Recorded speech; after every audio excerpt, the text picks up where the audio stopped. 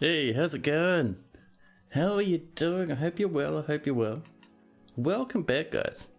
My goodness, I have been waiting for the weekend, the whole week, so I can get back to streaming this with you lot. Man, oh man. But yeah, welcome back to Painthole, the capital. Population's not too bad, not too many angry dwarfs. We're in a nice little spot. We just have to be careful about the undead that might come to visit again on the surface. But also, down here, we have a lad. No, we don't. It's a corpse. Alright then. But no, down here, in the depths, is the treasures we are looking for. We go down deep enough. We hit some adamantine. I'm surprised we're not getting some down here, but hey, that's alright. But before we can get in there, what we really need to do, pump the water out of this. Don't worry about the blue diamonds. That's the technical term for that is whoops. I think someone's going to fix that at the moment, actually. There we go. That's all sealed up. That's on fire. Should no longer seep out into this anymore. Don't worry about that smoke, it'll sort itself out. Oh my goodness, it is good to be back with this fortress, man. Last time was so much fun. So while we're waiting for our dwarves to work on this stuff, we actually need a pump to drain that. So that's step number 2. Oh, also, we should probably, yeah. But yeah, so where's our pump at the moment? It's up here, pumping from this spot. So that tells me from this spot, we can pump from there straight across. Should be pretty good, to be honest. And we'll have to mine down some more steps later, that's fine. For now, let's channel there. Build some walls up on either side and get a pump right in. Should be fantastic. The Baron has imposed a ban on certain exports and a different Baron, this one the Baron of Shock Plans, has imposed a ban on certain exports. A furnace operator is beating up a dog. Mincott, the ghostly miner, that is probably the lad we just threw in the bin. Let's see, where is... There we go. Up this way. Hello, could we please have a new... Holy Christ, this is awesome. Well, not perfect, because I only really want to see the ghosts. But hey, it's a step in the right direction. That's pretty handy, saved me from looking through it.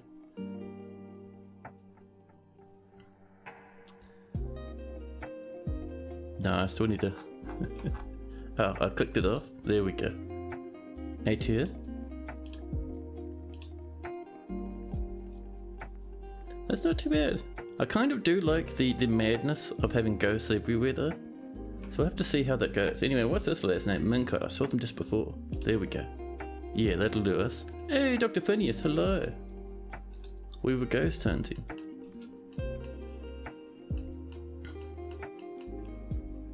The other thing I'd like to do as well, way up here, I would like to do a little bit more beautification. Ooh, there's a lot of corpses on the surface. Wonderful. I'm sure our children would love to see that. How am I doing? I am doing pretty solid, especially now that it's the weekend, man. It's nice to be able to relax again. All in all, I've had a pretty all over the place week. You know, some weeks are like that. Oh, my asthma. Wonderful. How about yourself, Dr. Phineas? How you doing?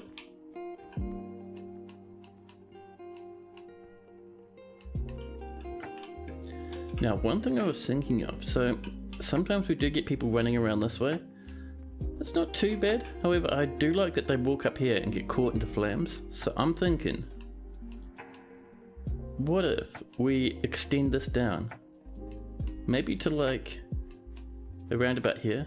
Just force them to come up this way. That should be pretty good. You're also happy it's the weekend? Oh yeah, dude. And the cool thing is, where I live, in New Zealand, it is Labor Day, which means it's a 3-day weekend for me. So nice. We'll get this done, like up here with Niece. Let's keep building after placement. Comes down like this. Oh, we have so much nest. I love that. And across. We're just kind of mirroring it up above, just so it looks a wee bit nice. Yeah, look at that. Whoop. Hold on now.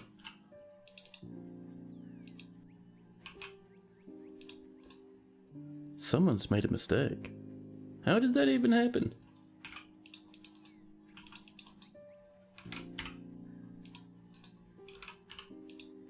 There we go, that's what we're looking for. That is what we're wanting. And then we can go like this. Is this good? It's not too bad. Yeah, I'm alright with it. And here we will remove this. Tempted to leave it in, but I can guarantee you dwarfs will get stuck in here. Oh, there's a lot of goodies. Let's get that stuff out the way. Oh, another thing I'd like to do, I'd like to trial a cool thing that I saw Mr. Hazard do in one of his streams. He's got this really cool butchering set up where instead of having to train an animal before you butcher it, he drops it down a hole. And then the animal just dies to weapon traps, which are right next to a butcher setup. It is amazing. Not the human cage, or the bronze colossus one. But stuff like wild boar, we can butcher those without training them. It's amazing. Now, while that's designated, let's get down to a good spot for butchering. So, we have our kitchens up around here. So down here we could have our butcher's workshop with a little staircase that comes up to the middle. Up like that. Not too bad. And then down here, sort of like, if you know, if we do it this way, we're going to have to drop animals just like through a random hole in the corridor here. No, dwarves can carry meat up a couple of flights of stairs, it's fine. I promise. So, let's find a good spot for animal shenanigans. And I'm thinking if we go up to the north a wee bit,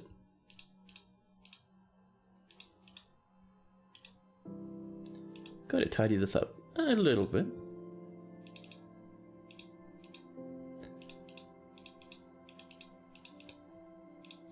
Let me tell you, man, it is so hot here today. Holy Christ. Not Australia levels hot, but pretty hot at the moment. Like yesterday it was cold. I was wearing a jacket. Today, oh my goodness, it's 20 degrees. Too much. Far too much. 16, that's all we need. Once that's mined out, we will pretty it up with some rock blocks, but for now, so what we want is we want a nice big stockpile to pop our animal cages in. And we also want right there a drop hole.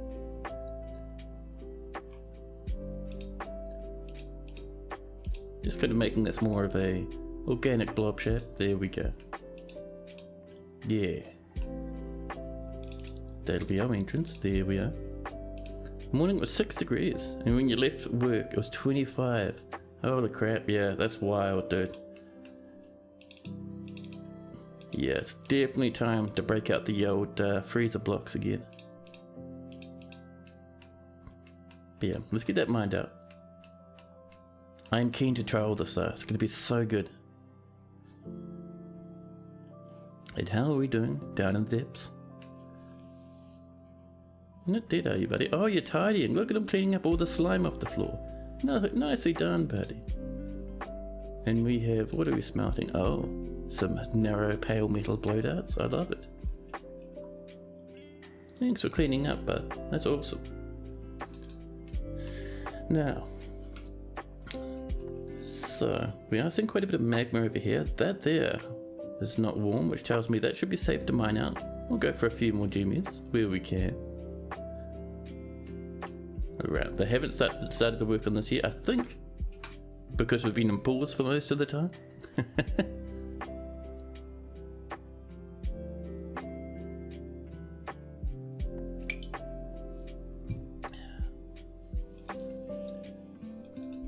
And what is going on here? Why do we have... We have a damaged plant barrel, persimmon wood filled with plants. Oh, and we've got to save, because we're heading early spring. We're just walking out of winter at the moment. Yeah, 112. Heading early spring. We will get, if we're lucky, the friendly elves. We'll probably get the angry elves too. But we'll see how that goes. We might also, if we're very lucky, get a very small migration wave. Oh man, I have the biggest headache building up in the back of my head at the moment. Lots of water will see me, right? But you know, I'm still curious why the game is claiming this stuff should be forbidden. Don't forbid it, it's alright. There we go.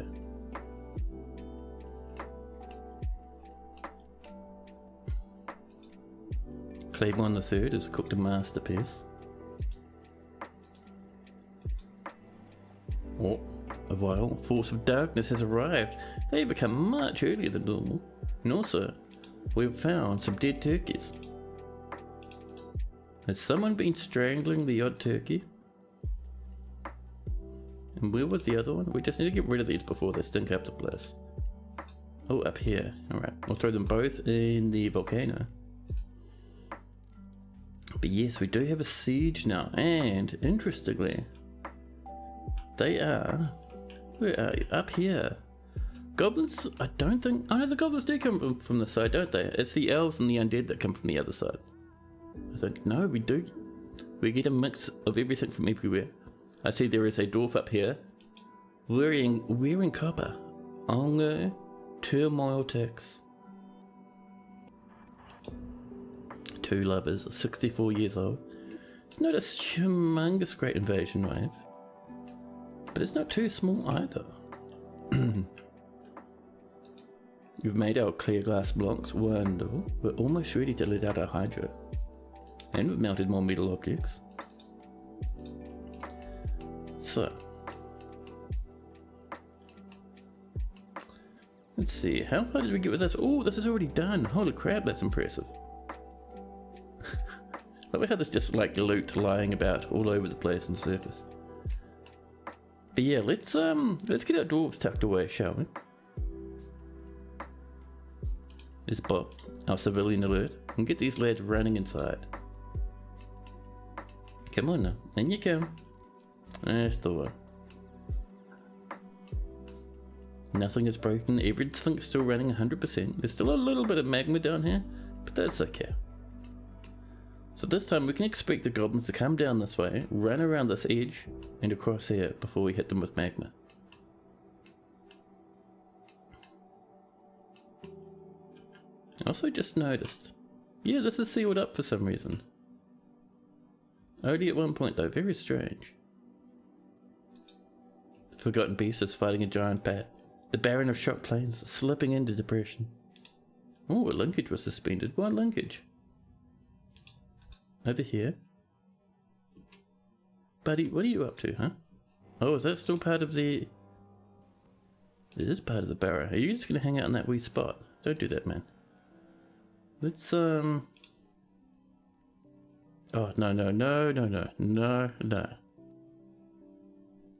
What we need to do is this one. Because we need to erase this. Down here. There we go.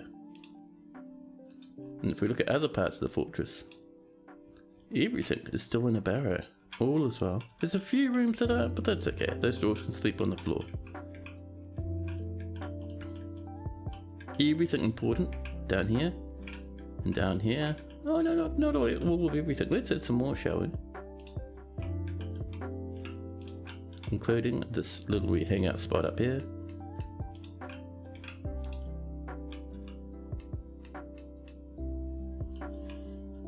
Oh, this isn't pumping. Why is this not pumping? Oh dear. Well, that could be a severe problem because... I mean, it's half pumping and this is mostly full. It's very strange. Those are running. These are running. Anyway, let's accept that. And let's check it.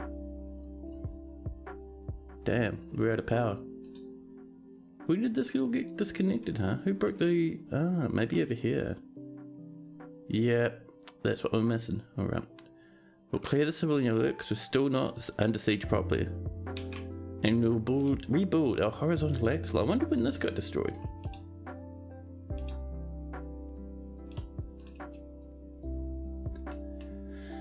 We'll let our dwarves out to handle this very, very quickly. And let's... Actually, yeah, let's come up this way. And do it from here. Open up the trap seal.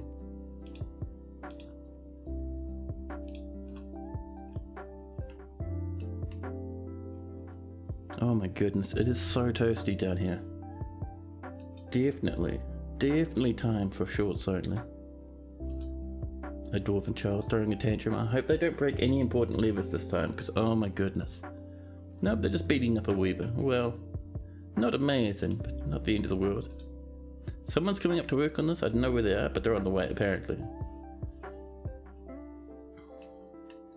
I wonder who could it be? Is it this lad? He's coming up. Nope, planting seeds. How about you? Harvesting plants. Damn it. Oh, here he comes. Here comes our lad. Good old Ryzen, the militia commander. A novice at combat, but still doing their very best. It's a pity you're not training at the moment, buddy, but alright, I understand. You see the fort that survived the Walking Dead? We did. We got the entrance sealed up just before they arrived. And then we just immersed them in magma, and it was amazing. I was fully expecting that to be the end of our fortress, but no, we squeaked on by. Here's our lad, there we go. Now we have just enough power. Not too bad. Everything's spinning as it should be. And if we come down this way, down over here, we can see that this is running again, which is fantastic. But yeah, Denzel, how you doing, man? Now, I think we're ready to re-pop our civilian alert. In you come, dwarfs. That's the one. Now's not the time to play outside. You lost a fort this week due to the Dread crashed the desktop. Oh no! Do you know what caused it? Were you running any Dwarf Fortress applications aside from normal Dwarf Fortress?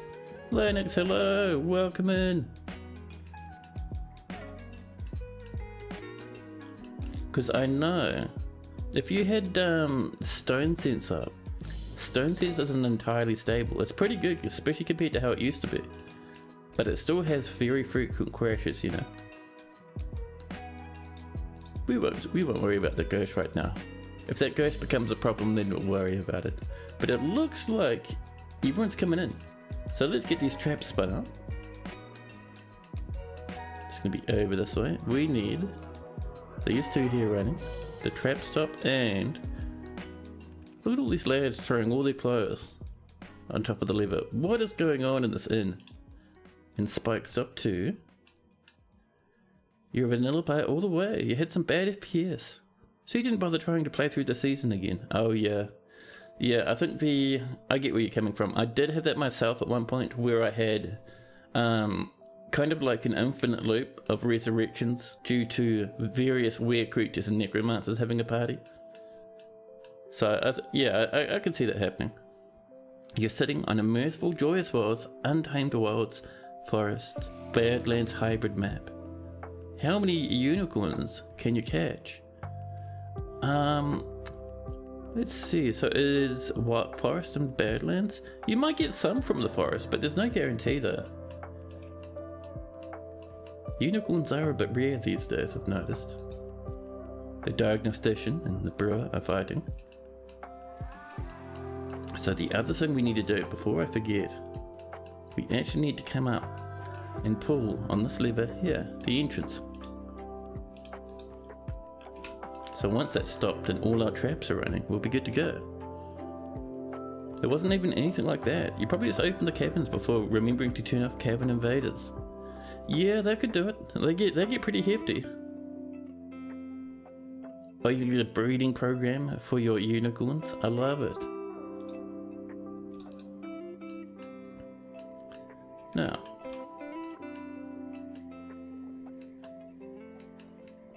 we have a little bit of a smell over there, but that's okay. We're sealed up on this side.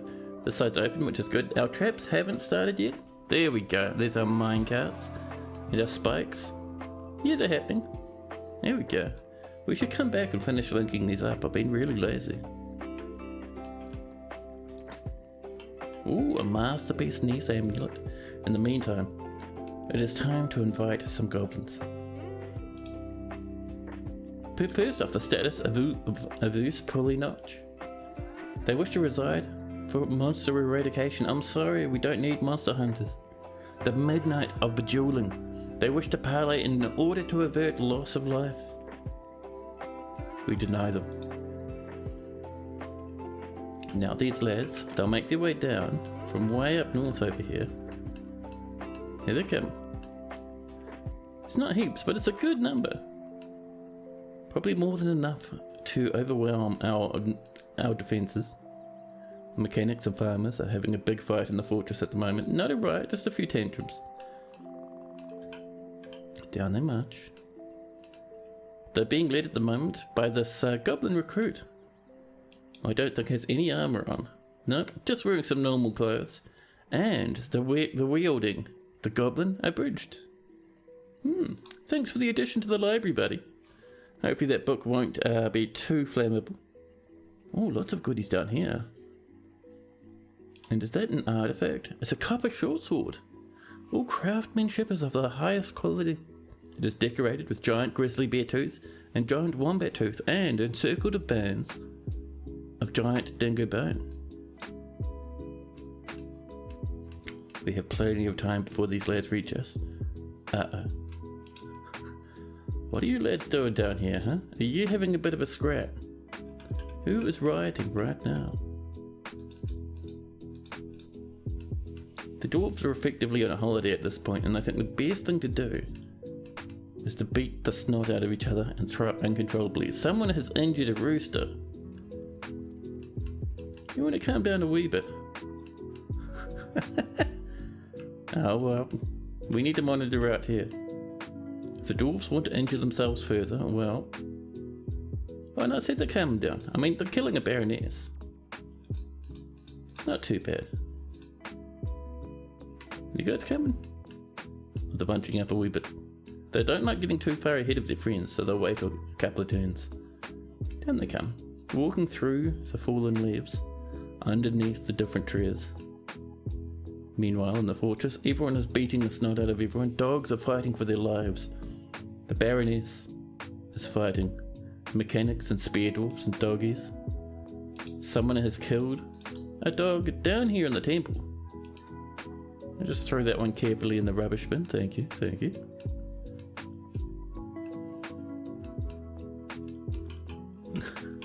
Here they come, rushing around the corner, past the skeletons of a fallen undead actually. Over they come. So we'll wait till we get a good little bit of a number across.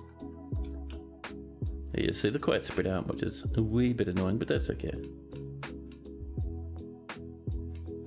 Oh, they're coming this way. Oh, they're bunching up again. They're inspecting the trap as they go past. They're a wee bit spooked. They're screwing up their courage. They're rushing in to the trap corridor. Mountains of skeletons nearby. They are very spooked. And through they come. Oh, this guy's doing alright. Nope. He's lost. Gone. I'm also seeing our minecarts are set to be smelted. Don't mount our minecarts. We'll just come in and fix it up quickly. Just to avoid sadness.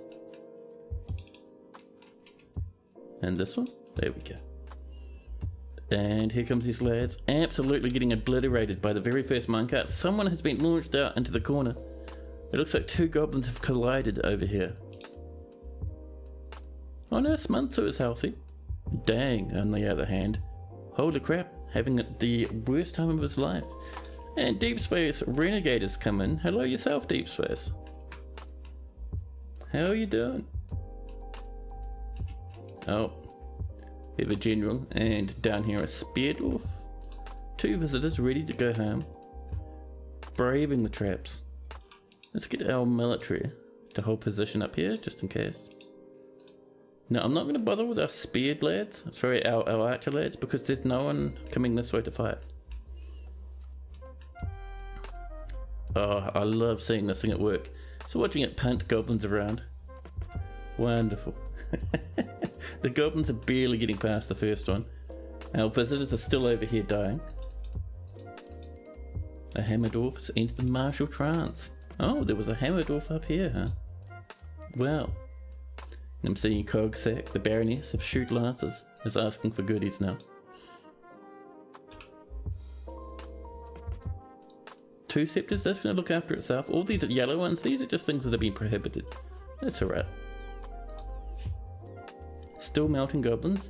We haven't yet, actually. We are under siege at the moment, but we're kind of just letting them wander their way in to the grinder. We are due to burn some corpses down here, so we're just going to wait for these last few lads to pop on over. And then we'll see if we can hit them. Oh, a merchant. Dead outside. Murdered by a goblin maceman. Here comes some more of these lads. Is this the last of them? Oh, we've got this group up here. They were bullying a visitor before. One of them's coming back out. That's the recruit. Losing a bit of courage. Right, these last lads. Let's hit them with a bit of magma. And at the same time, clear up those skeletons. There we go, this is spinning like absolute mad. Oh, a trader has passed away. Over here. Oh, you run away a little bit, buddy. Not one of our dwarfs. Just a random visitor running through the spear traps and the goblin minecart thingy. Goblin mincer? Goblin grinder, that's the word I was looking for. And this should pop any second. Oh, this lad got booted out. There's 3 of them stacked up now. Oh, this lad's okay. He's just taking it easy. Everyone else ruined. Oh, people are running about. What's up? Have you seen a visitor? That lad was flying. Did you see that? That was random. Oh no, it's this lad sprinting up towards the Baroness of Birdsink. Oh, you know what that means. We're going to have another noble again. It also means all these goblins are going to be out of this trap now. Is this even going to pop? Did someone not pull the lever yet? They haven't. Man, that's lazy. Look at them partying right next to the lever. Terrible. The goblins have stood outside the entrance to the fortress now. There we go. Some goblins are getting spooked, but the main bonus is we have managed to hit a few goblins, but we're also getting rid of all those skeletons we stuck in the pile there. And we're getting some smelting done, getting rid of all that spare copper we don't need outside. And we've started a couple more bushfires. Wonderful. We're still under siege somehow? Look, I don't understand how that's the thing, but alright. A metalsmith has been found dead, dehydrated. Passed away to a failed mood. Sorry, buddy. Hey, let's pull our lava opener. Slam shut this, and once that's shut, we'll run our drain. Just to clean that up a wee bit. Up and over here we have one dying goblin. Oh, this peasant, was that the Baroness? Or was the Baroness? Alright. Oops, siege is broken. It's okay. I think the goblins saw this wave of magma killing like a handful of dudes over this way, and they're like, no man, that's too scary, going home.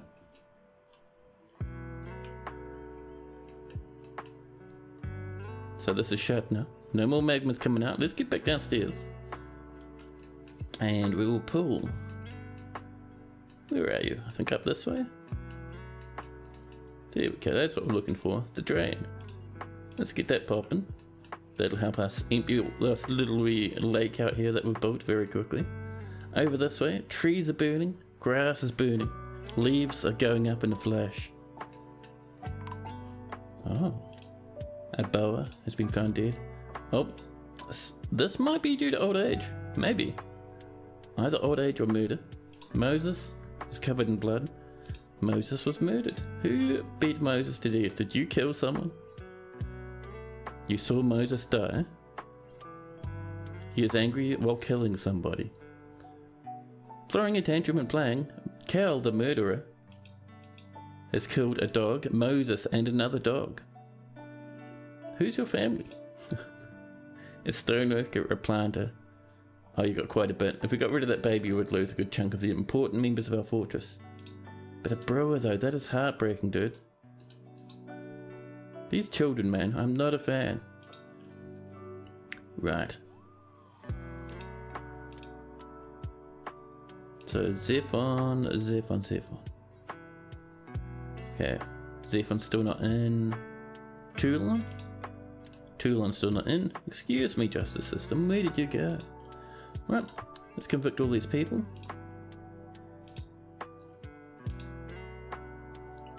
This is starting to get annoying, this little DF hack window. I liked it at first, but there we go. Lots of disorderly conduct. And then it'll only get worse as those children kill more and more dwarves. Oh, it's scribe this time. 21 witnesses per disorderly conduct charge. Jesus. Zephon the scribe, a menace to the fortress. Zephon, you're gonna go in jail for like 1,000 years for this, man. Did you really need to beat up so many people? This time we got Atir, the furnace operator. There we go. This will even improve moods a wee bit, which is nice. And of course, here's Shem, the murderer. Killed 2 dogs and a dwarf. And their tiny wee dwarven, baby dwarven rampage. A mechanic again. Licot. Our mechanics, man. Jesus Christ, dude.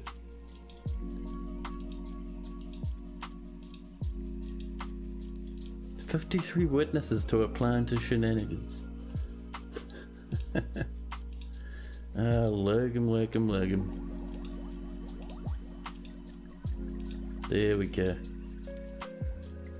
I have a big jail? No, I have a very small jail. But we do have a, our Chief of Justice is very strong and will probably just bludgeon a small portion of the people arrested to death. Our jail is empty though.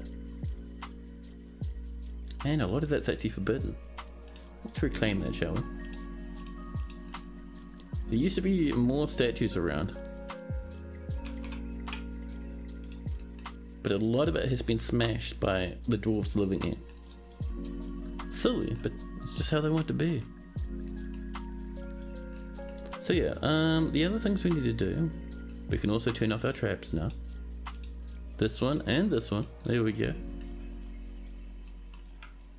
We'll let those calm down. This is running, draining the magma out of here even faster. Before long, it'll be safe for our dwarves to come back. Something up here is on fire? It is. A honey badger leather left glove, and an eagle leather tunic. And someone's skeleton. Over this way, the fire continues, completely unstoppable. Oh god.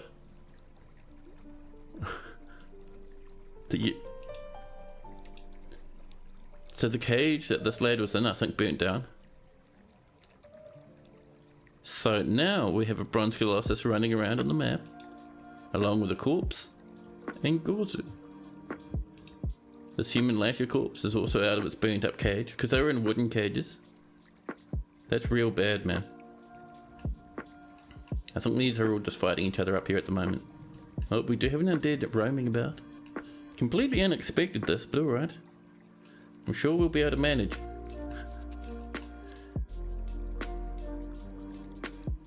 Yeah, you look at this thing. Terrifying.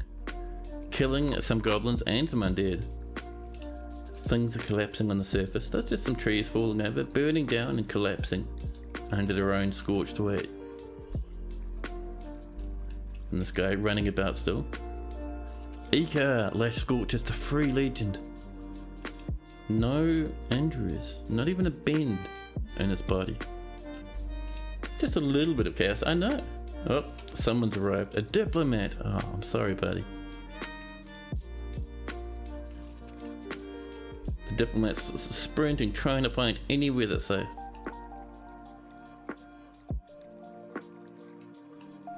So the goal is currently, we do need to seal up the fortress again. Because we really don't want that lad running his way on in. And once we're ready, we will pop this open and cage trap him. That fire's still spreading. Really doing a good job of scorching the map this time, huh? There we go, we're all sealed up again. Be clear that alert, just to let our dwarves get back to business.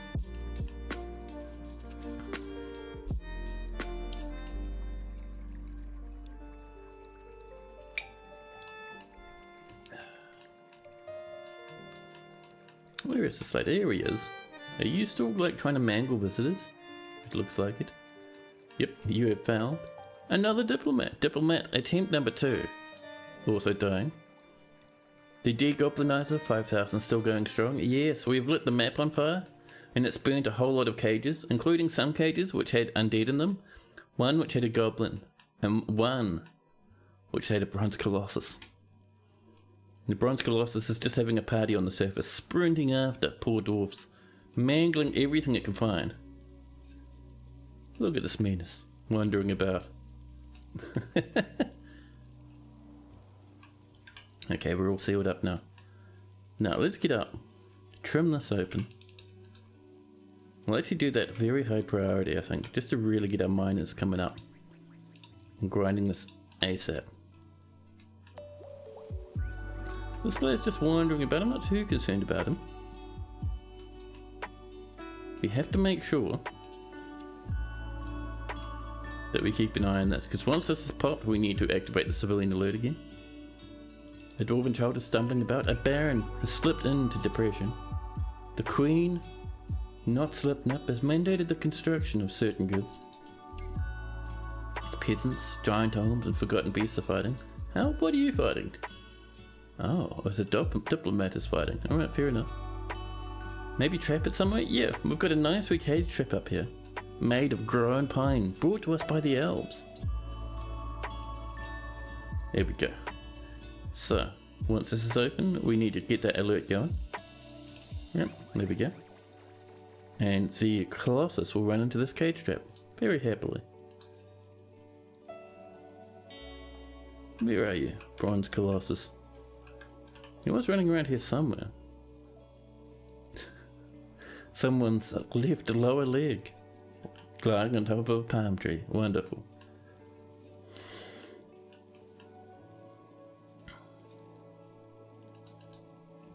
The bronze colossus is fighting. Who are you fighting? Oh, you found. The bronze colossus kicks the general in the head. General, why did you come? Why did you do the thing you did? This lad's coming towards the fortress again. We should get them recaught fairly quickly. That is pretty funny that this guy's managed to break out of his cage because we lit it on fire. Over he trots, step after step. This lad can move incredibly fast when the situation demands it, but all other times just likes to take it easy.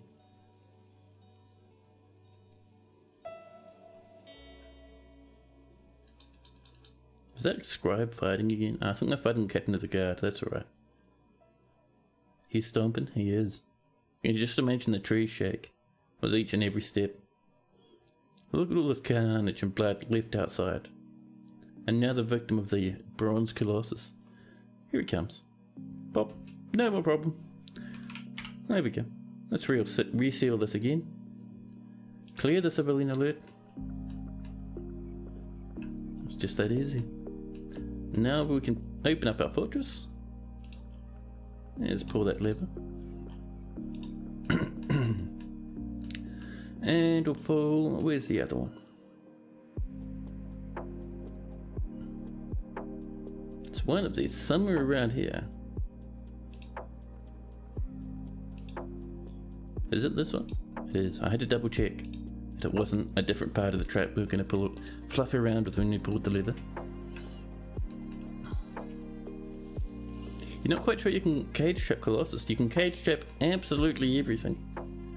Apart from Titans, Forgotten Beasts, and that's about it really, I think. Everything else, you need to put webs on the cage beforehand. This is mostly empty now. We should come down and turn off these screw pumps. So let's go find this lever for our drain. Right up here. There we go. One other thing we should do, down in here. Let's get this populated, shall we? So BFX. Then we can start blasting in some coffins. Because I have noticed our dwarves have been having trouble trying to bury people, which has resulted in us needing to throw a lot of them into the good old fire pit far below.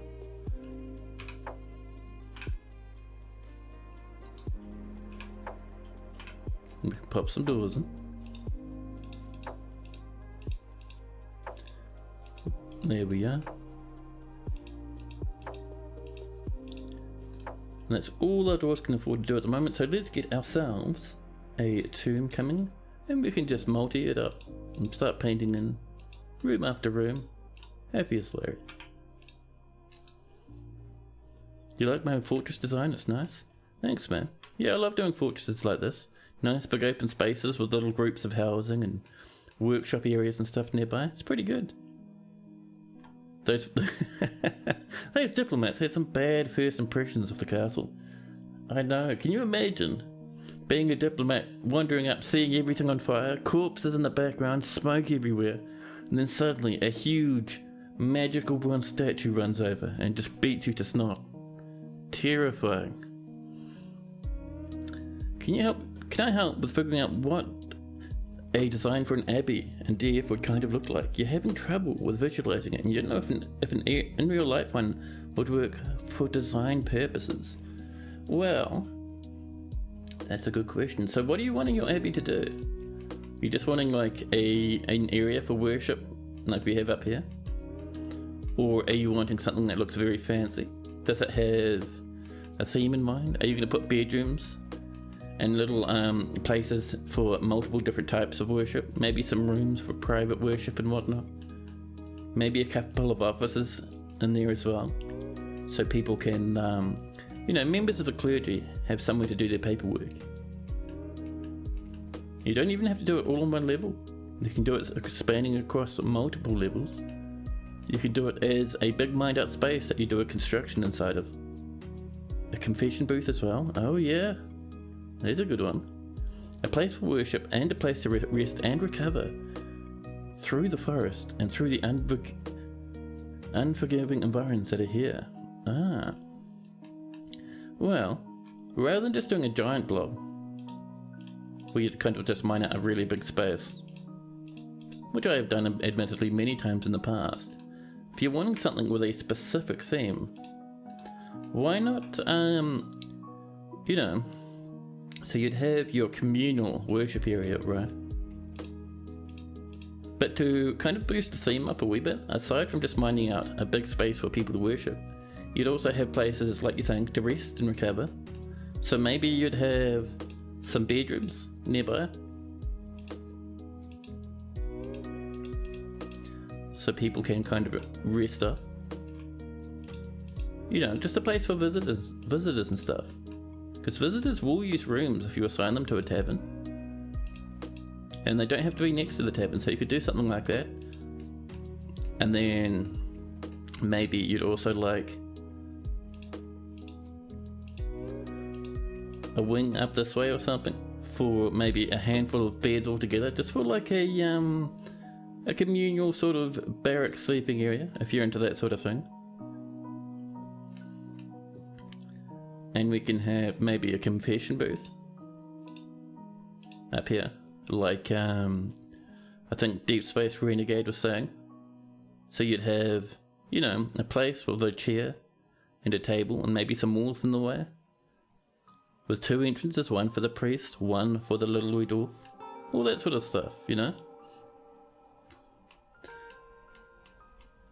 And maybe, I don't know, you'd have maybe a kitchen or some offices or something as well. Just like I was saying before. So your members of the clergy have somewhere to work. All that sort of stuff. So you end up with this nice wee little complex. And it doesn't have to be all grouped together like this. You can do it on multiple levels. So you can have one level at the top for your praying and stuff. And then have a nice spiral staircase working its way around it. Down a level or 2 for some bedrooms. Maybe that big barracks we're talking about. All that sort of stuff.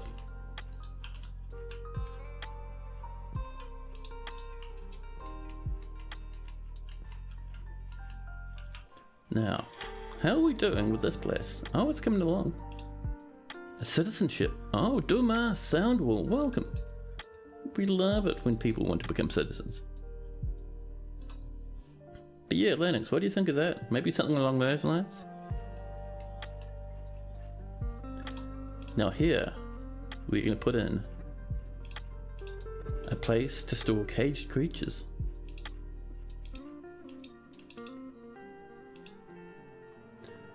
And this will be for animals.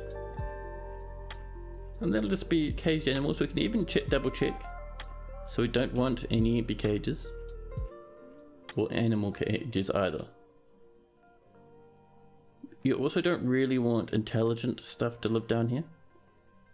It's not the end of the world though. If we find them, we'll just, you know, move them somewhere else. We can also do it this way. None.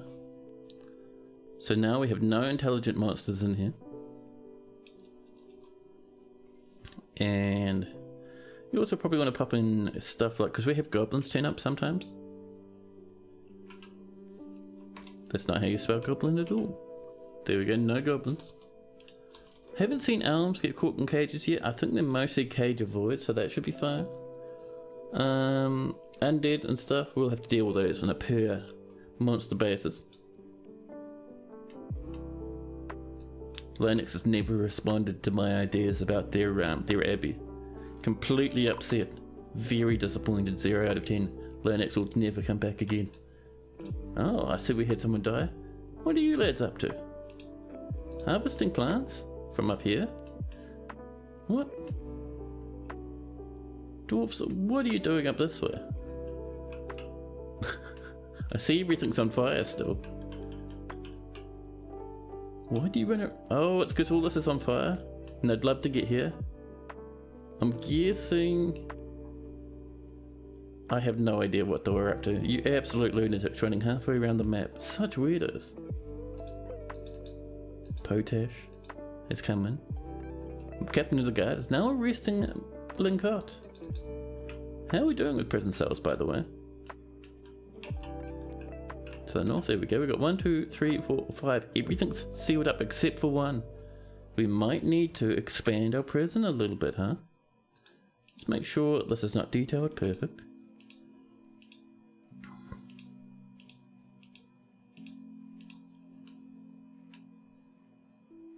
Lennox has withdrawn from society. You're probably right there.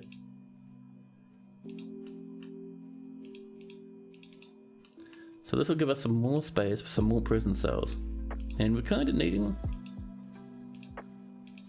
If you don't have enough prison cells and you want to pop someone away for their criminal misdeeds, then dwarves generally just beat them to snot.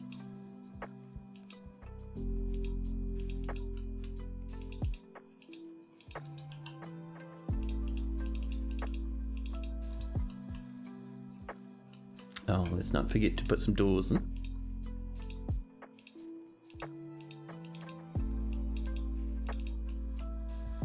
Now we're looking better.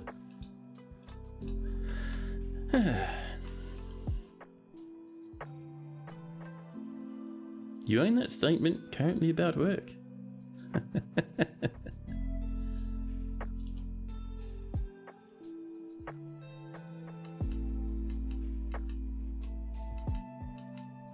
Now,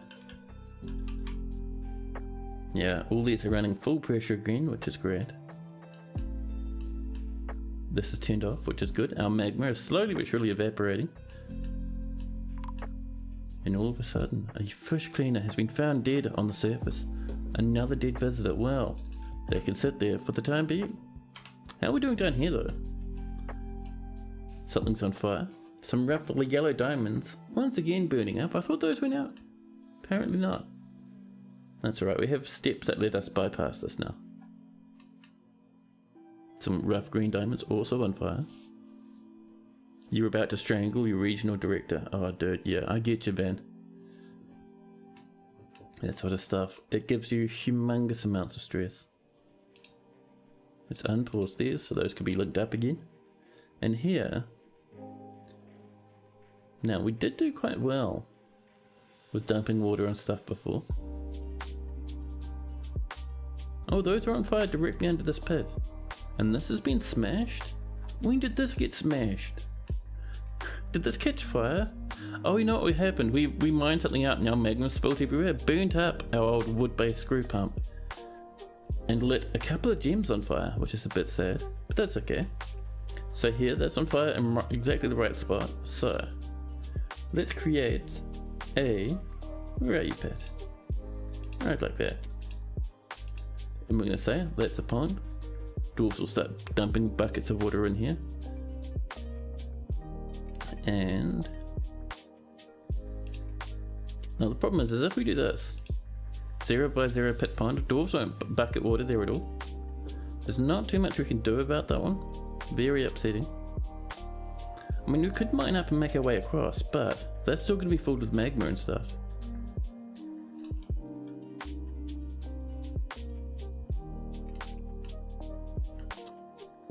Oh, I see people are burying stuff, using those nice wee coffins we just made. So once that's out, we'll continue with this, I think.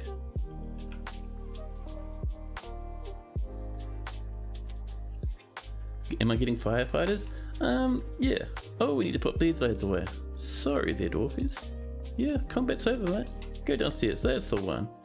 Have a nice drink at the pub. That is sealed, good, good.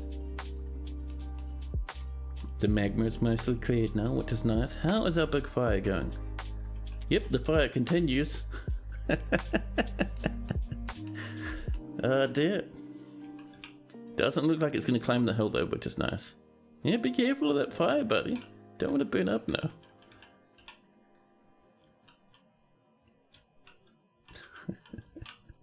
And it's to the north. Oh, the pits of controlled areas has been found at a half day's travel to the southeast and incorporated into your holdings. It looks to your thriving economy for its future prosperity. That's right, the goblins for some reason look to our economy now. Very strange, but alright. No, it is up here, isn't it? There we go. And people are bringing in some cages. Some have stuff we want to release, like those lion tamarins. A worm for some reason. Tame parakeet. Stuff that's tame, we have uses for. So down here though, this is where we need to be now. So we need a bit of a trap corridor from there to over here.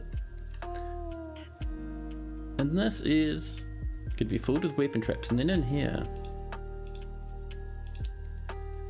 this is 100% an idea Has came up with, by the way.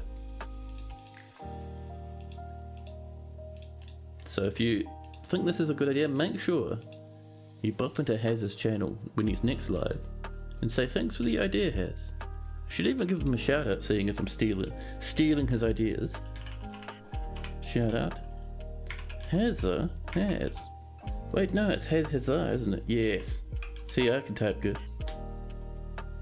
What's the idea? So the idea is you have your cages up here, a hole that drops down into a corridor, and if you have a captured live animal that you haven't tamed yet, don't bother taming it. If you want to butcher it, you put it into this hole and it'll run along this corridor filled with traps, and the traps will just destroy the wild creature. Your dwarves, because they're right down here near the corpses, will just butcher it. Cool stuff, right?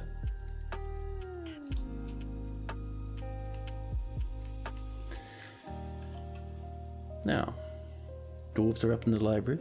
Is that someone's underpants? It is. A rope reed loincloth.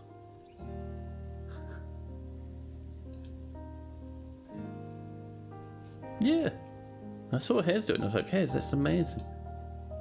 And Haz gave a little tutorial of it. It was very nice of him.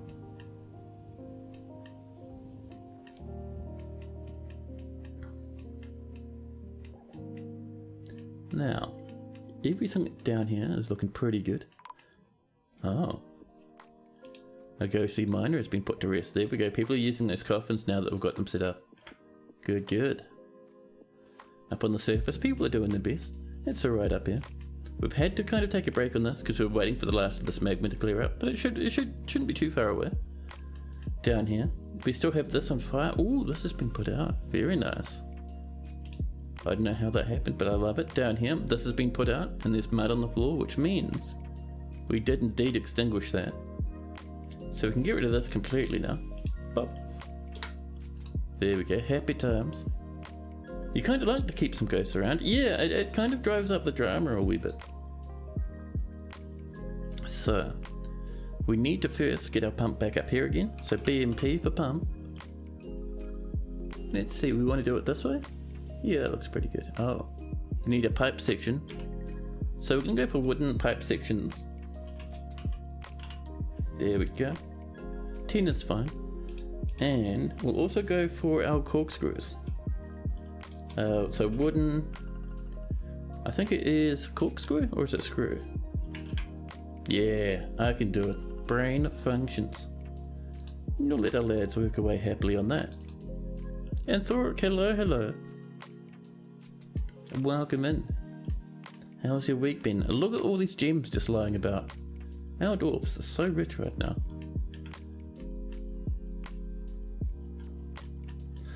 Now, one thing I want to check actually, down this way. Is it here? No, it's deeper. It's down here. So in here, this stockpile, buddy. Oh, we got max bin set up. We might be out of bins. Well, let's get another order for some wooden bins. Wooden bin. 10? Yeah, that'll do for now. It'll keep our woodworkers very busy.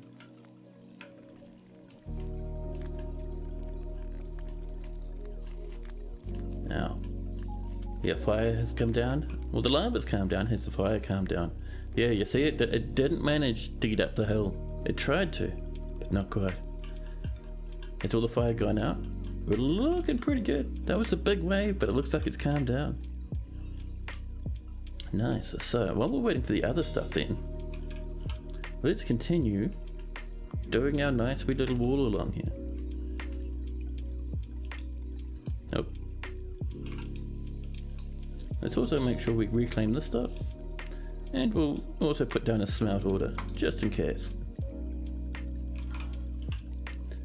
Selecting material after placement. And down we go. Making to use on these. We have 686, that is not bad. We'll bring this on down past this tree here. So see, that'll kind of push them down this way, and then we'll swing the wall across here. So anyone who wants to come in will pop up here. This still can be left open, because if you want to get through this entrance specifically, you must come through this way. Not too bad in my books. We'll let our dwarves work on that for now. We've struck some olive vine in our travels. Ooh, rotten green colour, very nice. So, here, this looks like we're using Nice for the main corridor. Which is fine by me because we have so much of it. Whoop, there we go.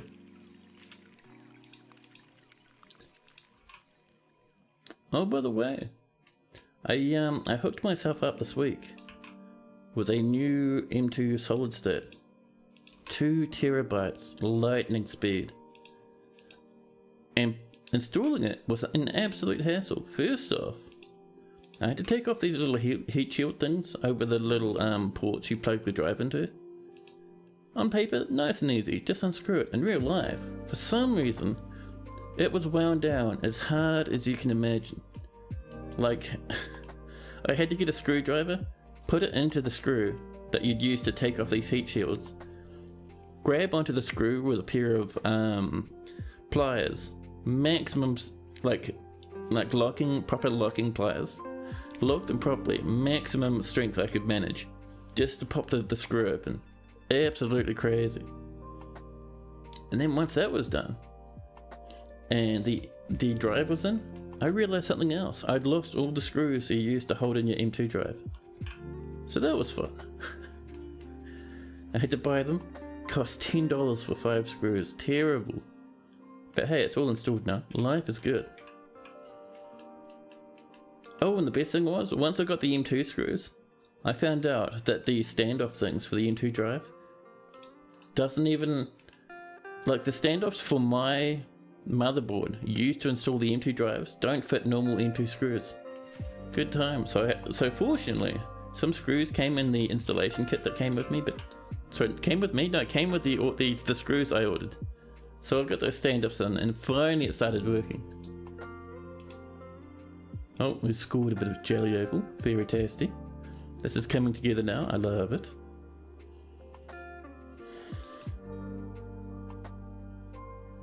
So once this is up, we'll pop in probably like 3 or 4 butcher's tables. And for traps, it's tempting to do trap from there all the way across, but I think like a butcher's table will only grab like 8 things across, so we'll probably just do traps along there. To be honest, that should be plenty.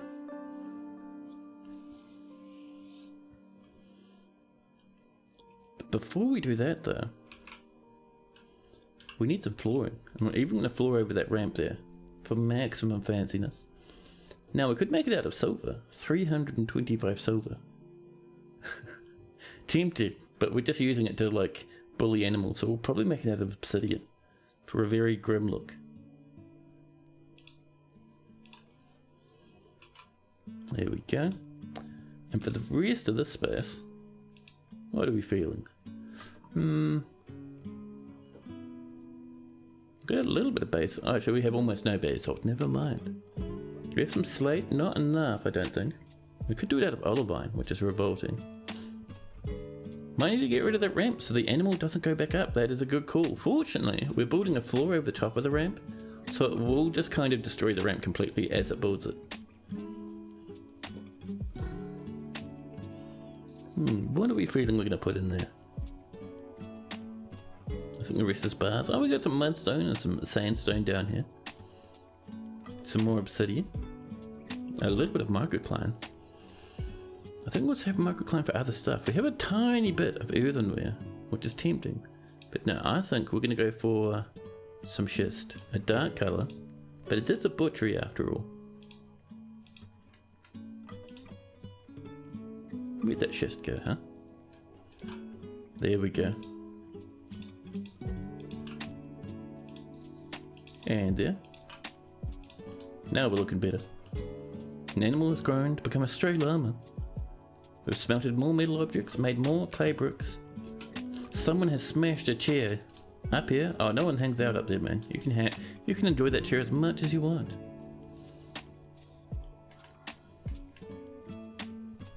Our farms are coming in. Lad, how injured are you? A legendary planter. You claim you're healthy, but you have trouble breathing. How'd you manage that? His lower front teeth are gone. His upper body bears a tiny curving scar. What's your history then? Sutures on your hand. Received coconut palm splint on your right hand. Compound fracture of hands as well. No reason to be bad at breathing. Salford Cell just got raided by robbers. Oh snap! How is good old robbers doing these days? I haven't... Whoa, did someone not mute their Discord? Is that really the case again? My goodness. But no, what was it? Because I haven't seen robbers in ages, man. I used to watch his YouTube videos all the time. I loved them. But since he moved to Twitch, for whatever reason, I haven't checked him out. How's he doing these days? All these Twitch people are all in one big club. Oh.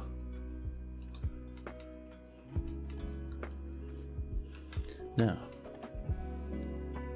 His YouTube videos were hilarious. I know, dude. Oh, is this all linked now? Are these linked? I think, yep, they're all linked. They're on an opposite thing to everything else, but that's fine. It'll still work exactly the same. So, this is mined out. How are we doing with those orders for the wooden stuff? So I've made a little bit of pipe section, a little bit of wooden corkscrew. That's enough for one pump. So B and P. We wanted to pump in that direction, just like that. We'll use a piece of earthenware brick. An enormous pomelo wood corkscrew. We have these steel ones, but we might save them for something nicer. A durian wood pipe section, there we go. And we do want one down here as well, just like that. These, we're going to use a single piece of diorite. We will use one of our steel ones. It won't hurt anyone. We can always disassemble it if we want it back. So, we need to get water to exactly this spot here, which is very good. We mightn't even need to bother with walling that, to be honest. Something has collapsed on the surface. Are we still on fire up here? We are. The trees are burning up. I thought the top side was safe. Nope, you've not had the opportunity to watch him live on Twitch? Yeah, I don't think I've seen him either. The Queen would like certain goodies. What are you feeling there, Queen? 3 splints and 3 battle axes. Alright, we'll even do steel battle axes this time. I think we have some steel floating around. And some wooden splints. It is 3 of each.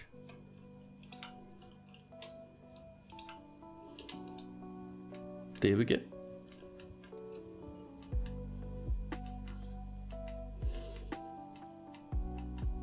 Now, how are we doing down this way? It's all built already? So we're looking for workshops. They'll be in the farming category. And there we go, the butcher.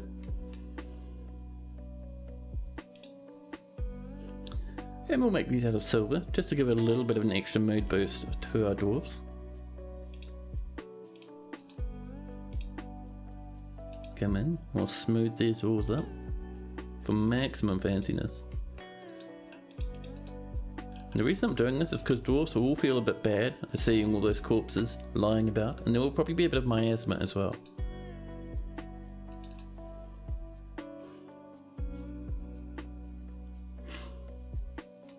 Here comes this lad rushing in to do some smoothing. The Queen is looking out for her warriors and poor injured dwarves. She is. Oh, the dwarven child has smashed a stoneworker's workshop. Which one? None of the. Oh no, this one down here. It's Peregrine, was it really? No, it's Eater, not Peregrine. Peregrine's just taking it easy. Apparently Eater, wherever Eater is now, has just sprinted out, rushing about and giggling. So, let's get our stoneworker's workshop. We'll pop it there. And once it's built, we'll remember to link it up to this. Ooh, Claiborne has created some masterpiece strawberry plant roasts. 13 of them. Go very well in our little food collection. Actually, what it might do. Ooh, pardon me. So let's go to our cooks. And Claiborne is only doing cooking, that's all good. So Claiborne's our only cook though.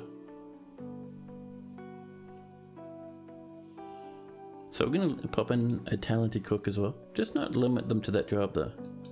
Roasted strawberries sound good. Well, that's the problem though. It's not roasted strawberries, it's the plant. The strawberries get used in drinks. The dwarves don't cook the strawberries, they just pull out the whole plant and use that as in a dinner. Sounds absolutely revolting, to be honest, but hey. Apparently it's just what the dwarves want to do right now. There we go, this is mostly smoothed up. Nice. Now, let's get ourselves some weapon traps. And we want to put in these axes. And we do want these quite dense with weapons, simply because we really want to kill as many bad guys as possible. Bad guys, animals. A spear, steel spear.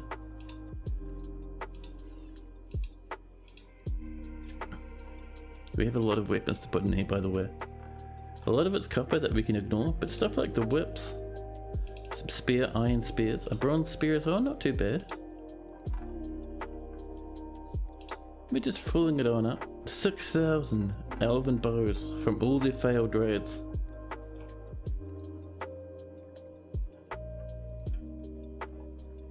Some steel spears that were left from our steel spear creation exercise.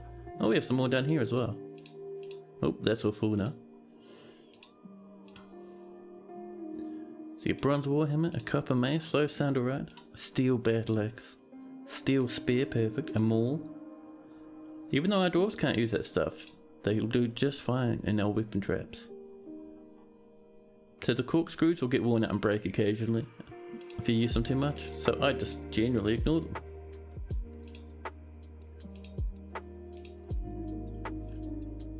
Now, steel stuff is good, silver not so much unless it's like a hammer or something. I mean, a little bit of silver sharp weaponry lying around isn't too bad, but you know, you don't want to go overboard. See, we can do... Oh no, we can't do a silver battle axe. Oh, that's fine. And we'll do it up to here, and this should probably be the last one. We'll just throw in a bunch of copper in this front one. Pep, pep, pep. And the good thing is, these are very decorated, so dwarves will all get good thoughts at seeing them, which is nice, because this will be pumping with miasma.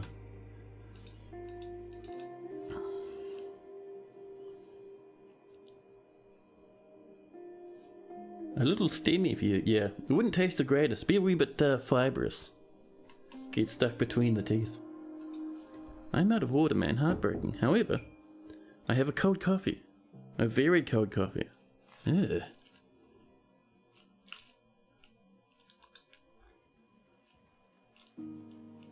Oh, yucky. More battle axes. So we'll wait for these to get built. In the meantime, we have all sorts of other stuff we can work on. This is on the way. This is also on the way. I am looking forward to being able to get rid of this. It's going to be good.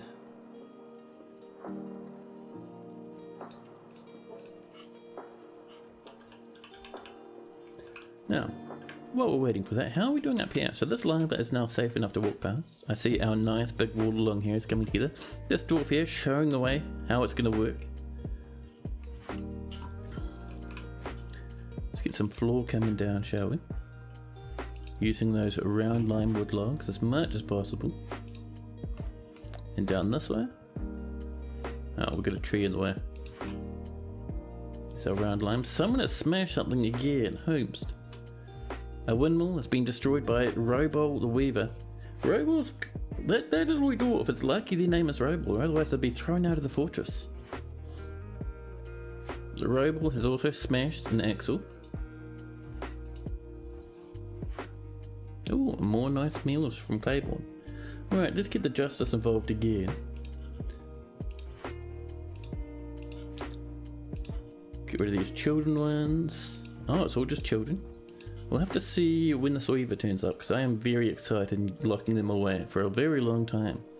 How dare they come up and smash my stuff. Let's go rebuild it, huh? While we're waiting for that stuff to come along. So we see that one there is smashed, and that along there has been smashed, so... so B-O-F... No, it's not. It's mechanisms, so BM, and then we get our windmills back. So, we need this one here. Good. And then we need our horizontal axle. Just across like this.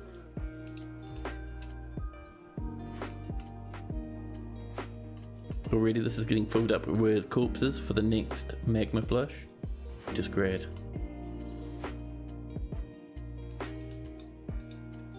A stray leopard has given birth to leopard cubs. Oh, you know what we can look at? Let's get over this way and have a look at, where are you? Over here. We need that much more. Clear glass blocks, just enough. Just the perfect amount. Rocco, hello. Rocco is dead, isn't he? Isn't he, you monster? I'm starting to think you have a personal vendetta. Let's have a look. Do we have a Rocco? I'm curious now. Rocco's had the worst luck. There we go. Rocco's a poet. It's a wee bit sad, but not too bad. Constructing a building at the moment. Helping out getting these windmills running again.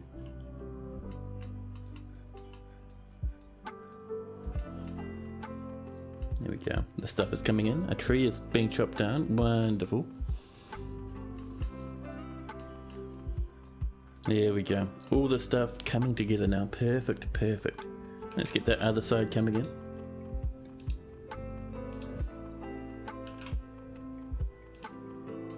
And down here as well. We might move it back to about there, I think. Because this will probably start coming across this way. So we want it to end up around this region.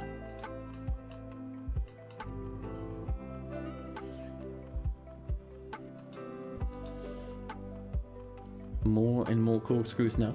We don't need them anymore, but I want to let those run for a while because a bit of a backlog is good. Here's our first pump. Second pump is still underway. So it's only got its pipe section right now.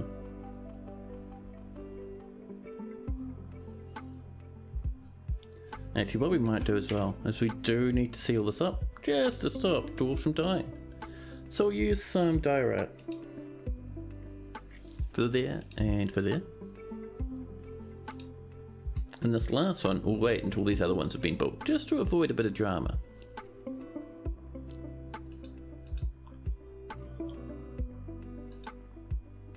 More masterpieces. Claiborne is really cooking up a storm, really getting things running for us. And let's see, how are we doing with this stuff? These still aren't set up, they're most of the way there. Once they're complete, you'll see a weapon sticking at the top. But while the dwarves are working on that, we can send our engravers over this way, because all this stuff is ready for engraving now.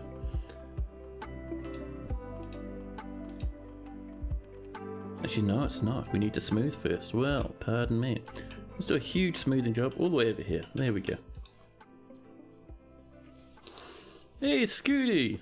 How you doing, man? How goes this fort? Have we some goals this time round? We do. So we've finished almost all our goals for this fort. It's a happy old thing now. Somewhat happy, you know. But, so, our main goals, the ones we've completed so far, we're down around this lovely wee magma, what do you call it, magma pipe, deep underground. We've got all our smelting facilities set up now. All over the place. We have this running. Our screw pumps pumping magma from the deep down beyonds. Deep down belows maybe? Yeah. And that was a big project we worked on for a long time. And it was part of our defences. So our defences had two major projects. One was all these spikes and our goblin grinder up here, and you can see it does very, very well against goblins and elves. And also, this wee little lad, which pumps magma at huge amounts and blasts it all down this way. Oh snap, Rocco dumping in 89 bits, thank you, thank you. Cheers, buddy. So that was all our original goals. At the moment, we're doing a bit of fortress beautification. We're building some walls to force goblins and angry elves and undead armies to come up this way so we can splash them with magma more effectively. Oh, another one about our things. Over this way, as we climb up and up, the peak of this hill, we have a couple of towers that come all the way up to here, where we have a small library.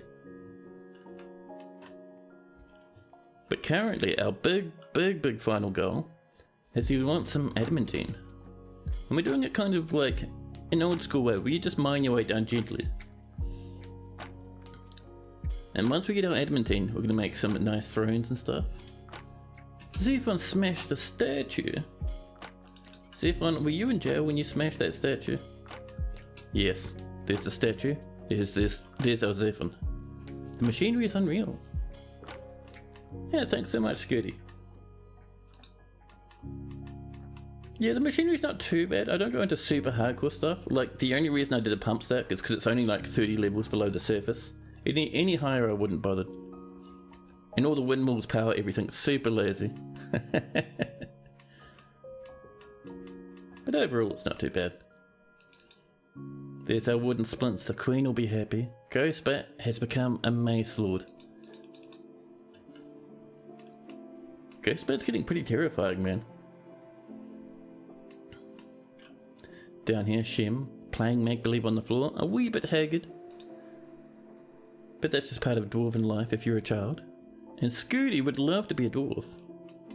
Yeah, man, what sort of dwarf are you feeling? You'd love to be a noble. We have many nobles.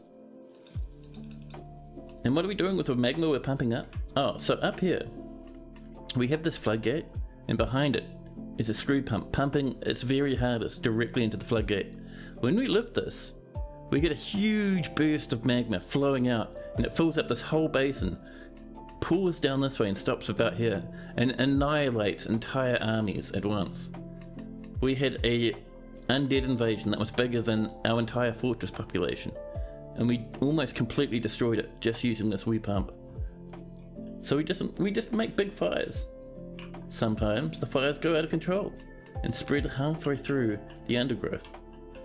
We also accidentally unleashed a bronze colossus that we had in a wooden cage that was just lying on the ground up here. The wooden cage burnt down and the bronze colossus had a bit of a runaround. But anyway, let's have a look at our nobles. So I think you could be...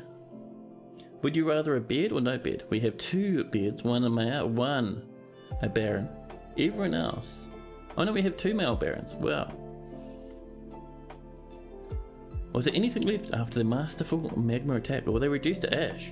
They were reduced to ash, a little bit of melted copper, and all the iron and steel weapons. 32 lumps of copper melted and lying on the floor. No, didn't get quite hard enough to boil away completely, but they did get melted down. You'd like to be the mayor? Sure thing. Gee, what's the mayor's name? Godin. Godin, the mayor. Let's go find them. There we go. Godin is asleep. Pretty content at the moment. Godin, your new name.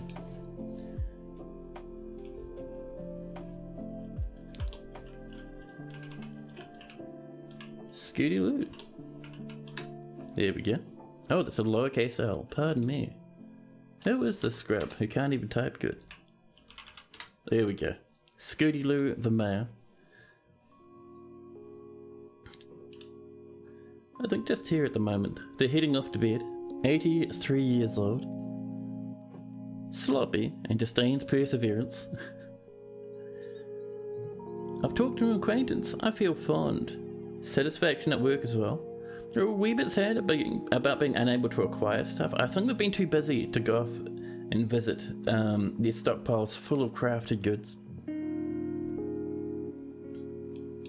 Let's see, on your person you have a very, very fancy pair of underpants, a nice niece earring,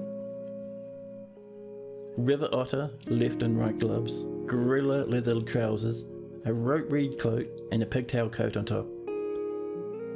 A splatter of your own blood on your left knee. Maybe you fell over at some point and had a bit of a graze. What do they mean by sloppy? They mean, generally someone who doesn't tidy up after themselves. Who leaves a big mess everywhere and doesn't necessarily, you know, shave and shower as much as they should. That's what they mean by sloppy. That's my understanding anyway. This lad, Scooty, go into bed in the fancy man's quarters. That child is not Scooty's child. They are just sitting in Scooty's office for no reason. Well, the sloppy dwarf has mismade shocks. Let's see. So, you worship Tobal like many others in the fortress.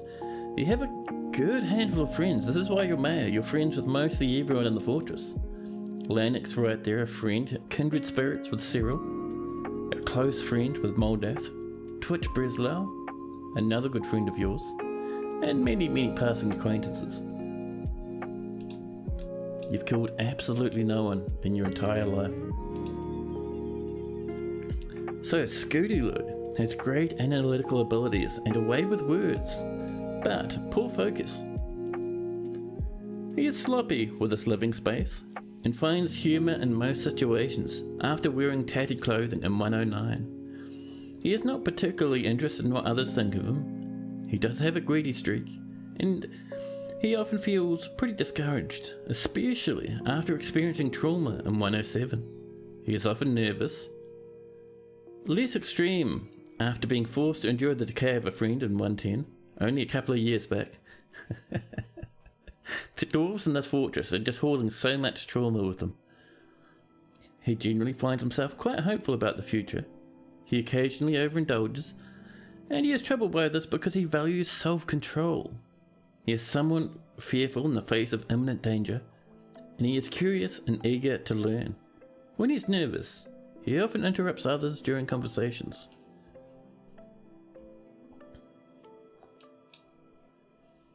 Scooty personally finds the notion that one would persevere through adversity completely abhorrent. A strengthening after being forced to endure the decay of a friend in 107. Believes the idea of war is utterly repellent and would have peace at all costs due to suffering a major injury in 107.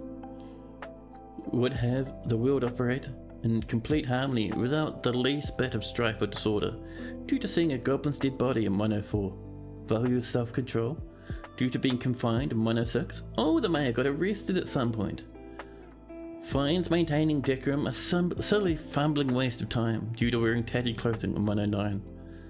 Finds a pursuit of skill mastery off-putting and does not really value skills related to fighting. He dreams of crafting a masterwork someday.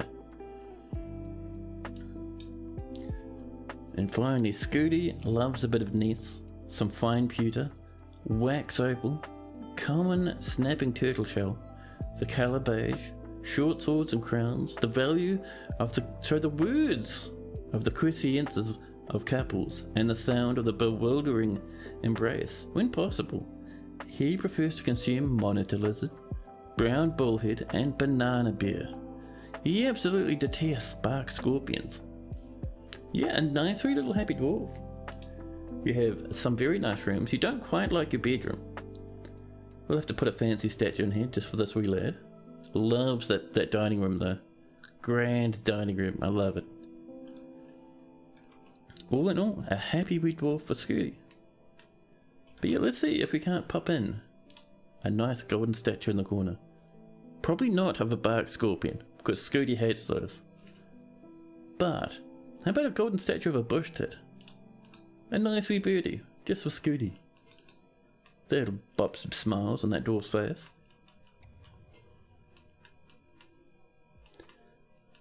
Now, this is sealed up. This is locked in. And it's linked to our marble lever over here. Let's pull this. Someone will come down and pop this. And what this will do, it'll release this lad, who's stuck, completely sealed in this cage inside of this clear glass block wall. A hydra? I know, we captured one. And we have it in a giant clear glass box. Dwarves can't see through clear glass walls, we're just using our imagination that they can. There we go. Now we have a hydra. Look at it savagely thrash about in the fortress. Awesome stuff. Now, that is dayside. We're going to do another one, because I kind of like that idea. Where's a good spot? Where's a place that many dwarves walk through? We should hide that mechanism. Good call, actually. Let me just, there we go. Oh. There we go. Now we're good.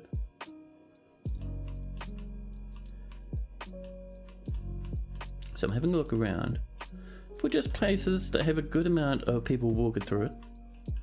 Let's even scroll out a wee bit. So we do have a lot coming through here. Oh, we could put it over this way.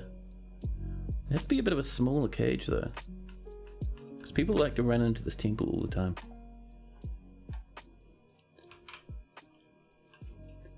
So I do want a good bit of a 2 wide space up there and down here. So the room would be quite small if we did it there. However, what we can do, we can mine out this, and then we can build onto the side of this our clear glass cage for that bronze colossus. Oh, some migrants have arrived despite the danger. Oh, fantastic. I think they came in a while ago, but that is fantastic. A new petition. Pumik Boardstrade wishes to reside in Painthole for the purposes of entertaining citizens and visitors. Boardstrade? Pumik Boardstrade? Alright, we'll let them in. Not an amazing name, but I'm feeling generous today. But yeah, once this is cleaned up, we'll put in some nice floor, and then we'll put our glass blocks on top. I don't think we have much glass left. We might need to get some more orders for that guy. We've got it on repeat, which is good. I think we were waiting for perlite actually. Like if we check our clear glass block order, yeah, we're just waiting for our perlash to come in. That's alright. More metal objects have been smelted. I love it, I love it.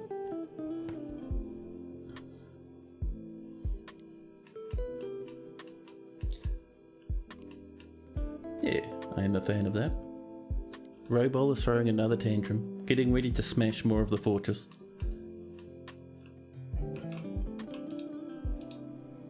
And what is this stuff? Firelight. I'm just feeling we might want to put a little bit more firelight around. It's down this way.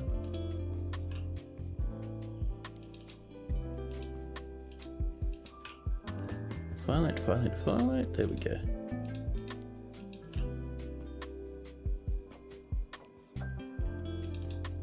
We have so much firelight, man. This is amazing.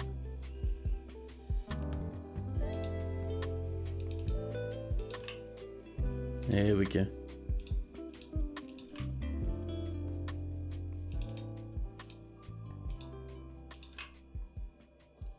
Where's that firelight? That should do us for now, I think. We'll do some more later on. Oh, let's do some more engraving as well. I don't think our engraver's up to much, so we can just slam this on down. Just to get to darken up that black bronze, so it looks a bit more like that. And over this way, there we go. So the floor is made of dacite. Let's see if we have some.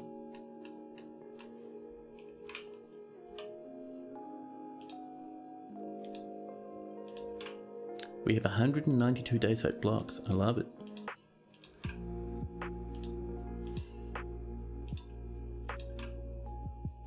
There we are. So the shape of this is going to mostly follow the edge of that, of these walls down here. We will mine that out once we're done. Just for now, I thought it's not going to hurt us to leave that there.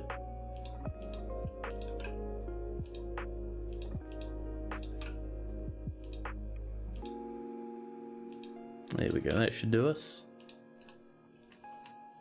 So, first thing we need to do is we need to come around the edge of this. Being careful not to ruin that, because this is where the glass wall's going to be. So we don't really need our dacite floor there. There we go. Up and around, there we are. Yeah, that should look pretty good once we get those walls back up again. Robol is fighting a furnace operator and a planter. Can we get the police involved maybe? Ah, there's Robol smashing the fortress. We can get them for that. And for this. Building destruction, Robol. You need to spend some time down in prison, buddy. This is all smoothed as well, so the next step is engraving. Rampant crime, I know. Robol, I think, is probably, at a guess, may have faced, for that sort of like upset and that sort of drama, usually it's because the dwarf has faced some pretty serious trauma, like maybe a loved one rotting away or being haunted by their child. Gears worker, hello, welcome in. Free my man, what's his name? Oh, you mean Robol? Robol's been causing a ruckus, man. He's been smashing windmills, punching dogs, throttling weavers. He's been an absolute menace. Look at Robol, who are you beating up? The weaver punches the planter in the left lower leg, bruising the fat. Bruising muscles, punching people in the head. My goodness. This chair, man, it is so on its last legs. I keep meaning to buy a new one, but then I always put it off. Robol is now fighting. Actually, no, a wild boar has gotten back into the animal pens and turned them into a giant mosh pit once more. So this is where we store our animals. Sometimes the animals have big fights up here. It's a big mosh pit, effectively. Hey, Gears, thanks so much for that follow, buddy. Thank you, thank you. Here's our bins coming in.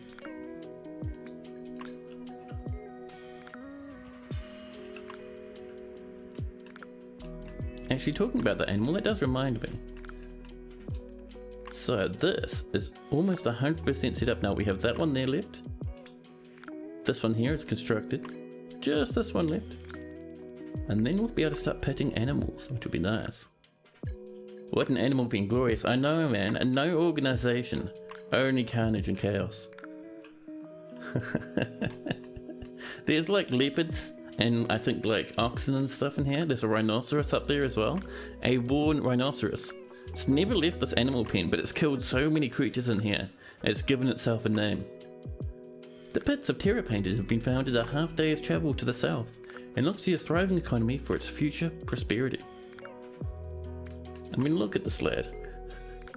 Afraid after experiencing trauma, disgusted after reaching on miasma.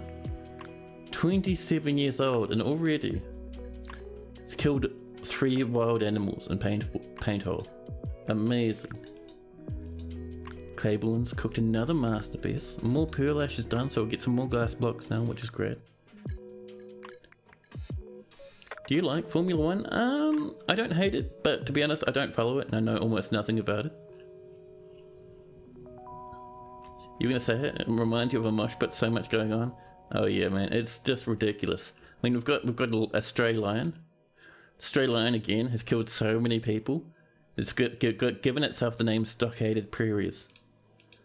Only one kill before it got the name. Alright. We have leopard cubs, we have llamas, 2 humped camels, a giant tortoise, I think some horses floating about. You know, absolutely everything you could ever want. So why is there a whole bunch of loam down here? Just making sure there's no holes smashed through this, but we're looking alright.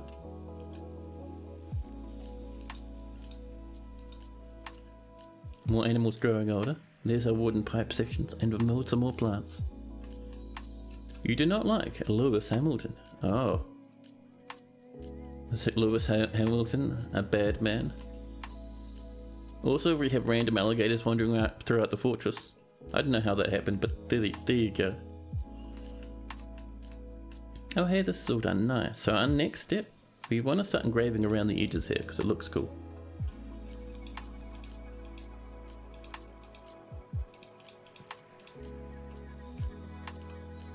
Get our dwarfs working on that. An enormous wooden corkscrew has been completed.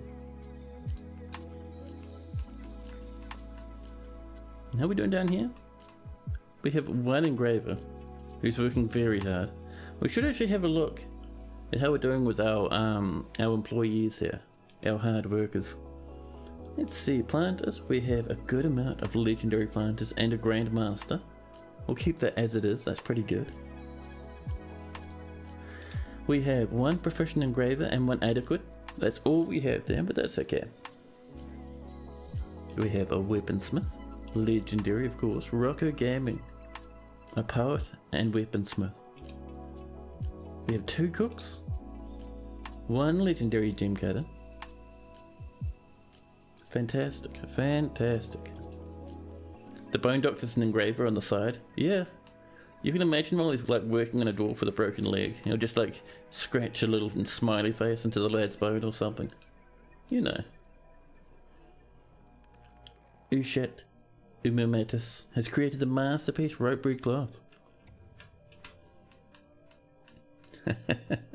Yeah, dude, he'll put a little maker's mark while he's like fixing up people's broken limbs and stuff. Hey, Weeb Trap, hello. Now, how are we doing with this stuff? Oh snap, this is ready. So, before we send this off this way, I was going to do 2 towers, but that might be better if we have 1 larger, longer tower. That might be pretty good, actually. Weeb Trap's redeemed health check. Let's have a nosy. Do we have a weeb trap in the fortress? Oh no, we do not. Do we have a dead weeb trap in the fortress is the question.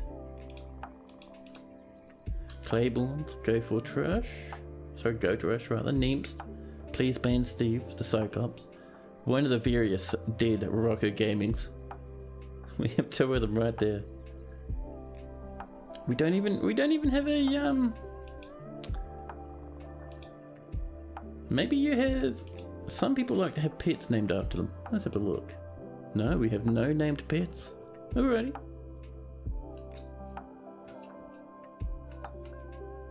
So thirdly, we have no weeb trap in the fortress. Ballistic meat, hello. Ballistic meat wants to be the Hydra. Weeb trap keeps disappearing. Yeah. We have named you a few times, haven't we? I don't know what's going on there. Let's go find our Hydra here. Hello, Hydra. Salute certain seeds, the large flames. Your new name is ballistic meat.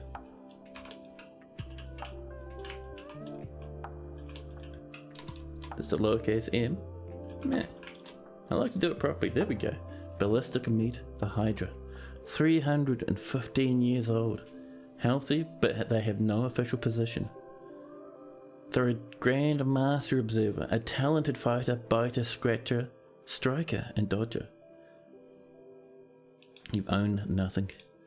You have no relations. You do not even acknowledge a single god. You're enemies with absolutely everyone. No history, nothing. So, ballistic meat is a giant dragon-like monster with 7 biting heads. She is susceptible to disease. She's average in size. Her scales are gold. Her eyes are black. All her fat is gone, burnt from her body. So, ballistic meat, before they got locked away in this giant glass enclosure, they were out on the surface, locked in the metal cage. And the metal cage was immersed in fire, sometimes even immersed in magma. And it got so hot it boiled off all the fat from the Hydra's body. Now the Hydra, constant pain, stumbles about.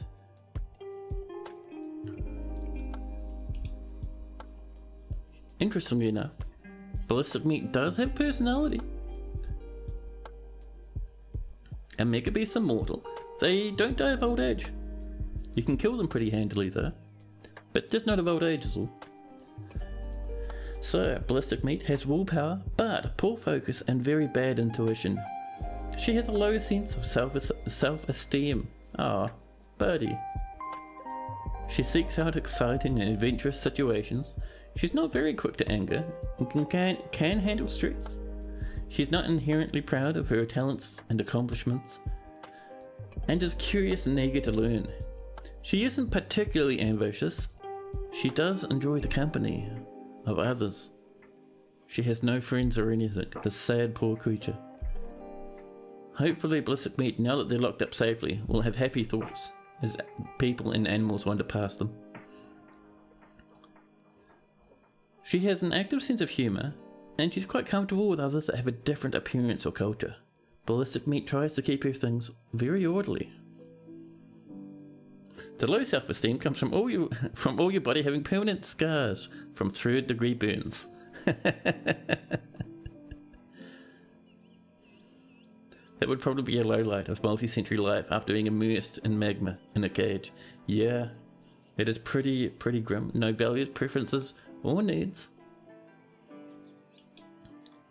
Not much in the way of thoughts. A little bit of freedom after being released, and a little bit of anger after being confined. But yeah. Come rain or shine, ballistic meat will happily spend the rest of their life in this glass enclosure now. You guess you made it back in time for a Hydra? I know! We finally got our Hydra cage set up. And all of a sudden, Kasoth, the Bone Doctor, is taken by a Fey mood. Good luck, Kasoth. Grab what you need, buddy. And we're also setting up just over, I think over here, at the very beginnings of a glass clay cage enclosure for our Bronze Colossus. Kasoth has claimed a craft wolf workshop. Off you go, buddy. I don't think we have much glass for this, but we can have a look.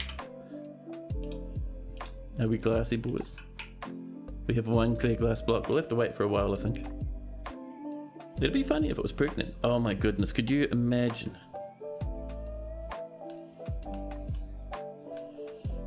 So how's this going? This is all set up now. We just need a little bit of this and we'll be good to go. We'll make this out of some anise. There we go. Ouch. Instead of putting dwarves in prison, start throwing them in the hydro pit. That's like capital punishment, man. We do want those dwarves to remain alive once all's said and done. So it would be interesting because you'd have so many babies to contend with. Yeah, I wonder how that would work out. Actually, let's actually have a look over here. This is all ready to go.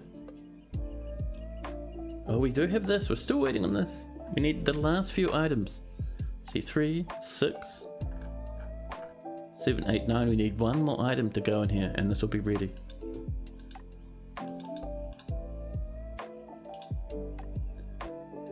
We'll disable suspend manager. I want to see what this isn't getting built. The human bard, the plant, and the gem setter are all fighting. More mechanisms have been completed. There we go. Oh, you're redeemed.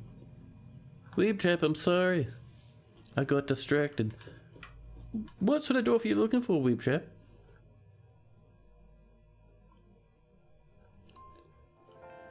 You wanting the cutest dwarf we can manage, or are you wanting something else? Claiborne III has created a stack of 56 masterpiece alligator egg roasts. You want an angry child. Awesome. A gem setter has been found dead, murdered by the compatriots. Diduk lies on the floor, and we're going to throw them into a volcano. Let's find an angry child. We have a good collection of angry children. Some of the angriest people in the fortress are children. Would you like a child with a beard or a child without a beard? We have a collection of boys and girls. And a huge collection of them are very, very angry. Without a beard, of course, of course. Let's see, item over here. Legendary dwarven child. She's currently storing an item in the bin. Item, your new name is Weeb Trap. We have a collection of angry children. We do. This is Dwarf Fortress, man. Dwarf Fortress is all about the angry children slowly but surely destroying the foundation of society. So, Weeb Trap is 7 years old, haggard, but a legendary bone carver. I can't take much more of this, she cries. And all her memories, her current recent memories, are about looking at dead corpses. Jesus Christ. Ballistic meat demands children in the hydro pit. Weeb Trap is throwing a tantrum in-game and in real life. Let's see, so what has Weeb Trap got in their inventory? Very worn out clothing. Some tattered big dog leather tunics. Rope reed loincloths. A worn out, grown durian wood cap. A little wooden cap we bought from the elves at some point. A rope reed coat that is tattered as well. Some socks. One llama wool, one pigtail. One giant cave spider silk shoe. A giant cave spider silk... Oh, 2 silk shoes. Cave spider silk. One of which has died. Very nice. A pigtail cloak. Sheep wool right gloves. Hippo leather left gloves. A wool glove on one hand. A leather glove on the other. Some cave spider silk trousers. So I'm thinking Weeb Trap is too busy to go off and get some clothes from the clothing storage we have. That's alright. Relations. So, you have, oh dear, Erist is your mother. But you see how Erist doesn't have any clothes on? That means they're probably dead or a ghost. Engish is the same. Edsel, your older sister, is the same. Moses, the brewer, a passing acquaintance, also dead. You worship Shilra and Tobal. No friends. Lost contact with your family. Let's have a look at the personality type. pardon me. I need to go off and grab some water in a minute. We'll read about Weeb Trap first, I think. So Weeb Trap, she has great intuition, a great focus for the surrounding space. So a great feel for the surrounding space and very good focus. But she has mega creativity and very bad analytical abilities. Poor ability to manage or understand social relationships and very little patience. She has a relentless drive, completely consumed by ambition. Maybe that's why she's not picking up stuff, she's just like constantly at work. She is unfriendly and disagreeable, but she is very trusting. She is sometimes cruel, as strengthening after seeing a goblin's dead body in 106. And as she's 7 years old, that would have happened when she was 1. That's grim, dude. She's always gentle and jittery after being forced to endure the decay of a mother in 108. Oh my god. The child would have been 3 years old when their mother died and decayed. She is sloppy with her living space and is often sad and dejected. She has a strong sense of duty, however. She finds helping others very emotionally rewarding. She is rarely happy or enthusiastic, and she is conflicted by this as she values parties and merrymaking in the abstract. She likes to take it easy, and she's quick to anger after suffering a major injury in 107. She tends to be swayed by the emotions of others and doesn't focus on material goods. She begins speaking in a monotone whenever she is angered. Needs alcohol to get through the working day at 7? Oh dude, this is Dwarf Fortress. Every single dwarf drinks alcohol no matter how old they are. A dwarven baby will be fed alcohol by its mother, I'm pretty sure. She personally views decorum as a high ideal and is deeply offended by those that fail to maintain it. A strengthening after wearing tattered clothing in 107. Views tranquility as one of the highest ideals due to experiencing trauma in 109. Holds fairness as one of the highest ideals and deeply despises cheating of any kind. A strengthening after being enforced to decay. Forced to endure the decay of a mother in 108. She's somewhat put off by trade and commerce, finds the leisure time wasteful, and does not care about friendship. She also doesn't really see the point of working hard, and dreams of attaining rank in society. Baby's first Imperial IPA. So, Weeb Trap likes cryolite, gold, red pirate, green glass, the colour jade, trousers and crowns, donkeys for their stubbornness, the words of the taupe sweetness, and the sight of the incense of Saturn. When possible, she prefers to consume snail and a longland bear. She absolutely detests bark scorpions. There we go, a happy wee dwarf with some meager quarters. She has some stuff forbidden lying on the floor. Someone probably threw that at her at some point. But yeah, yum snail. Just a quick munch. But yes, chat. Our Gem's head had just died. Excuse me. Oh, that's from before. That's fine. Another bark scorpion had it. I know, so many dwarfs aren't fans, man. Your last dwarf hated stars. Oh, it's a flip. Now, I'm going to go into BRB for just a couple of minutes. I just want to refill my water. So I'll be back with you shortly. In the meantime, enjoy that music while I'm away.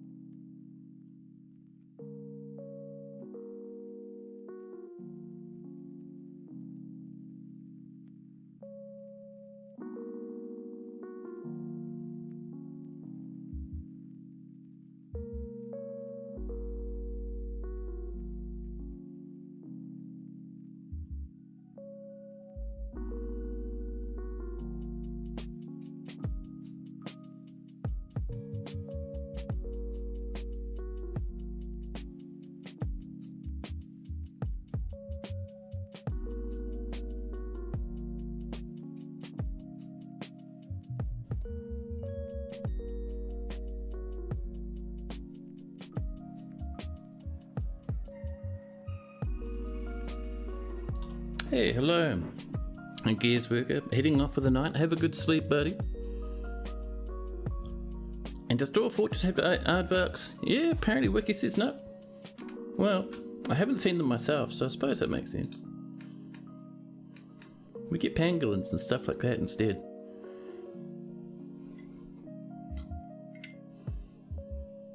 An animal is growing to become a stray water buffalo bill.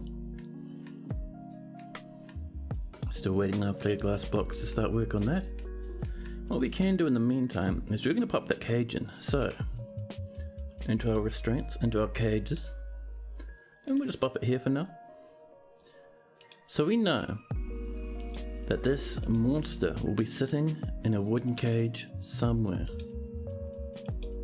Humans, peach-faced lovebirds, bronze colossus, let's build that there. And what do we have up here actually? Lion tamarins and a parakeet? Oh, do we not have any captured animals at the moment? Interesting. Well, anyway, let's pop in that bronze colossus cage. Just get that tucked away safely. I'm actually surprised we don't have any wild boars sitting in cages at the moment. Whoops.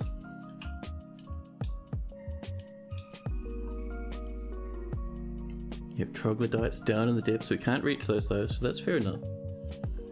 Zombies. But yeah, nothing on our surface traps.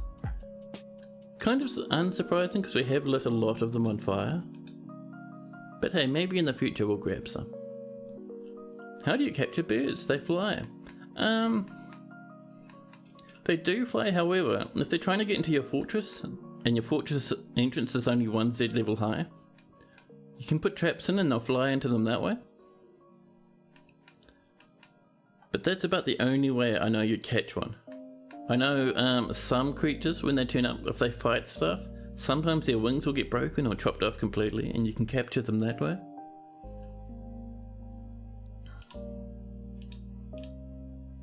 Just tidying up a bit of this stuff by claiming it. What is this? This is a large serrated silver disc. All craftsmanship is of the highest quality. It's decorated with giant leopard tooth. People keep bringing this stuff into our fortress and dying, man. We didn't even make that one.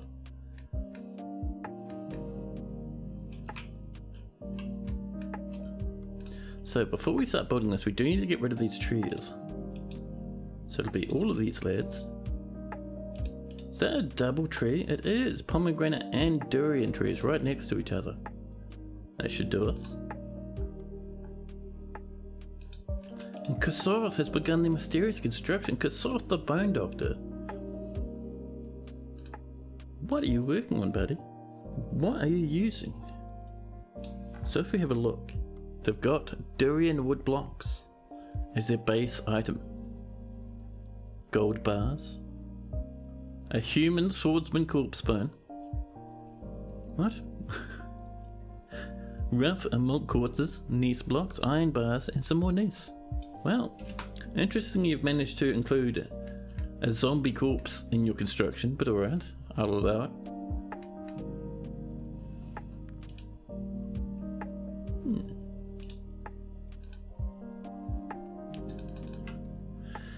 Now, let's see.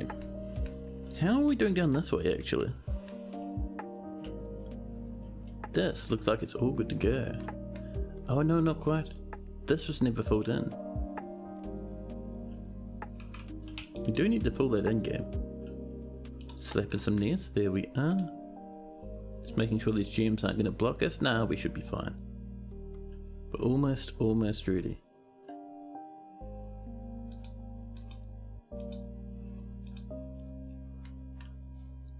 Pardon me. Now, how are we doing down here? Coming along, 1 room is almost complete, 2 rooms are almost complete. This one's just about done, actually.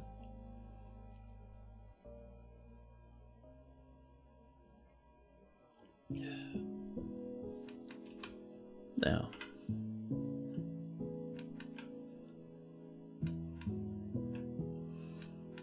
over here, if we're lucky, we might have some more doors to pop into these places. Let's have a look. We did not. Why have we stopped making doors, huh?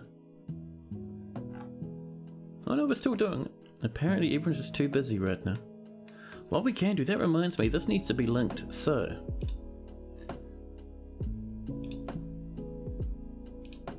No, not to give to, not to give to. Stockpile to take from. There we go. Done. There we are. Now this will only work and stuff it pulls from here, which is good. An animal is going to become a stray water buffalo cow again.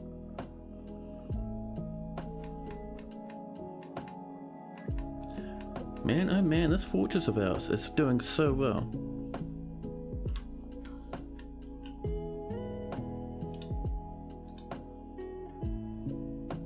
Name was taken. Hello, name. Redeemed a health check. Let's have a look. Do we have a named dwarf called Name?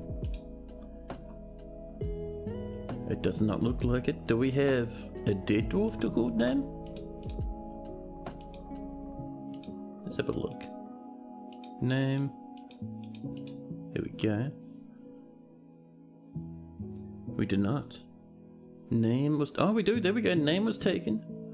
The surgeon passed away a long time ago. Need to check and see if you're still alive. You're not still alive, sadly. Name was taken. The first was burnt. Possibly burnt to a crisp. May have just been killed by a monster. Maybe by a friend. It's a mystery. Still we have no bins in here. That's very strange. It'd be nice if we did. In the meantime, let's cut some gems, shall we? Let's see if we can't cut some of those diamonds and whatnot. Let's have a look. What have we got on the menu? Let's see, black diamonds. Sounds good. 6 black diamonds. Not bad. We have a lot to cut, man. And some sapphires. I've got to admit, I do love sapphires. But let's just go from the top down. We have so much mess. Almandine. We'll start with, we'll start with Almandine. We'll set that number 212. There we go. Too bad we can't see how it happened. Well, you sort of can actually. Interestingly enough, if you come down, and if we found which slab was memorizing your dwarf, you can actually look at the details of it. And here we have a finely crafted niece memorial to Urzol. The slab reads, in memory of Urzol, born in 96, struck down by the rock Laura, budded vine the climactic in the rampage of the rock. Way back in the year 103, lover of niece. See? Pretty cool, right? I don't think your dwarf has a... You know what we could do? Just for fun, should we make a new slab engraving for a certain dwarf? And let's see. We'll search for... Hey. No slabs, but you are entombed. So, let's get you all engraved up, huh?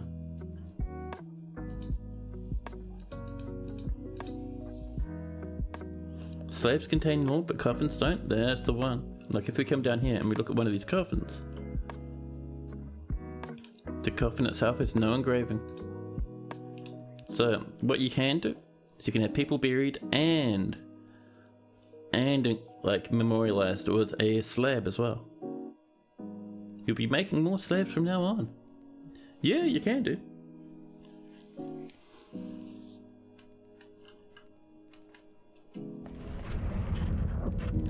And Kasoth, the Bone Doctor, has created Kekathis Zakol, a durian wood crown. He claims it as a family heirloom. Nicely done, bud. And actually, let's have a look at our objects, and let's have a look at this crown, huh? Tundra Spites. There's the name.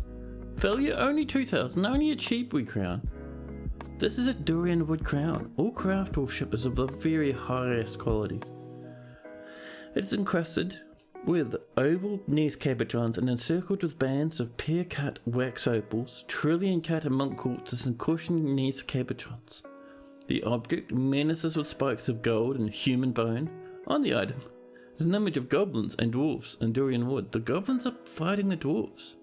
The artwork relates to the attack on the post of muting of the theatre of fealty, as a lashed puzzling By the midnight of Bajoling, in the late spring of 110 during Estsep, the siege of Raking.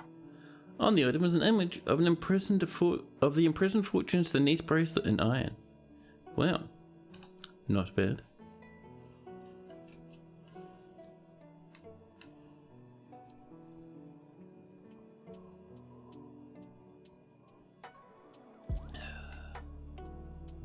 Here we go, the sled's all set up now. Weeb trap is stumbling about. We mounted more metal objects, my goodness. Over there I see our Hydra ballistic meters finally calmed down and is now relaxed.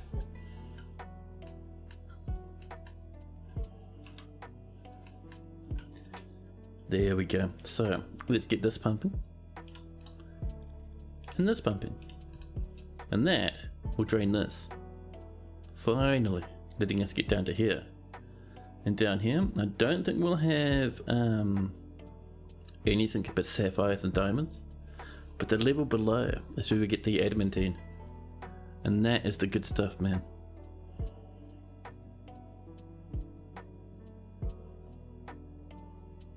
But yeah, I'm thinking this might be, possibly, the end of this fort. We won't destroy it, but we'll just retire it maybe at the end of the stream. And maybe get a new fortress going, if you guys are keen on such a thing. I just wanted to play a little bit more of this one because I had so much fun the last stream with that massive zombie invasion.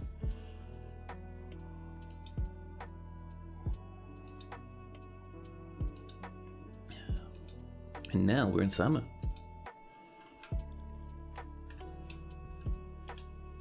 I haven't done that slab yet, but hopefully it's on the way.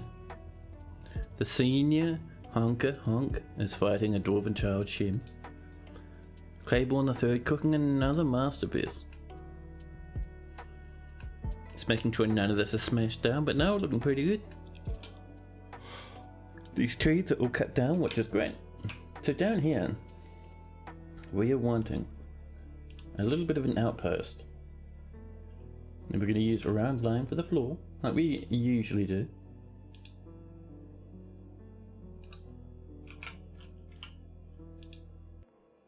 We'll bring it probably about to here, I think. Oops. You want the round limes. There we go. Oh, we don't even have enough. Well, alright then.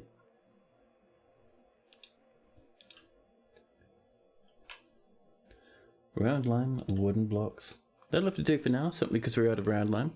We will, however, chop a wee bit more. These little light coloured ones, perfect for us. Exactly what we're looking for. We'll have to chop out a few of them simply because, well, a lot of them are like half burnt down. Oh, and I figured out why we're not picking up many cages. Most of it's forbidden. That'll be why.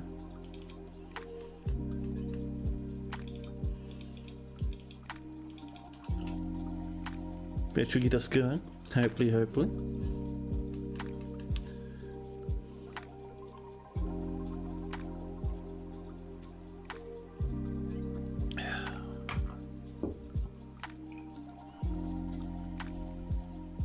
Just snagging my coffee real quick.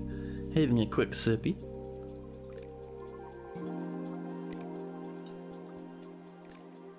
Oh, that's better. Oh, Christ. Well, at least it'll wake me up.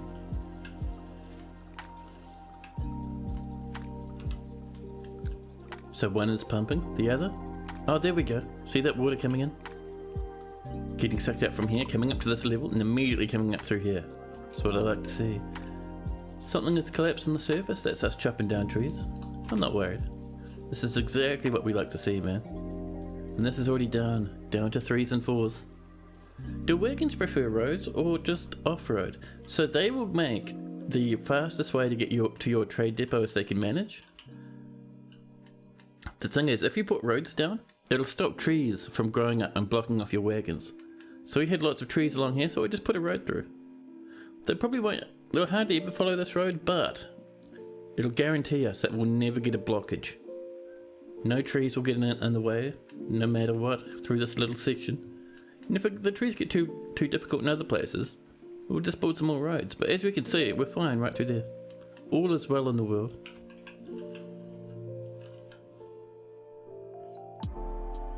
The planter is fighting. Scooty Lou the mayor has mandated the construction of certain goods. Scooty, what's the business? 3 short swords. Alright. You can have some... maybe some iron short swords, huh? We'll pop in 3 of those. There we are.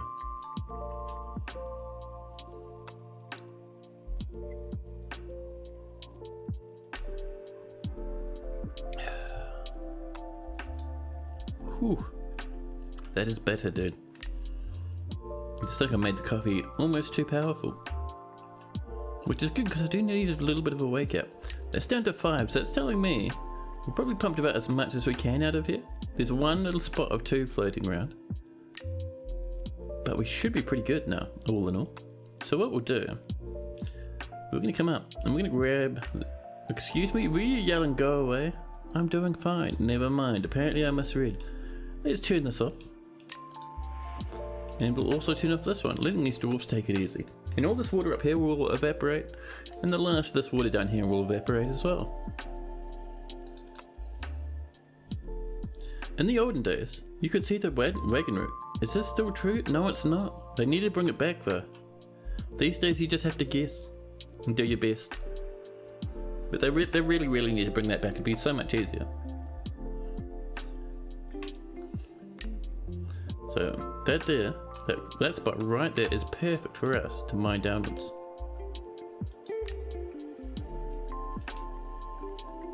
Hey, Megas, welcome in. Brew drink from plants being completed. Drinks are picking up. Food's not too bad. Not amazing, but not too bad. Nope, the water's evaporating. There we go. So one thing I'd like to do, before I forget for the millionth time, so we're going to go into our stock screen. We're going to come into our cages. Down here. Now a lot of these are actually either marked as dumping or forbidden. And we don't want forbidden cages.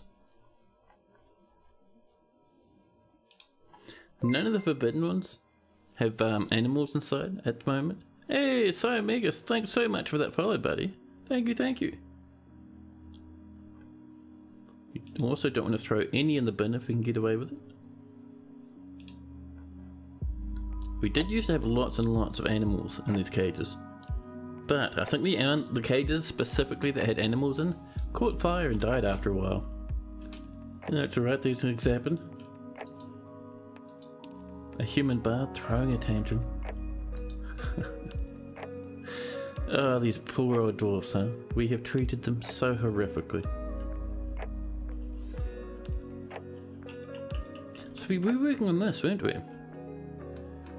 So I don't think any of this is set up yet. So over here we have a dining hall. Over here, a bedroom. And up here, a nice wee bit of an office. So let's start with our bedroom. Oh, we'll just paint it, thank you.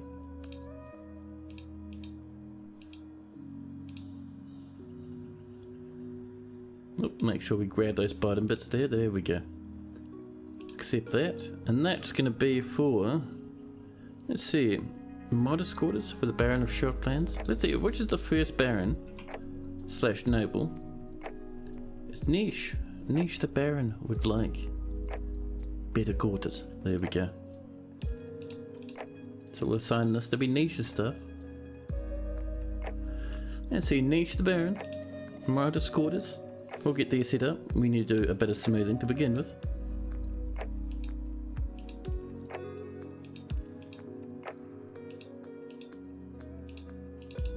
There we go. And we do want a bed right there, using some round lime wood.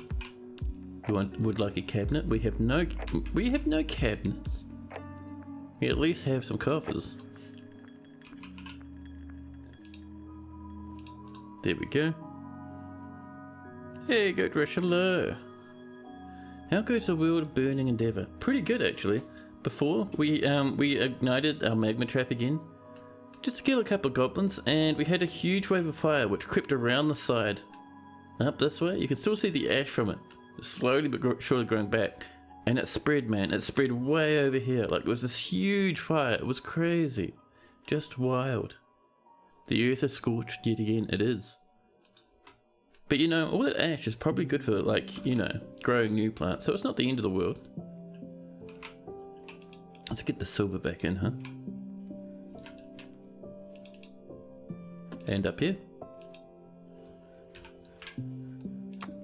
There we go.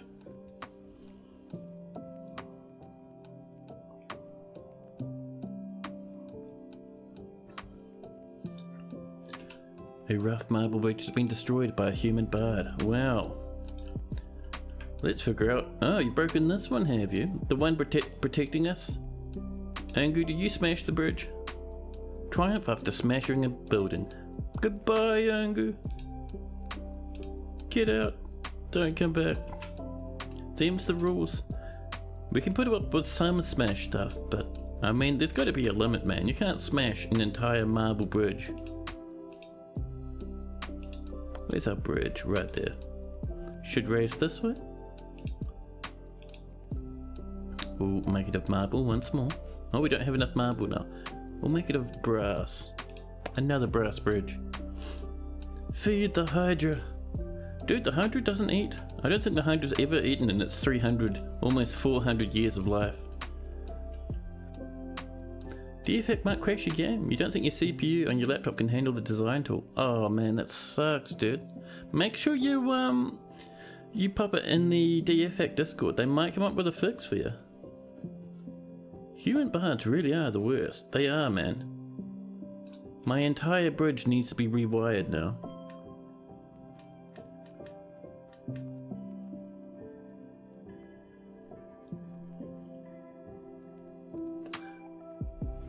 Angu is fighting a planter. You're not part of this fortress, man. Do not smash this bridge. If you smash this bridge, dwarves will come and kill you. Not even kidding, buddy. Not bridge, I meant, windmill. There we go.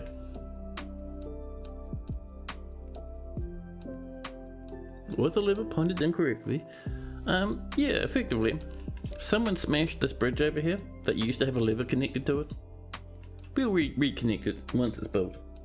But that human, I think, is leaving. Linux, the Baroness has mandated the construction of certain goods.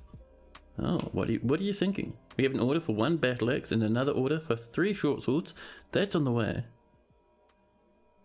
And 2 scepters. Right, we'll do the scepters and the battle axe.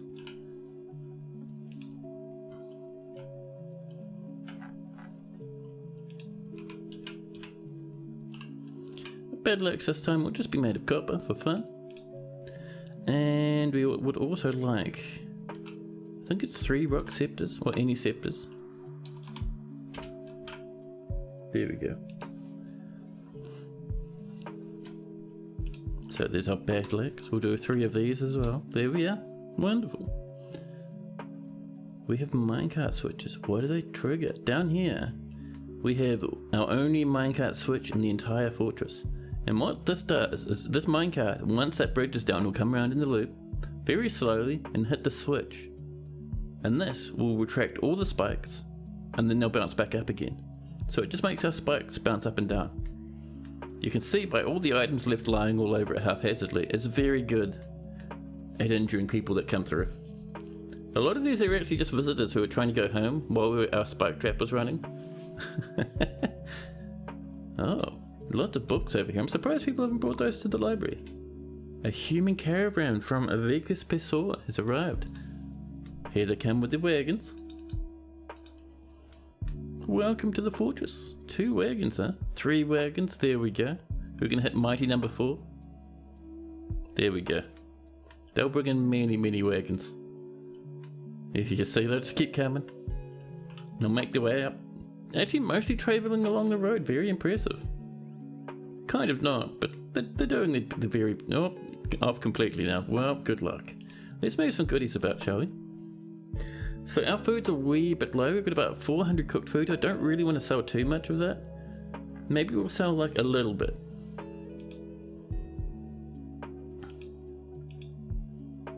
Okay, there's not much there. That is prepared food. Oh, there we go. Prepared food barrel, 2,000 value approximately. Not massive. What if we come down to our tools and look at our rock pots? Let's see, prepared food pot, 2,000. Yeah, nothing too amazing. That's alright, we'll leave them be, and instead we'll sell probably some gemmies. We have so many large gems. So many. Large jelly opals, a large clear diamond. Amazing. Sentient potato, hello. 4 damage is simulated as if the floor was falling onto the creature that was taking 4 damage. A floor of slate would inflict the most damage, even from tiny falls, followed by platinum, then rose gold, then most metals. Useful if you want a floor pit without spikes and not too deep. Yep, that's the one. Now, where were we? That's right, cut gems. Let's bring in, I like prayers, but we'll bring in some Morians, 36 Morians. Wax opals are worth a lot and look very, very boring in my opinion. We have 1 emerald cut emerald. 1,000 value approximately. Octagon cut clear diamonds. Trillion cut green diamonds as well. My goodness, but those two should be pretty good for us. We might bring up some goblets too. We have 99 golden goblets. Let's bring up just a little lump of them. There we go. Now, to be honest, that'll probably be enough to buy out a good portion of the trade wagons. But yeah, they're somewhat using the road.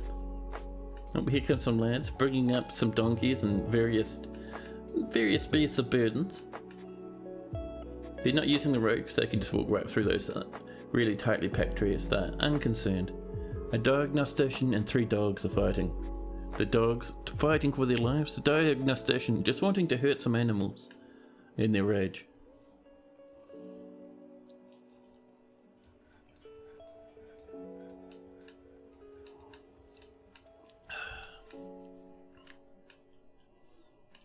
So we'll keep an eye out because we should be cutting more. Let's have a look. Oh, maybe we're not making round line wood blocks. Well, let's get some more of those on the way. Let's see. We're wanting wooden blocks. There we go. We'll come down to here. And we're going to specify round line wood. We have about 44, is that? Yes, 44 round limes. So we'll do a solid 40 round lime wood blocks. Then all of a sudden a dwarven child was found dead. Dehydrated, another failed mood. Their poor wee corpse lying alone and sad on the floor. We tell our dwarves to throw it into the magma. That way they don't have to see it rot. Rocco Gaming V has created the masterpiece Iron Short Sword. Ooh, very nice. If you designate the road as a high priority walkway, will visitors use it or just citizens? Only citizens. Even animals and pets from your civ will ignore it. Your citizens will use it though. It can make your fort look quite nice if you make dwarves walk in specific areas only. You figured out the idea you have for this abbey. It's going to be a hollow tower, about 22 levels. Whoa, jeez. That's amazing. The Baron would like some goodies. I'll deal with the Baron in a minute, it's alright, there's no rush. So this is all dry now. See how dwarfs are rushing about. This is dry as well, good, good. We will mine out these little bit bops around here, because these wee ones we know won't spread magma throughout the place. We don't bury children who failed to make artifacts. We hardly bury anyone these days. Most of them go into the magma, burn away to a crisp. To the pit with it? Well, it's more like a diving board into a huge magma pit, an underground volcano. Ongu has been elected the position of Holy Urn of the Fated Order. Ah. An Ongu Circle Pocket. Ongu Circle Pocket's not a dwarf. That is now a noble. Can we see Ongu in here? No, we cannot. Well, that's a pity. Are we trying to get to hell? We're trying to get to adamantine. This fancy blue metal. 2 more levels down and we can see heaps of it just lying about. Near some emeralds and some red diamonds. We're just coming in to clean this up. We need to figure out a way to get down here that won't immerse our dwarves in magma. Apparently, that's going to be pretty difficult. So that is warm, which tells me there's probably going to be magma there. Once we mine that out, we might do a staircase down and see where that gets us. We'll give our dwarves a minute to deal with it though. You're going to have a central stairwell that goes down nearly every level and then you'll have it sectioned off. Stairwells that go up and down on either side. Ooh. Man. Linux always comes up with the most amazing sounding builds. I'm so keen to see how it looks once you're done with it. More potash from ash has been completed.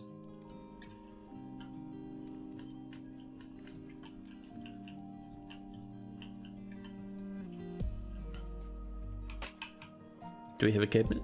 No. Why do we not have cabinets? We should be making rock cabinets. Let's have a look. Yeah. Apparently we're just real busy right now.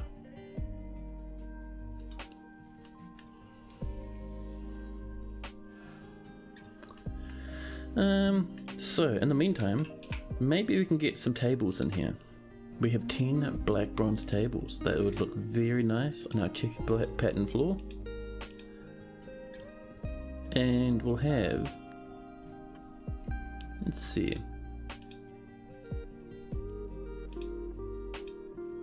something up here as well for our office. Do we have any thrones? We have a handful. Obsidian, firelight, Neas, dacite and granite. But what I want, especially for in here, maybe silver thrones were in here.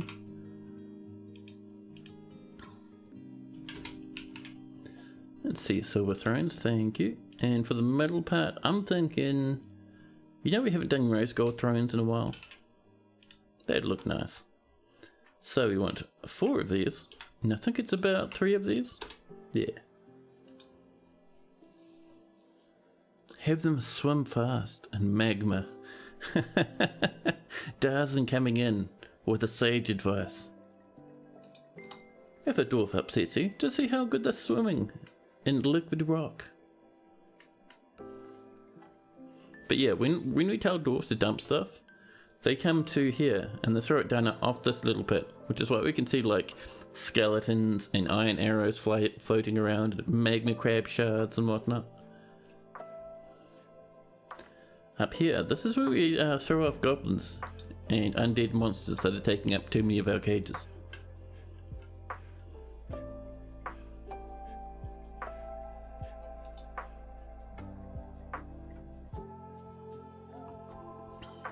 A child, Shem, is strangling a doggy, and we've made our clear glass block, so let's get up this way. Maybe put some in, huh? I see this is almost completely engraved now, which is great. We have 10 clear glass blocks exactly, that makes me very happy. We're just doing this little bit here first. There we go. Our dwarves will happily sprint up and get these popped in as fast as they can manage. A dog here is fighting. A baroness has ended the mandate. Honk would like some more hard rock. That's alright. So using an underground magma pool just below the second cave to power industries, you can see 47 levels down without using goblin magma sonar. To the magma flow, you struck adamantine. That is a floor made of it. No actual mineable stuff is exposed. And not too bad. You'll probably find some more in various spires. It's not always in just the one big spire, you know. Are those random alligators running around? There are random alligators. So these wee lads, I think originally their parents might still actually live up here in the mosh pit. So in this big mess, there might be parent alligators if they're still alive.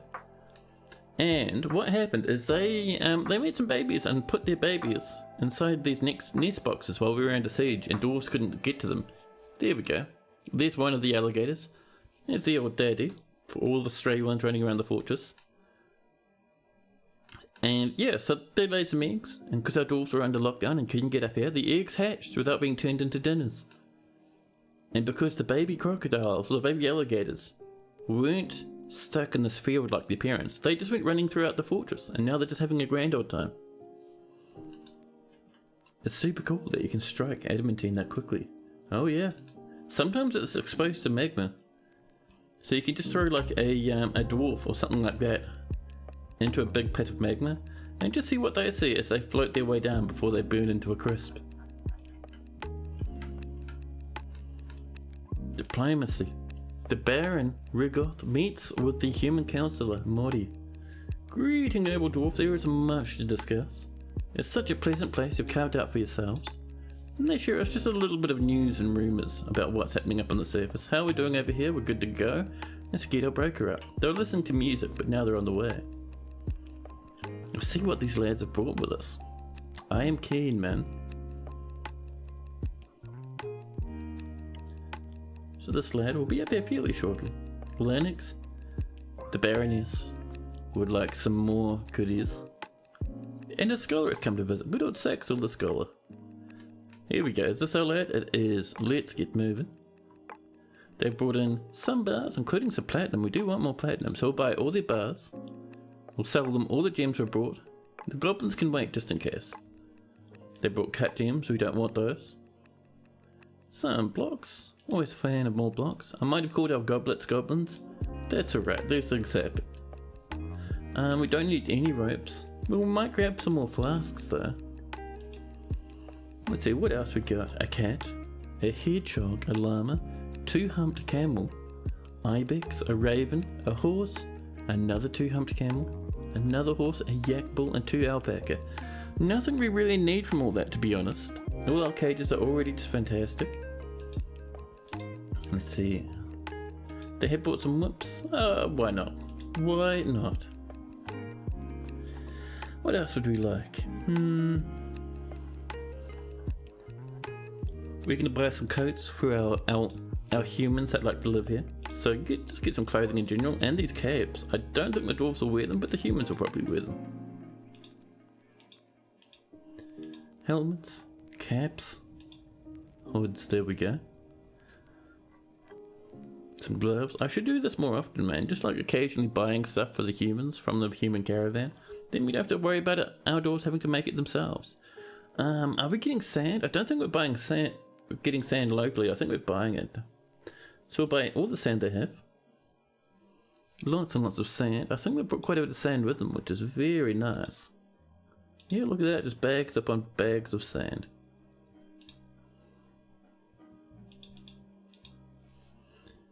Buy alpacas. They're adorable. They are. I absolutely adore them in Dwarf Fortress. How old is this fortress? This fortress is 12 years old. It's an old one, this one. Probably good with metal, but you would buy cages and smelt them. Oh yeah. Good, cool. I do that quite often as I smelt various things from the trader, especially when you're on a mineral scarce map. Or metal scarce map, you know. Imagine having gold. We have some. It's fantastic. And Deep Space Renegade loves the alpacas. The alpaca's biggest fan. Let's grab the last of the sand. Oh, and some blueberries, thank you. It's just some seeds of them, but that's pretty good. A kimberlite figurine of a honey. Possibly a honeybee, possibly a honey badger. We'll buy it in any case. They brought some bolts, that's always nice. Some large gems. We're making our own, it's fine. We've got heaps of andals. We already have plenty of andals. I think the rest might just be food. Ooh, spear thread though. Nice. And some spear bonus trousers. Oh, we need to sell more stuff. Let's sell all the goblets we brought. Oh. We need to not buy some of the stuff we've bought from the humans. See, I'll keep that. So the yellow sand should be fine. We'll hold on to our yellow sand.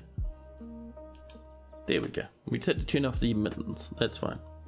And we'll trade that. They'll get 6,000 profit and be very happy. In the meantime, we can send our dwarf back home again. All is well in the world. The hunter is hunting a wild boar. More objects have been smelted. DFX says you have like 150 ore in your entire 8x8 embark. That's quite a good amount. It is, I promise. Is there any way to view the items in the trader menu? You mean, like, how do you mean? You just trade with them and it shows you what they have. You can also look here, and if we scroll down, way down, a lot of the stuff. So the stuff with the little wee golden thing there, that's what they've got. That's what they're going to trade. The great animals, you want to raise them when you retire if you can swing it. Oh really? Nice. You get a lot of ore when you pay attention at trading. You do, and if you upset the goblins bring you heaps of metal as well. Like most of our metal these days comes from the goblins. Like all our iron and steel I think comes from the goblins at this point. We've still got plenty of it out here from the last stuff they brought us. They're really friendly lads, those goblins.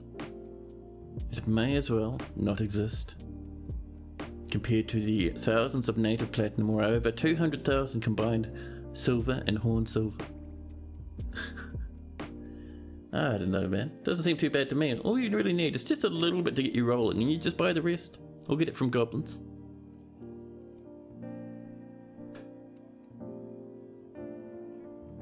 Sometimes low metal fortresses can be pretty fun. Do we have some spare woods? Are our dwarves working hard? Dwarfies, are you working hard right now? Do we have round lime or wooden blocks? We do, we have 55. Oh, that is tasty. Thank you, dwarfies. I'm very appreciative of such things. Oops, that was logs. Damn it. Let's try that entire section again, shall we?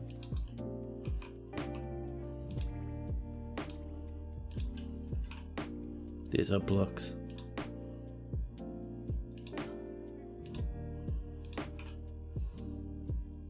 There we go.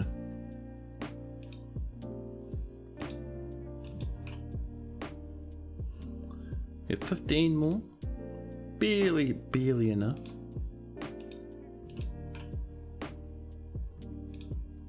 There we go. That should do us. That'll look pretty nice once it's built up. We might need to fancy that up a wee bit, but there's no big rush. You won't really want to get a good amount of platinum, but you don't think you have a whole lot. Yeah, platinum's really hard to come by. Really hard. I never see platinum veins. I always only see the little platinum nuggets. You want gold for your black bronze and electrum. Oh, nice. Yeah, you can buy lots of that from the dwarves. Just ask for it. You have, what, 56,000 galena. Ooh, tasty. More ghosts for the fortress. Yeah, there's gonna be a lot of silver and iron. You can iron everything, man. I mean, don't be sad about having lots of iron. I mean, look at this. In my opinion, this looks really nice. And that floor is all... Sorry, I was saying iron, I was meaning lead from the galena. But yeah, lead can look really nice. Like, all of this is lead, and it looks just amazing in my books. You like the way I do projects in little chunks? Yeah. It's fun to have multiple projects going on at a time. It also means your dwarves won't get completely bogged down, overworked in one project. Look at these lads rushing down there. I love how this has turned into a little impromptu walkway for the dwarves, and sometimes you see them, they take shortcuts across this tree here. I really like that. It's clambering through the branches. Perfect. Now, there's our round limes coming in. Weeb Trap, the dwarven child, is throwing another tantrum. Etur is stumbling about. There's our thrones. Cool, let's bring them down. Actually, over this way and pop them over here.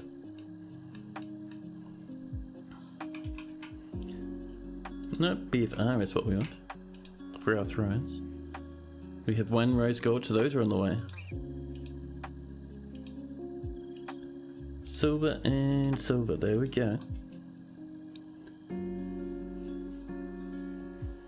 Now, let's get this turned into a dining hall.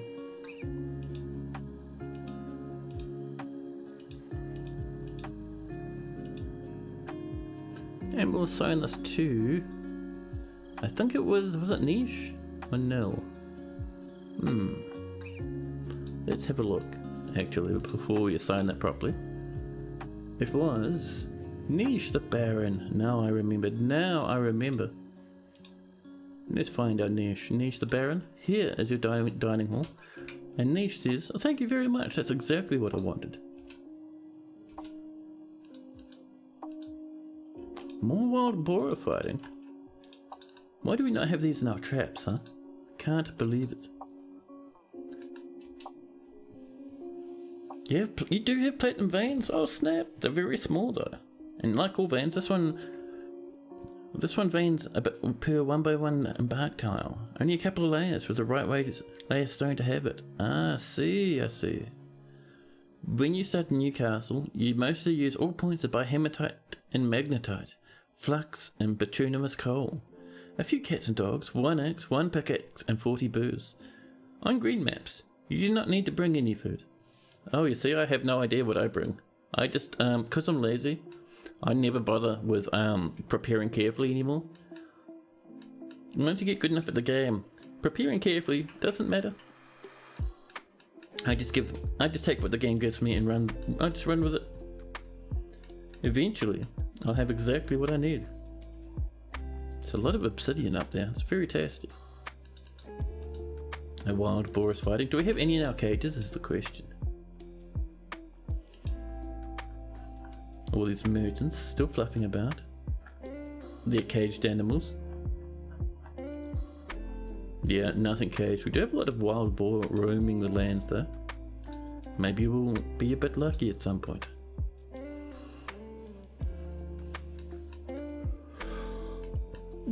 Who's doing? Oh, I turned that into floor. Who is this idiot? Come on now, floor. Don't be like that. We'll remove that and replace it. As walls this time. Won't take them too long to remove. The hunter Kavish still killing that wild boar.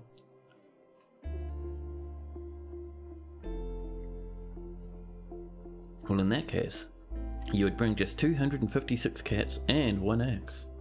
Ah. Can you imagine the noise when you get off your wagon and there's just cats leaping everywhere? Every single one of them wants something to eat. All the meowing and the ruckusing and the running about. Amazing. Warcat mod, go. Cheers. I think people have done that already. Warcats must be a thing by now. Sentient Potato has 133 gold, 224,000 galena, 188,000 tetrahedrite, 15,000 native silver, 12,574 horn silver, and you're on an 8x8 embark, so that's a lot of silver bearing ore. Meows times 256. Yeah. They'll all gather up and meow together at the same time. Rupturing eardrums. All about the Dwarven Outpost. A nice figurine. Some more masterpiece alligator egg roasts. Very tasty. Food's picking up. Peregrine is throwing a tantrum. Jitterbug has mandated the construction of certain things. No, Peregrine smashed another golden statue. Where is this even happening, man? Is it up the front? No, it's not up the front. Oh, we need to link this. Let's do that now before I forget again. Entrance 2. You need to be linked, buddy. There we go. So those statues, where are they? We have some up here. I'm not seeing any up here that are smashed.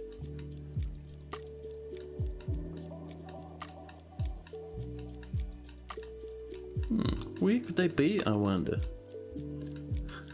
The game doesn't tell you where they've been smashed, only that they have. See, what we can do is we can search for Peregrine. Where are you? Oh, you're playing with some toys, huh? You were over here? Did you come into the Queen's quarters and smash your statues? Oh, looking not too bad. It's a mystery. One statue somewhere has been smashed and we don't know where it is. There were no statues over here in the hospital.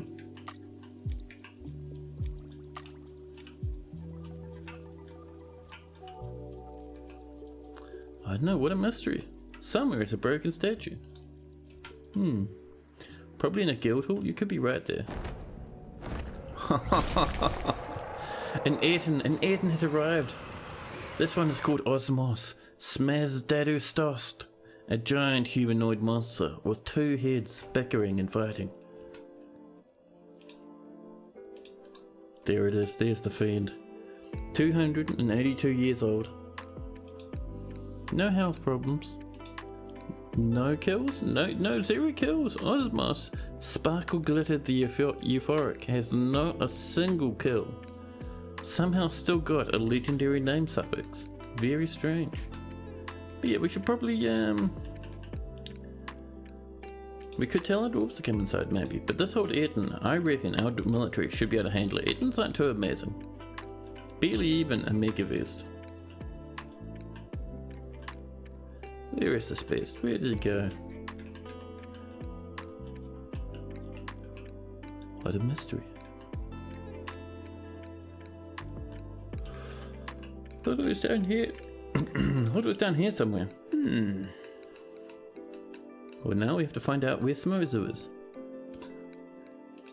We can at least get rid of this for now.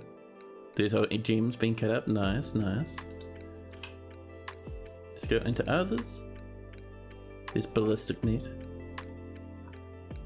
Where is our Ayrton?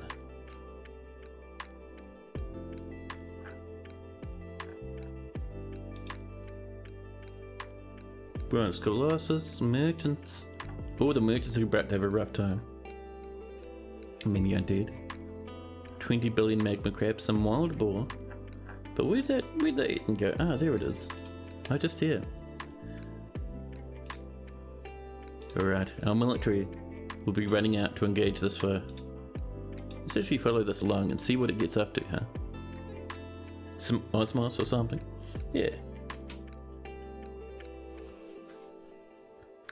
Osmos Smazdadustost, the Ayrton, rushing towards our fortress, spends a minute to relax on the hillside, just resting and stretching its legs.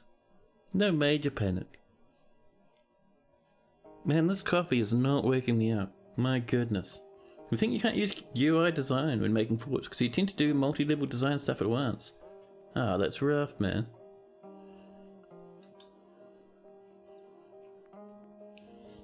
Doesn't it not work with the old, the basic blueprints that come with the game? Listening to the animals on the other side of the wall pressing air against it, all it's hearing is like the clucks of the chickens, the screams of the goats, and the bellows of the mangled wild boar. Oh, he's coming down. What is this beast seeing? It's our military! Our military arresting it, including a dwarven baby who's in the arms of Saigon Craftland. And they killed it like it was nothing. Good job, lads. Nice and easy. Our dwarves are done. They're going home. We did not even need to alert our dwarves about any danger. It does. You just want to get it done a little faster. Oh yeah. That is fair. Now, I wonder how we're doing down this way, huh? Now our dwarves working hard? They are. This is all ready to go. We could mine down here. Oh, that's a bit dangerous. We could do it right here, actually. That is good. Yeah, let's see what this gets us, huh? Will we be lucky, or will we need to mine down somewhere else? If we get really unlucky, we'll have to come, like, past this lava and try over here or something, but I hope that's not a thing. Give the baby a promotion. Baby version 2. Apparently you have 12,000 rubies. I wonder if that's actual rubies or if it's just showing you the value of the rubies you have on your map. More objects have been mounted. People are hunting. Now, how are we doing over this way? Oh, we've got a few more rooms in. Just knock in a couple of beads. We also need ourselves a restraint, a chain. There we go. We'll use our nice golden ones because it will make the dwarves a bit happier to hang out next to golden chains, and it'll also snag in golden statues. There we go. Everyone loves a little bit of a golden statue to stand next to.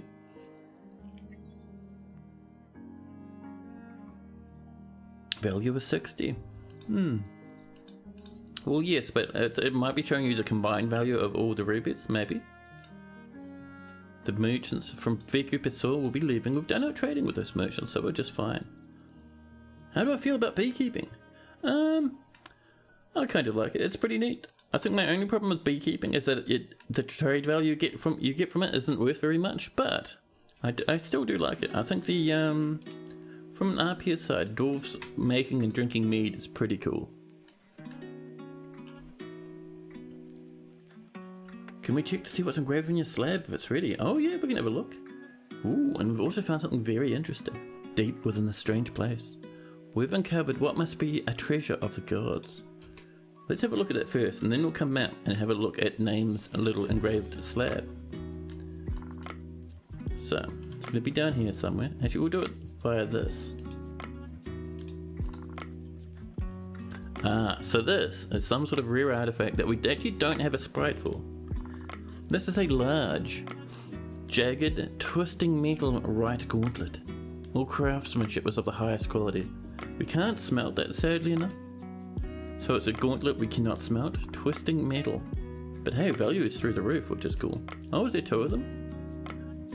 Oh yeah, right and left gauntlets, look at that, very nice. A hunter is fighting. Yeah, we're looking pretty good there. So let's have a look at the slab of ours, shall we? Also, does anyone know if it's possible to maintain the mineral and gem variety of high mineral frequency worlds, but with the amount that is seen in low scarcity worlds? I wouldn't know. I don't do high mineral frequency. It gets a bit too much in the wealth for me. You feel like it would be super weird to try and gather sand from a damp sand wall. Hey, dwarves will pull it off, man. They'll do it. Has want those gauntlets for a cyclops breeding. What? What do you mean? Oh yeah, that's right. We're up here, weren't we? So if it was done, it'll be in here. Probably right down towards the bottom. We have lots of blocks to dig through. Oh, one way we can do it. We can come into the stock screen. Come down to our slabs. Slabby slabs, where are you? Wrap gems, sheets, slabs. There's Neemst. Here's name was taken. Obsidian memorial to name was taken. Here is a well-crafted obsidian memorial for name was taken 001. The slab reads, in memory of name was taken, Elisabeth, born in 15, a very old dwarf, suffocated, slain with a steel spear in the year 111. Oh dear. Creator of Moonshames, the despair of screams, friend of giant musk oxen. So your dwarf, your poor old name was taken dwarf, was stabbed in the lung by a repeating spear trap. And then your lungs stopped working, so you suffocated and died. At least, you were buried. But yeah, let's get some of these slabs in, huh? Where's a good slab spot? Oh, we got some space up here. Looks like it. So, BF, I think it's L? Yeah.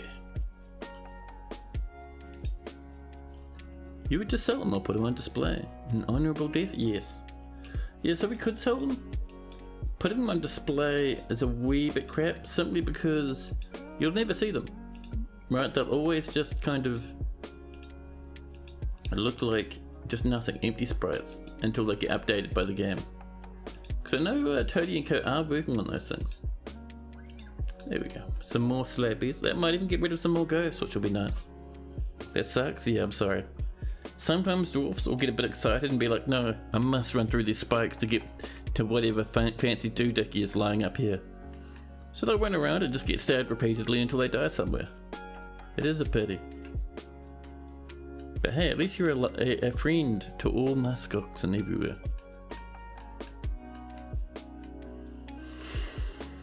Now, we're still not getting wooden bins up here. This coffee, man, I need a more powerful coffee. I will pop off to snag a coffee shortly. No great rush, but I don't want to yawn into the microphone forever. This is looking nice now. So let's get ourselves a little bit more of the gneiss.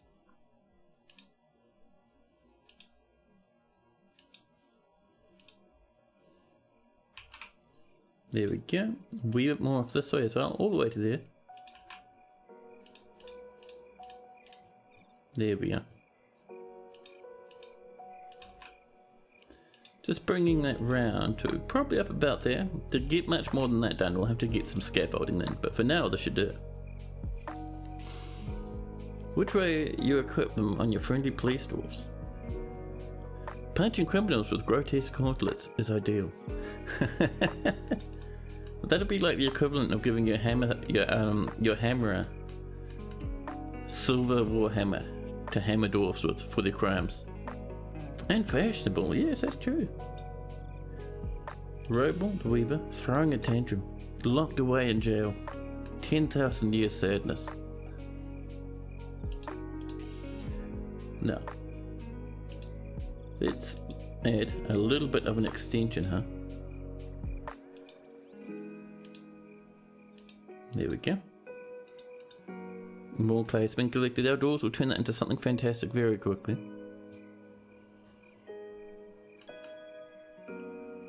The papaya wood chair has been toppled by Neeps again. Neeps really hates this one chair that's like way up on the surface. It's amazing. Just fantastic. Oh, this is ready.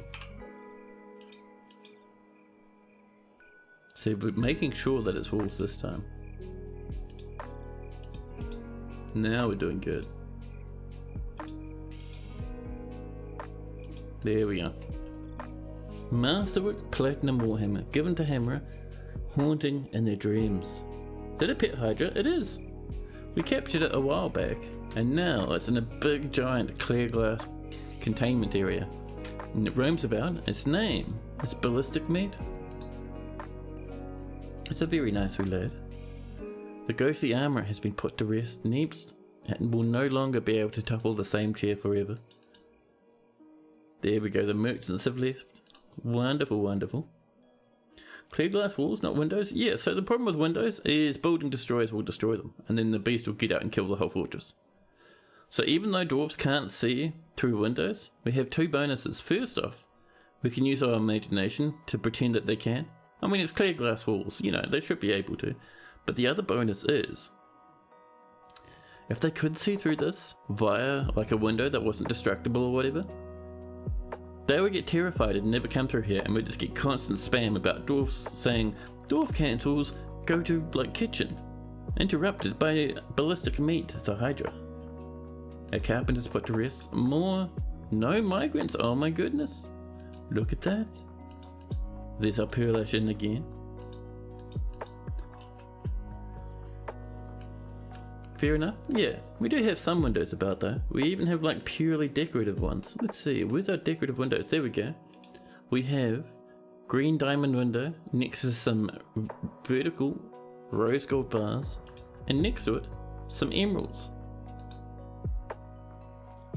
Dwarves can only appreciate scary animals in cages. Yeah. And we could have left this guy in a cage, but it wouldn't look as fancy. We're also doing the same thing over here. We're going to put this wee lad, Bronze Colossus, in this area once this is ready. But in the meantime, I am going to pop up and get a coffee because I am dead tired. I've been having a really bad sleep this week for some reason, so I am a heavily caffeinated lad today. But yeah, I'll pop us into BRB. You guys can enjoy a little bit of music, and I'll be right back with you in a jiffy.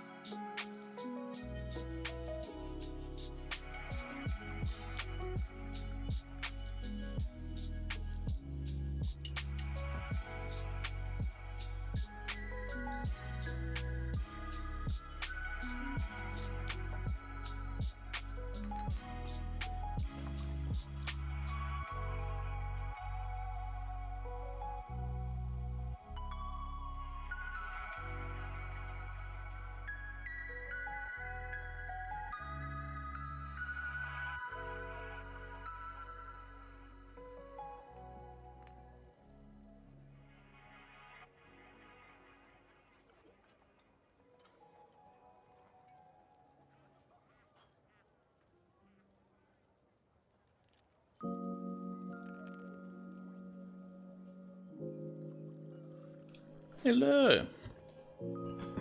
Now see, Deep Space Renegade before was saying the Hydra is just a distorted image in the glass blocks. It makes it less scary. Well, sort of. I like to imagine, for the dwarves to get a good look at this Hydra, at Ballistic Meat over here, they have to push their faces right up against a glass wall. And then they can get a good look, and it really upsets the Hydra as well. The Hydra just starts getting really frustrated, and these goblins just like slamming straight up into the wall to have a quick nosy. Now see Bomrick causing a ruckus. Bomrick has been bullying doggies. This planter is too hardcore for Bomrick to hit them. The diagnostician attacks the planter, but she rolls and scrambles and scrambles and rolls. And then she rolls and scrambles. Oh, a few hits land, but they're getting pretty good at dodging in there. Amazing. Of course, we will be sitting. Ooh, that's a lot of police reports. Go on, Rabel, off to jail. The good thing is our jail is actually pretty nice. People will get in there. What? Why can't we convict anyone? Accuses the Holy Urn, Angu. Apparently, it's just gone. Alright then. We can at least interrogate. Let's interrogate this bard just for fun. Oh, the Holy Urn. Is this the guy we kicked out? Angu. Yeah, Angu's the human we kicked out of the fortress. They smashed the fortress, so we threw them away. Let's get these children convicted. Shem, you absolute menace. Building destruction. Yeah, the Holy Urn is just gone. By the way, if you have these sorts of ones where you can't really convict anyone properly, don't just randomly click on some animal or some dead like creature, because the dwarves will know what you're doing. They'll know that you're just kind of blaming a straw man to get it out of your list, and everyone in the fortress will have a really bad mood because of it. Sentient potato, also an entity's not seeing through glass constructions. Player can see through glass walls, but no entity can see through them. Yeah.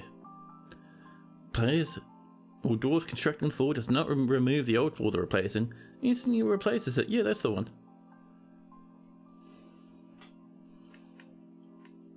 Yeah, people do that, using the floor to have a quick bit of a sneaky nosy at the spire. It's a good wee tip. Myself, I don't do it too much. I think it's a bit too cheaty. I like to go old-fashioned when it comes to our fancy spires. Do they even have elven and human children in the game? I think they should do. I don't. The thing is I've never seen humans get into relationships, which would then let them have children. But they probably do. We just don't see them in the fortress more than likely. Oh, we've made it down to here, where that floor was. We need to go one level more, down in here. This is where things get a little bit amazing. That's where the adamantine will be, and hopefully we won't immediately crack into some demons. If you have a mod to play as them, they do. Ah. But dwarves do not mind much if you just send somebody to have magma baths.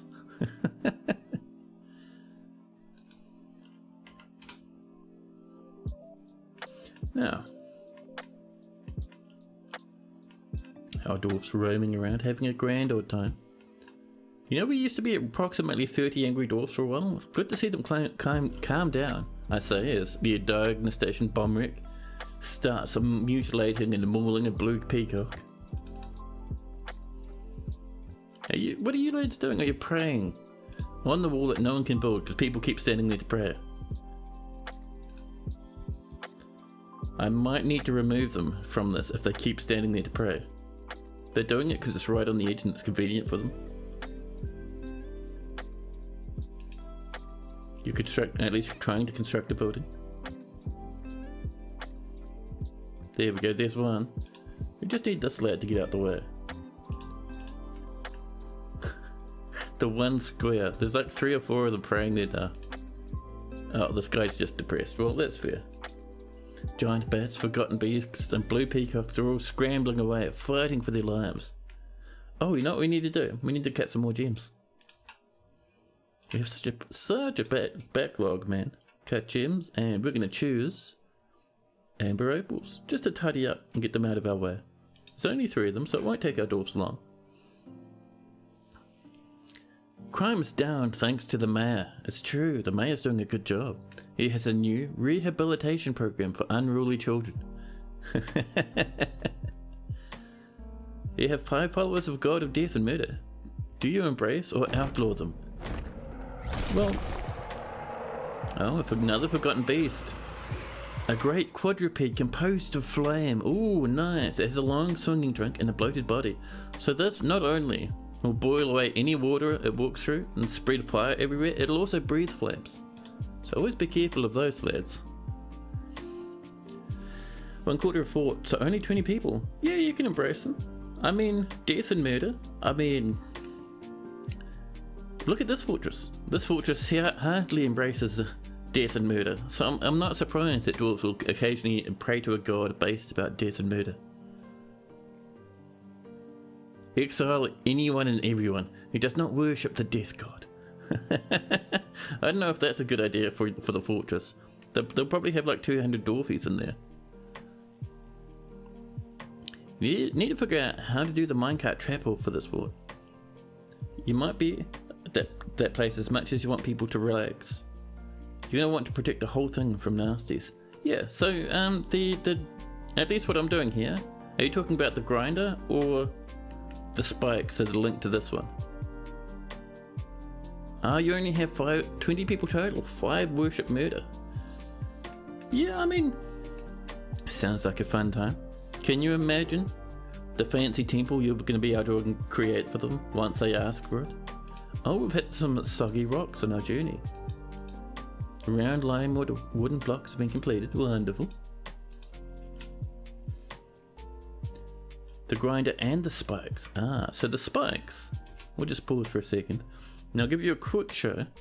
So the spikes, the grinders are just loops of minecart tracks. You can see minecart tracks, and then on top of them we have rollers. Nice rollers. And they need power. So you can see we have these little mechanisms. And seeing these 2 rollers here are next to each other, they'll share power.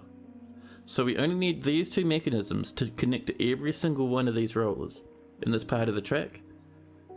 And these mechanisms, they actually don't connect to anything else. They're just to link this big block together because it makes it easier for me to look after. This big block is linked to these, which is linked to these tracks. And over here as well, linked to these tracks from these mechanisms. But however, if we look at this one here, it comes up a level, up another level, and then it just got it connected to a handful of windmills. Nice and easy. And that powers us a whole lot.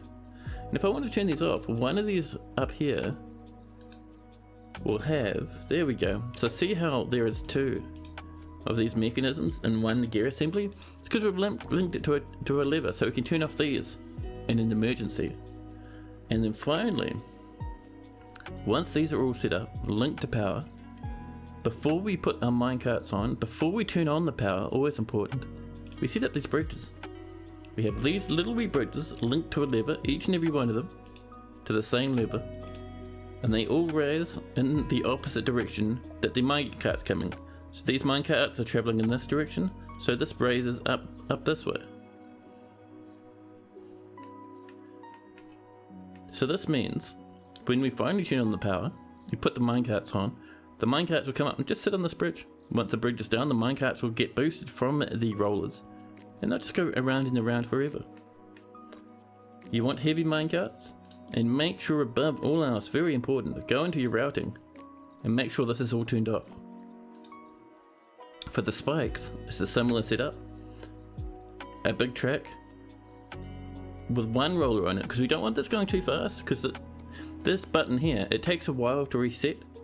So if this goes around really quick, this will never reset. It'll always just keep getting pressed down before it does. So this runs very slowly, and this power is, I think, the lowest power possible for boosting. So this comes up slowly, it rolls down, see opposite direction that the bridge is raising, hits this little thing which pushes the spikes down, and for some reason that was paused, but no, yeah. So we've got it set up so that this resets itself after a few seconds. So when you build your pressure plate, I can actually show you. So it'll be in buildings, and then traps, pressure plate, and see how it says resets? That's what we've got there. So it resets itself, just like a few seconds. This is running very slowly, but I notice it resets by the time it gets up to about here. Now set it to minecart's trigger. I just say anyway, it doesn't matter. And we just bob it down. Nice and straightforward. Very good defense for your fortress. They are called the Doom Skulls. Really, is that the name of the religion? That's amazing. Amazing.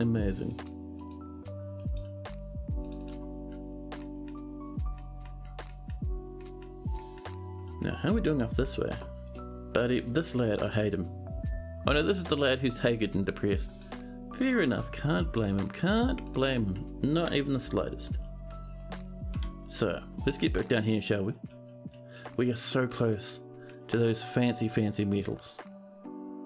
So we've down here, but if we look, that's soggy. Wonder if it's soggy 1 square to the north. We can also mine this pretty safely. All that is soggy, that is not. That tells me we can mine this and be happy. So we'll mine this out and we'll see if we can't come down the level here. It is just a simple dwarvish repeater. That's the one. It's handy though.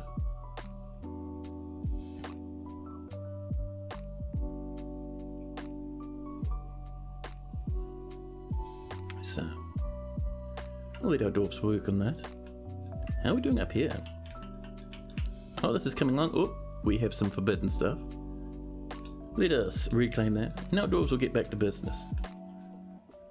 Meanwhile, we can come over here and get this coming along now.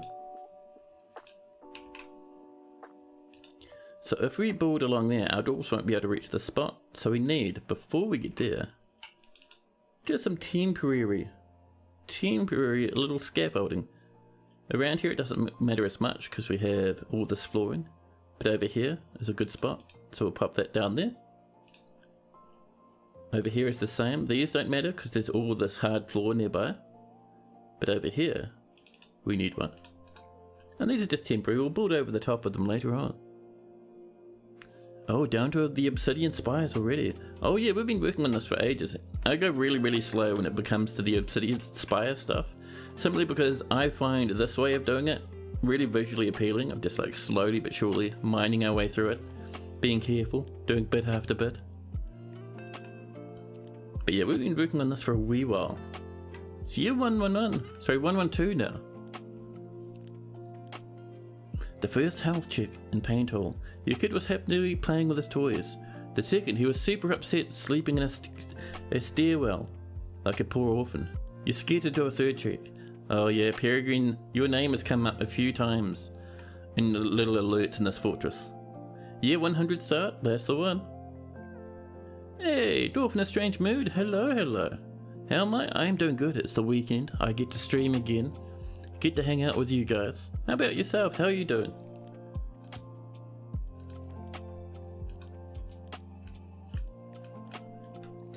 Now, I'm keen to do this again, man. I reckon that looks really, really good. There we go. That little block here is done now. Now we're looking better.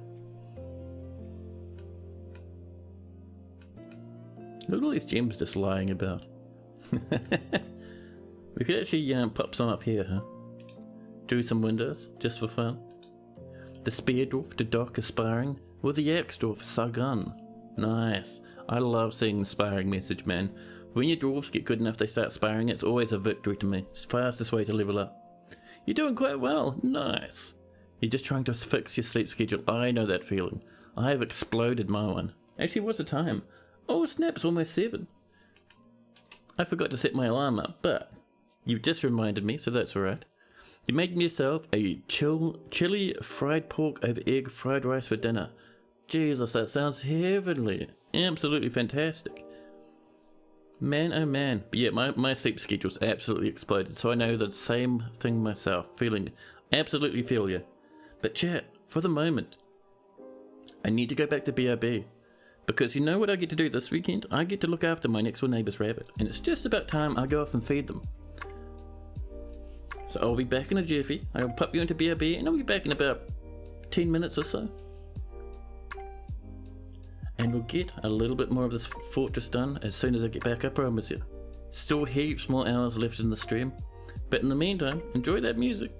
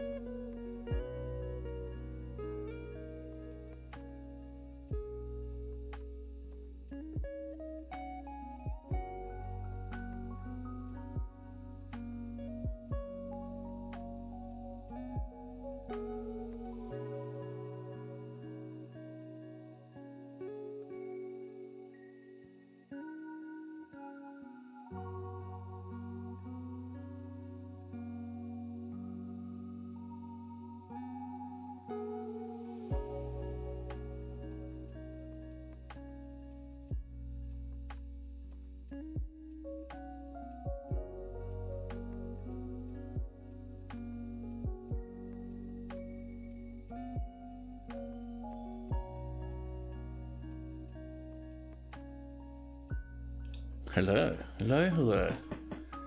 The rabbit has been fed. It was very happy to see me. It didn't even tear up any paper this time. Sometimes when I turn up to feed it, this wee rabbit called Oreo, he gets very excited and starts ripping up some of the newspaper sitting in the bottom of his cage. But this time he's just like, oh hey, give me a pat. Give me some beans and lettuce. Good times.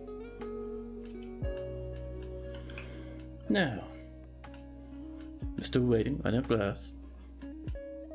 It's getting there though.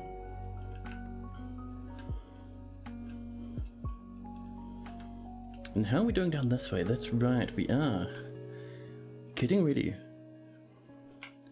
to try and get ourselves a bit of this good stuff. Look at that raw adamantine, the fancy blueness. Peregrine, the peasant. Peregrine grew up at some point. They were only a little baby a while ago, but they're up in the library, slipping into depression. They'll get there.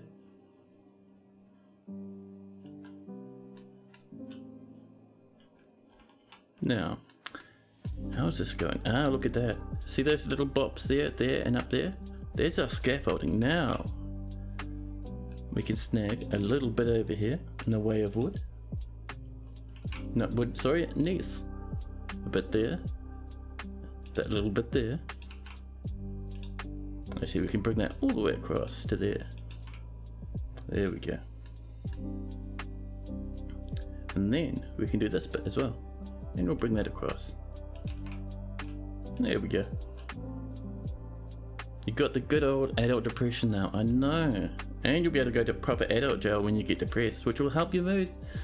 Bump up your wee little dwarfies' happiness levels and slowly but surely cure you of your haggardness. Unruly child turned grumpy adult. Yeah, but things are looking up now. Because now that Peregrine is an adult dwarf, they can go off and get help. And the kind of dwarven help, they just get locked in prison in a very nicely decorated cell for a while, which will slowly but surely bump their happiness levels. Let's get ourselves some restraint, shall we? Making sure we're getting nice high quality ones. These rope and sheet will look nice, will sound nice, but we have gold ones. And we're actually out of them, so let's go for some more. Should we go for some rose gold chains this time? Rose gold chain, there we go. Good stack of 10 should do us wonders.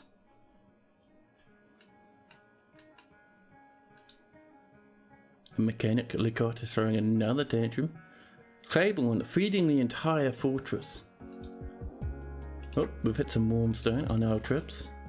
Right there, so it must be on the edge of some sort of magma shenanigan. What if we went over here? Oh, it's warm there. We might get magma if we go that way. That'd be upsetting.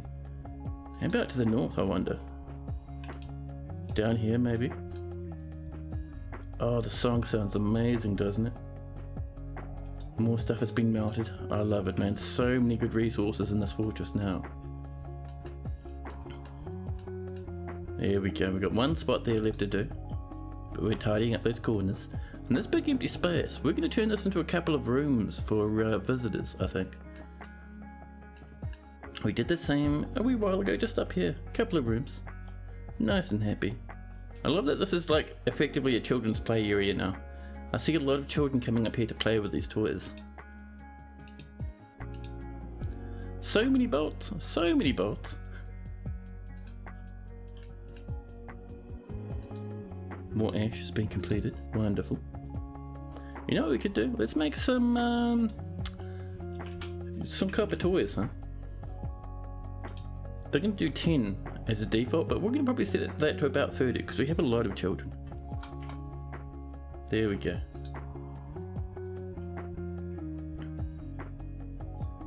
We're running low on lead.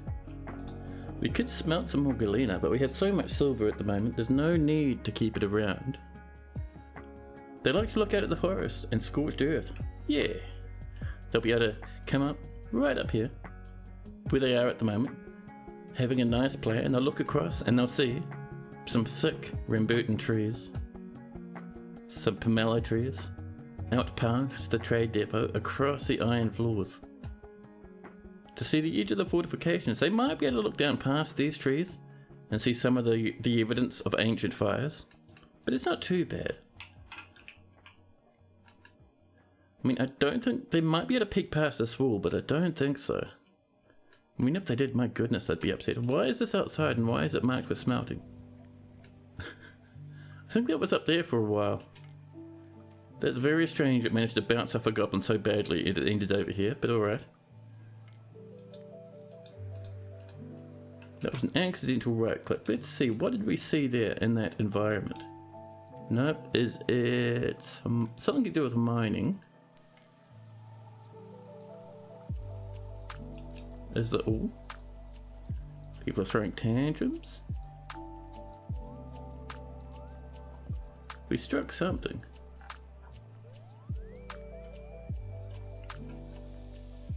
Let's see.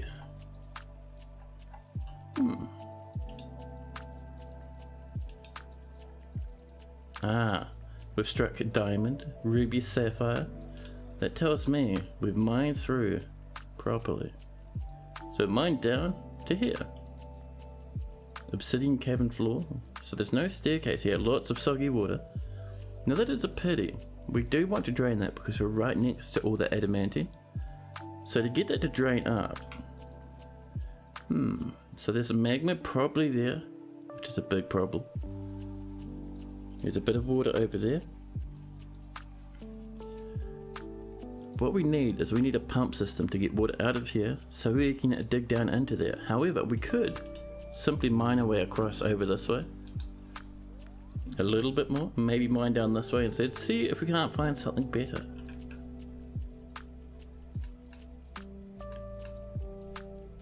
More metal objects have been melted and there's so much more left to melt. Fantastic. There we go. This is ready for the next batch of nests.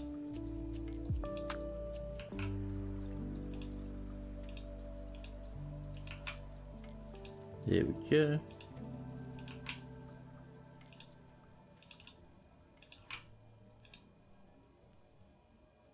And that spot there. Now we do kind of want this to actually extend around this way, but rather than doing that with walls, we might be able to get away with doing that with iron bars. And up there as well. Maybe, we'll have to see. You've been saving up for your statue. Can you hear some of Rocco's trials and tribulations to get an idea on what to commemorate? Well, let's have a look at what Rocco's been up to, huh? They've been working hard, man. Rocco Gaming V II, currently meditating, pretty good mood. They're a musician and a cook. Let's see. So if we go into thoughts and into memories, we can see what's happened to them. Let's see, dwelling upon seeing a goblin's dead body, and you learnt to value peace. So seeing the goblin dead is a recurring memory for you. Those are the big ones. We want the recurring memories. See, is that in personality? No. Let's see. Yeah, actually all of these are recurring memories. What am I saying? Anyway. Remembering being find hastily arranged trap. Less of a trial, that one. Oh, look at that. Being granted residency, there's a good one. So residency is a nice one. Being spooked near dead bodies bad enough that you started to value peace. Wonder. Remembering incompletely performing the rites to your religion. Having a fantastic drink at one point. But we're talking mostly about residency, that body there. Let's see. Talking to father, exhilarated, being attacked. Ooh, spooky. Fancy bedrooms. Accepting suffering a major injury. So there's a goblin corpse. There's the major injury. There's the being granted residency.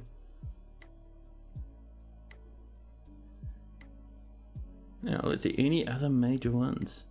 Being forced to endure the decay of a friend, becoming more prone to stress. So there's 4 of them there. That should probably do. Yeah. Is that good enough, Rocco? The Baron of Shocklands has imposed a ban on certain exports, and someone else has become a spear dwarf.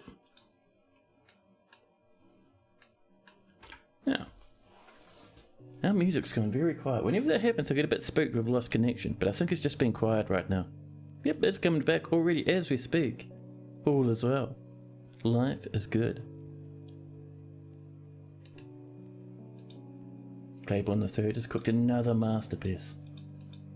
Almost up to 1,000 food again. It's not bad. Not bad at all.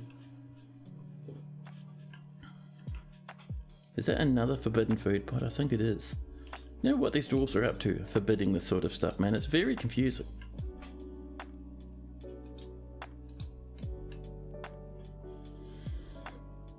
Now. Rocco with his back turned towards a goblin's dead body. A sword falling from his hand and an olive branch, signifying peace in his other hand, with a beam of light shining into his eyes, and he looks painfully upward towards the sky. The sword should be bloody. Ooh, sounds like it's coming along.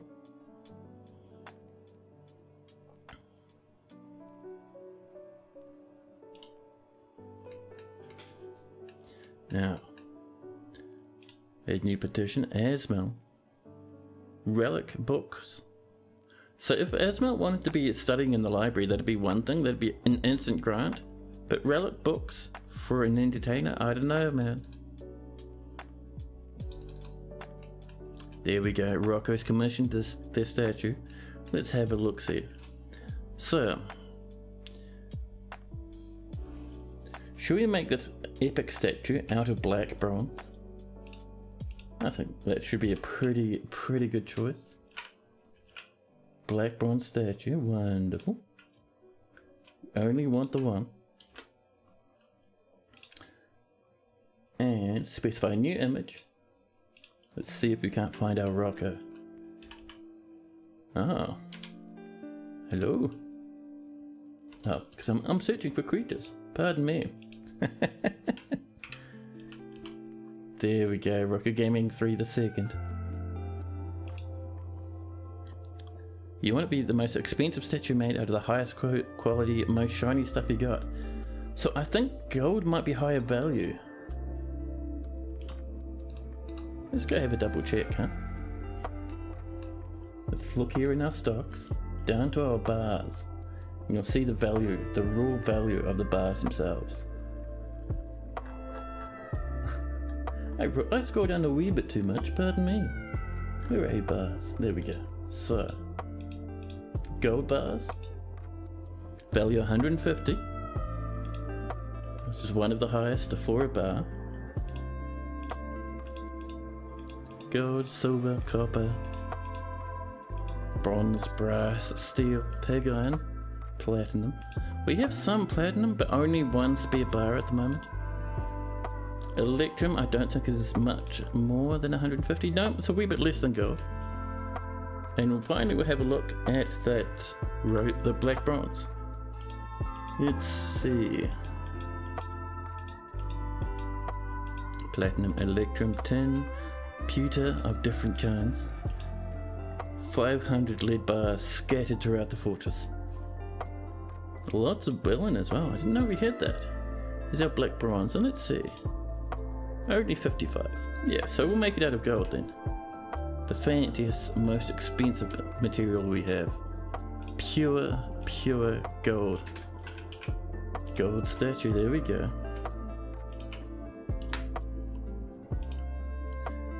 Now, new image, creature, nope, historical figure, we're looking for Mr. Rocker. Of a dog, listen. There we go. Let's get rid of that doggy, sneaking into the statue like that. So let's see.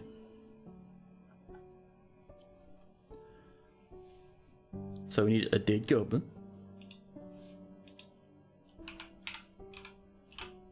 Goblin, there we go. A sword. Let's see. Object. A sword. We'll do a short sword because that's what dwarves usually use. And let's see. An olive branch. We can't do a branch. Can we do an olive plant maybe? Allele? No.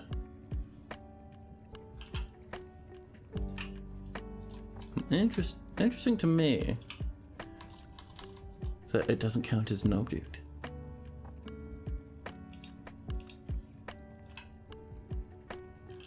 We could do an olive tree. How about... Apparently all we can do is an olive tree, so is an olive tree good enough? I hope it is. Oops. An olive tree in the background. Not quite as good as an olive branch. A white dove signifying peace? Oh yeah, we can do that instead of an olive branch.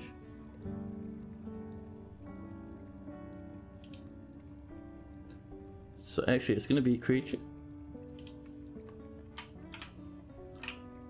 Oh, there's no doves either. Oh dear. Well.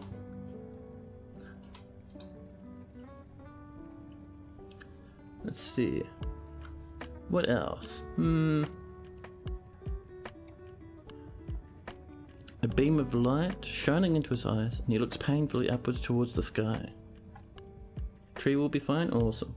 So, now we need to do our actions. Breaking through the ground. Yeah, that's the one. So, action. So.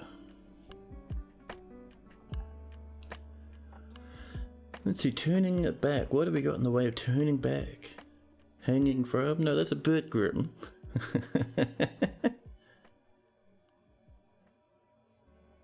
Making a plaintive gesture, maybe. The goblin. And then, relationship. We want the goblin dead. The goblin is dead. And let's see. You want to be like praying or making a gesture towards the sky. It's praying, there we go.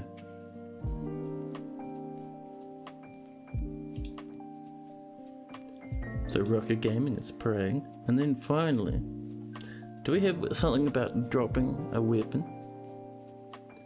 We could refuse the sword, that might be our best bet, but let's have a look. Striking down, surrounded, torturing, traveling, weeping. Looking confused, dejected and terrified. Let's see.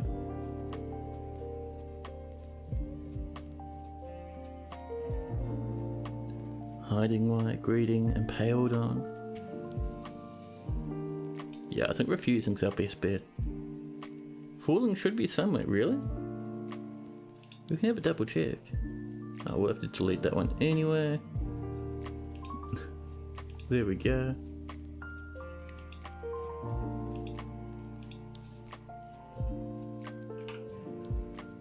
Oh, the sword is falling. There we go. Dwarven assemble piece should be the tunnel tube. Alrighty. That's looking alright, I think. This is an image of a Rocco Gaming V II, a goblin, a short sword and an olive tree. The goblin is making a plaintive gesture. The goblin is dead. That was supposed to be Rocco making the plaintive gesture. We'll have to touch that up. Rocco is praying. The short sword is falling. Yeah, I made a wee bit of a mistake there. Let's go up and the goblin is making a plaintive gesture. No thank you. It should be...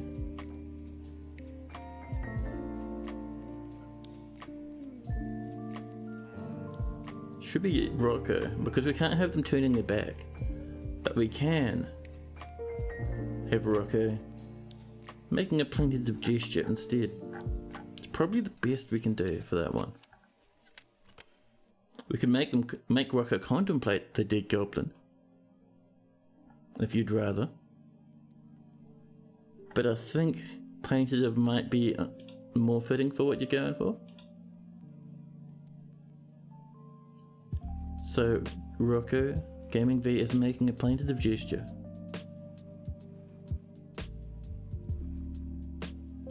You're not sure what plaintive means?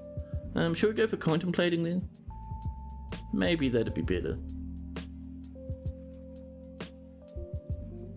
So action relationship. X is contemplating Y. Rocco Gaming V is contemplating the goblin, and then we'll delete the plaintive one. That's a bit better. Yeah, let me know if you'd like something better than that. But that should be good. And we'll let the dwarf name it themselves. Should be fine.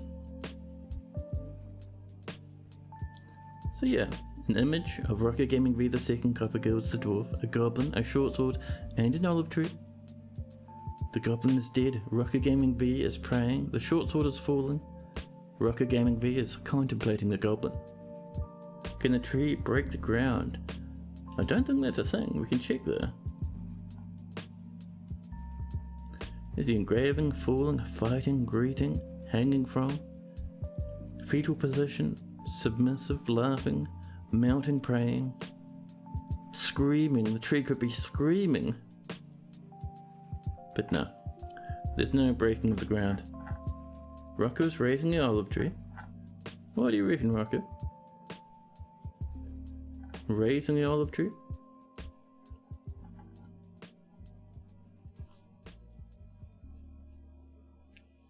Sounds good to you? Awesome. So X is raising Y. Where are you raising? Massacre? No, we don't want to massacre the olive tree. There we go.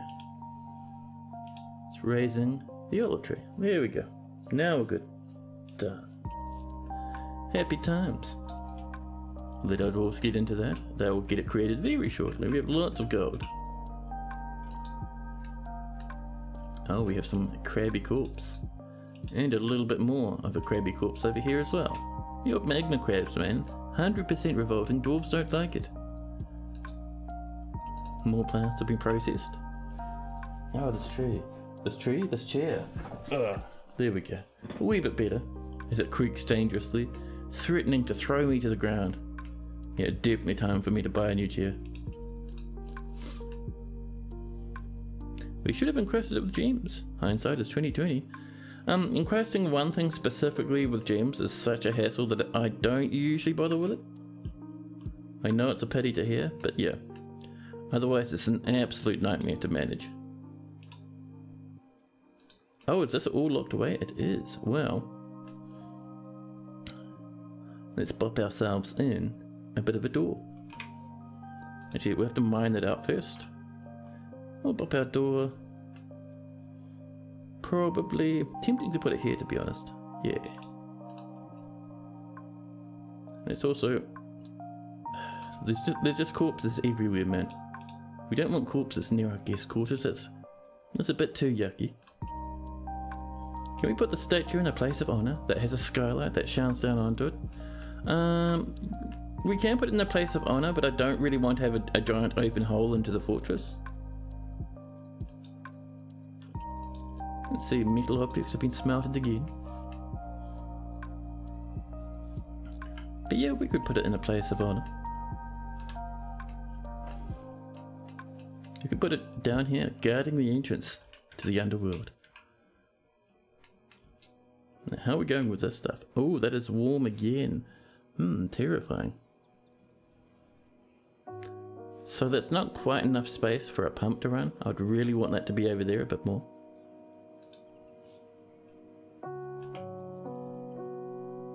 Now a lot of that could be from up this way, actually.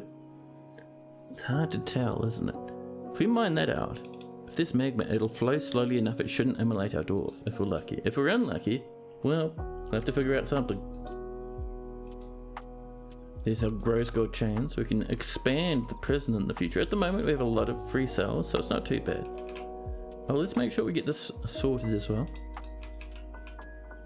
Oops, no. BFU for a statue. Of air smell. Mirror turf, there we go. A baron of Lance Pass is visiting. How are we getting so many wild boar going ham down here, huh? Just really kicks up the mosh pit. Let's cut some gems as well, shall we? I saw those other ones just done. We can do 6 black diamonds. Nice. I swear, if you put it in the toilet room, so help me. Dude, we'll put it in the animal toilet room.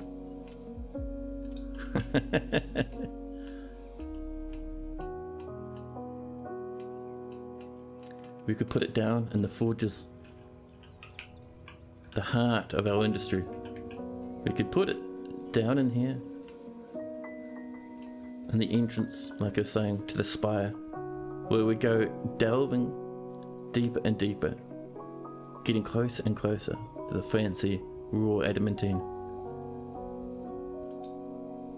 Some elk bird are fighting. Do I have a church? We have a couple actually. So we have, first off, this ancient church down here, the Deep Rogue. This is our original church, no particular deity. It's a temple complex because it's worth so much money. All visitors are welcome. And if we come over this way, down below our tavern, we have the Earthen Abbey, a temple complex to the Silvery Sect, 51 worshippers. Those are both guilds, but yeah, I think those are our major 2 temples. Can you commission collectible figurines? Sort of. If we make a figurine, I don't think we can specify it too much. Like if this is a demo, a rock figurine. Oh, we can specify the image. Holy crap, I didn't know. Also, for this stream, no, but I will set up a redeem for it for the next stream, and it'll be cheaper than a statue. You think the miner is on fire? Oh no, really? Let's go have a look. Oh dear. Irel, the High Master Miner. 25 years old. Their mother is already dead as a ghost. Their father will be left alone. Poor old Irel, only a baby. And they take our fancy bronze pick with them. I'm sorry, buddy. Now the real problem is it's going to be annoying trying to... I suppose we can let the magma mix with the water and just mine out the obsidian it creates. Oh, hello. Yes, a masterwork has been lost. Oh, down here. Maybe you just wonder what happened to that masterwork. Interesting. But in the meantime, Code and our planter withdraws from society. Off they rush. Out of their bedroom and into the wider fortress. Have fun, don't get too deep in the magma. Oh, you're heading off, Lennox? Well, thanks for hanging out. It's always nice to see you around. And that is a cloth hair shop. Oh, legendary clothing. Very nice. Good luck. Rip miner, voracious magma has struck down the unlucky dwarf.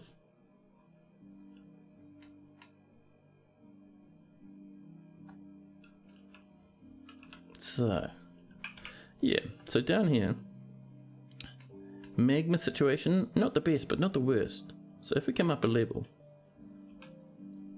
so that there is safe to mine away, and that there is water. So we can channel that across, and let the magma and the water start mixing together. Should be pretty good. More potash, there we go. More magma crab babies for some reason. We don't have any of those in the fortress. They're actually just wild creatures breeding away in the magma sea altogether. Actually, we might do this instead. That'll be easier.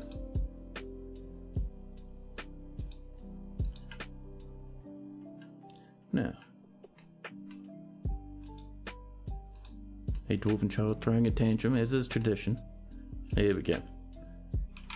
Just pop in some flooring. We will use a piece of Nest. And in here, we can finally get this stuff coming in. So, yeah, you're getting tired. If you're going to get that fort build up if you can help it, because you honestly think it's going to be fun to play around in. A hollow tube of a tower and design it from the ground up. Oh man, yeah, I'm keen to see it, dude. 100%. It's going to look so good once you're done with it. If you have so much olivine, but it's such a yucky block. Should we do it anyway? A bit of olivine discussing also. No, we have silver, don't we? Don't we have heaps of silver? Let's scroll down and check our silver stockpile. Lots of diorite, actually. 209 dacite as well, my goodness. But yeah, I'm getting the need for silver. Granite, look, good bit of marble.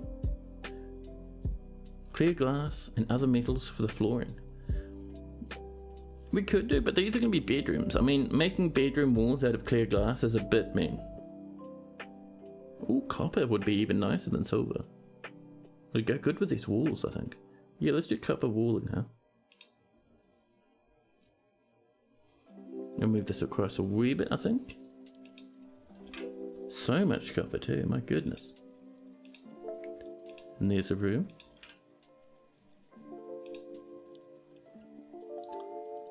And let's see.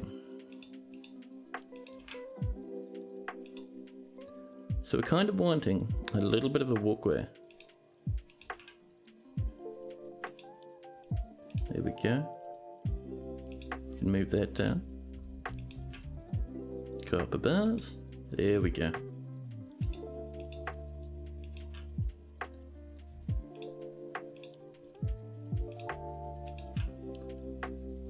There we are. And that there is a couple more bedrooms. Nice. Perfect. Right, so let's cancel these little spots so we do have some doorways into these rooms.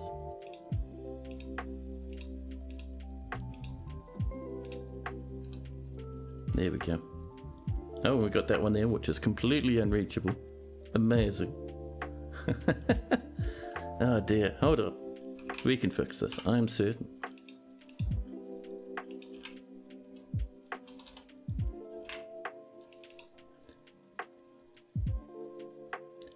So I think that could be a bit of a squeeze, but if we put it there, that's still not too bad. It's a bit of a raggedly room, but sometimes raggedly rooms can look pretty nice. There we go, and then we can put our door there. There we go, we'll let our dwarves work on that for a while.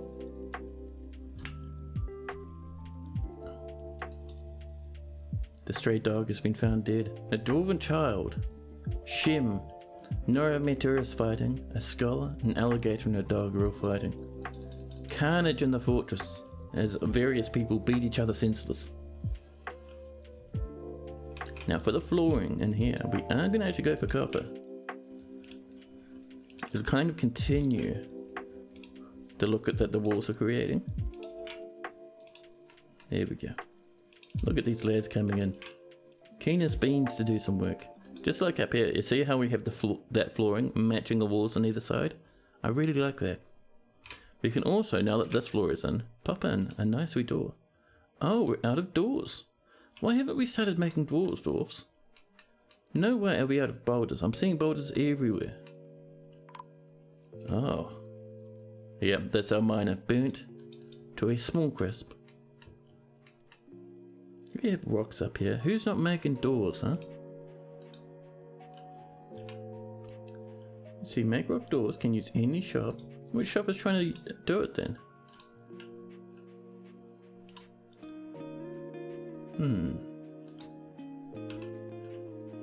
I think we're having a bit of a problem with trying to make a door in one specific shop that doesn't have access to blocks. So what we'll do instead is, I'm going to set that to 10 again. Amazing. Nice and easy. Where's my coffee? There we go. There's our statue. Rocco's a statue. Someone has created a masterpiece gold statue of Rocco. Amazing.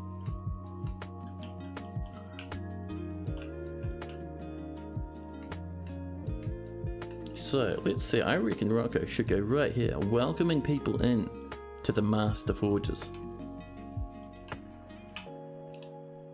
And our gold statue. There's Rocco. There we are. We'll mine that up. And put a little bit of extra flooring around poor old Rocco there. Do some engravings as well. Very nice. There's our clear glass blocks, our second batch. Perfect. Let's get this continued.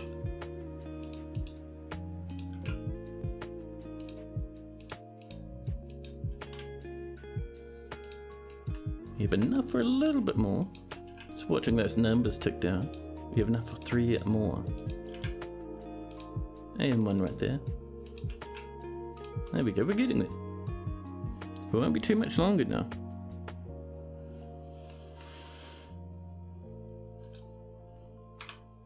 Down here. Deep into the depths of the fortress. This is ready to go now. Let's start to channel it. Yeah, if we channel up, we're just going to start hitting the magma ocean.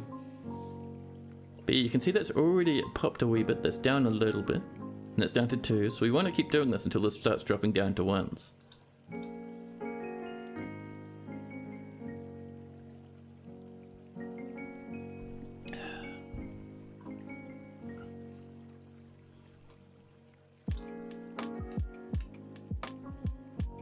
People already coming over. I love it, I love it. See how engravers are working very hard on this stuff. Now, oh yeah, up here. Let's smooth that across. We're gonna pop some gemmy windows right in here. Just to boost some moods, you know. It'll be fantastic, I promise.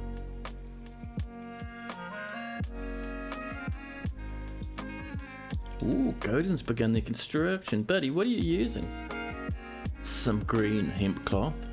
Ropeberry cloth, green also. A lump of firelight, just a big boulder of firelight. Tapered baguette cut braces. Nice green gem, that stuff. More bones from human swordsman corpses. So dwarves shouldn't be doing this because humans are self-aware thinking creatures. So our dwarves shouldn't be turning these into decorations, as far as I can tell. Something's gone weird with this world, I think. Some silver bars though. Pear cat praises. Ralph milk quarters. Crushing cat praise cabochons. Ooh, lots of jammies. Lots of jammies. And how are we doing up here, huh? Look at that. Doesn't that look awesome? I think that looks pretty good. So before we can start not decorating, but like stuffing in our furniture, we do need a bit of flooring up here now. So, whoa, that was terrifying. My antivirus just blasted up in front of my, ooh, pardon me, I have shrunk the window. Yeah, the antivirus just blasted up. Gave me a huge fright, and in dismissing it and dragging it out the way, I have resized my window weirdly. You come down a wee bit more, I think. That should do us, I think, yeah. They shouldn't be using them bones, it's very strange. This world's gotten a wee bit silly. You love it? Elf bone goblets next. We're saving. There we go. We're hitting early autumn. Will we get the dwarven merchants this time round? It's been so long since we've traded with them. I am excited to see it happen.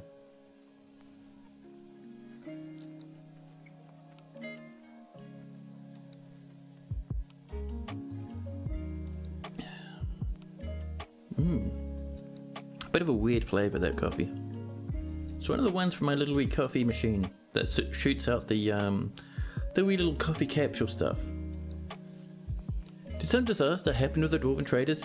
The last few times the dwarves have come to trade with us, we've been like under attack with like elves or goblins or undead or something. Sometimes we've actually been chased off the map by invaders. It's been very silly. Still no doors, huh?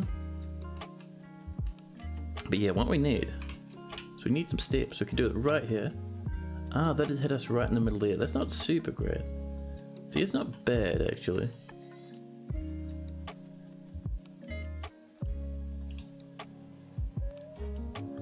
Guys, the goblins knew the dwarfs were coming. They're like, nope, nope.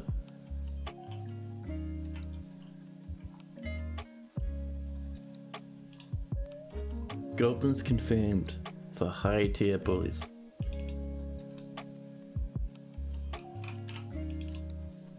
Let's get that tidied up while we're here. There we are.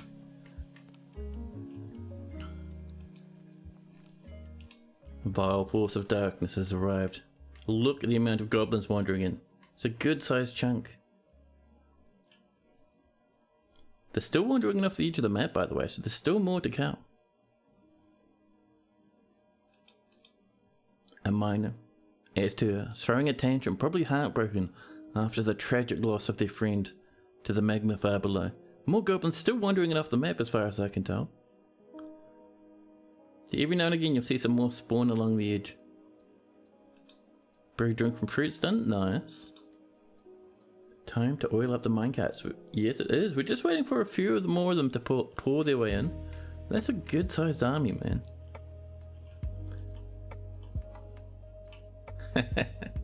All the ashen landscape everywhere. Ah, look at that. That's good, that's good. Ooh, that's very bad. Are we having a bit of a riot during the siege, are we? Yep. People are tearing each other to pieces. I'm surprised no one's fallen into the magma after all that ruckus. Look at the blood everywhere. Someone smashed the lever again. We can tell because of all the forbidden mechanisms everywhere. Carnage throughout the fort. The goblins won't even need to do anything. Look at that fight. Godin the planter has created Zeberathul Milolukban, a hemp right mitten. We're having a small riot. Let's have a look at this artifact before things go any more out of hand. Civil War? No, it's not quite a civil war. Civil War these days, good old resonant cascades? No. Loyalty cascades. They don't really happen anymore. They've been fixed for the most part. You can force it to happen by getting one of your military to kill one of your own dwarves. But it's not as bad as it used to be. But anyway, let's read up on Smolder Petals, the Messianic friend. Value is approximately 10,000. This is a hemp right mitten. All craft dwarfship is of the highest quality. It is studded with silver and encircled with bands of pear-cut milk quartzes and marquee-cut praises. It is made from hemp cloth. The thread is emerald with emerald dye. This object is adorned with hanging rings of human bone and menaces with spikes of rope red and firelight. Just randomly human bone. Bloody dwarfs. What is wrong with you? On the item is an image of some forgotten beasts. In hemp, on the item is an image of a buck vandal, the elm ending window and prayers. On the item is an image of a rectangular capuchon and prayers.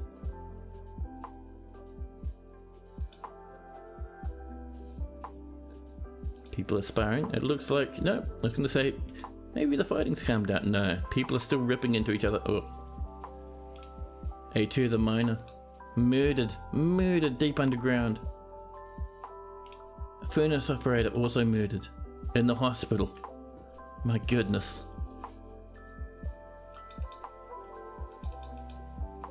A chicken has died.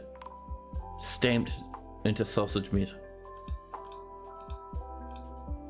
And the dwarfs won't stop fighting. Oh my god, blood, teeth, vomit, crocodiles and socks in all directions. A farmer has been found dead, murdered again.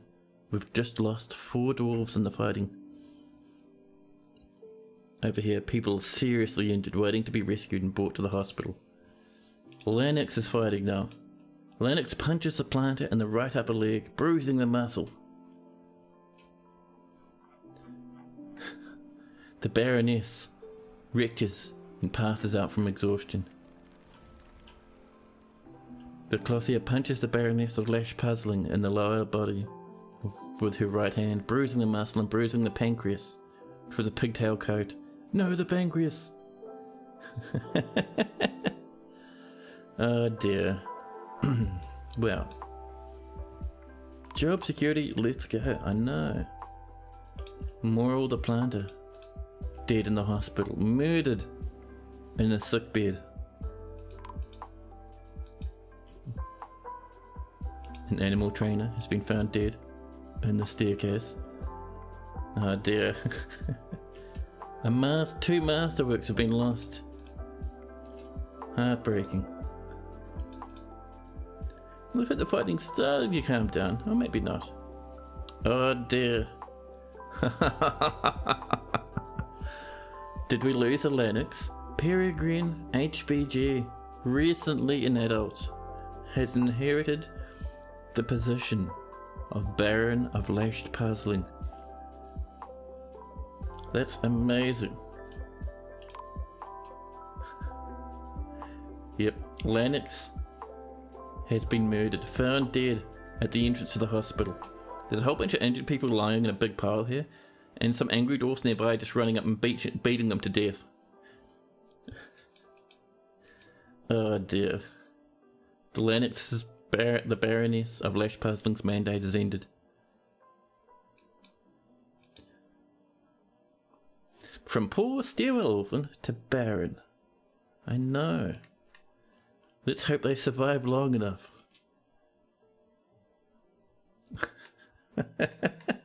To be honest, as fun as this is to let go, we need to actually turn on the civilian alert just to get people inside. And Peregrine would like a statue. Of course, of course. What sort of statue would you like? What material? What's it all about? Come on, dwarfs, in you come now. Looks like the fighting's calming down slowly but surely. Where's the gobos? The gobos are being very patient at the moment.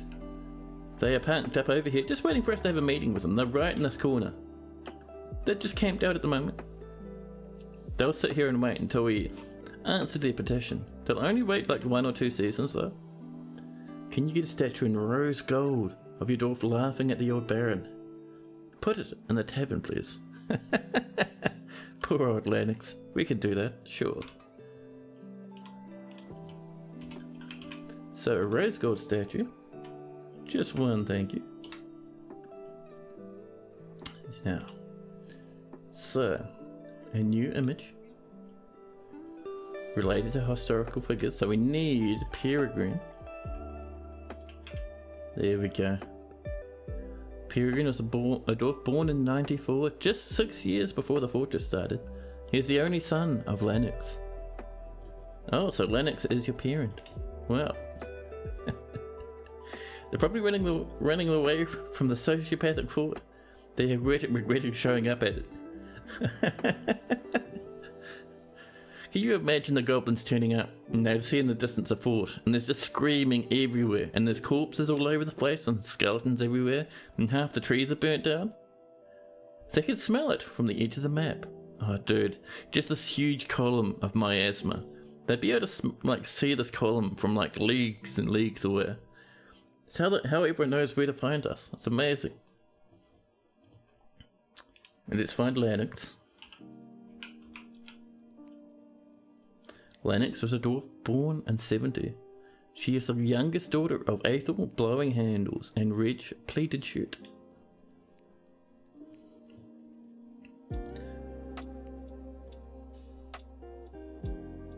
Laughing at the old Baron, awesome. So action, you want see devouring, engraving, fighting, greeting, hanging from, impaled, hiding.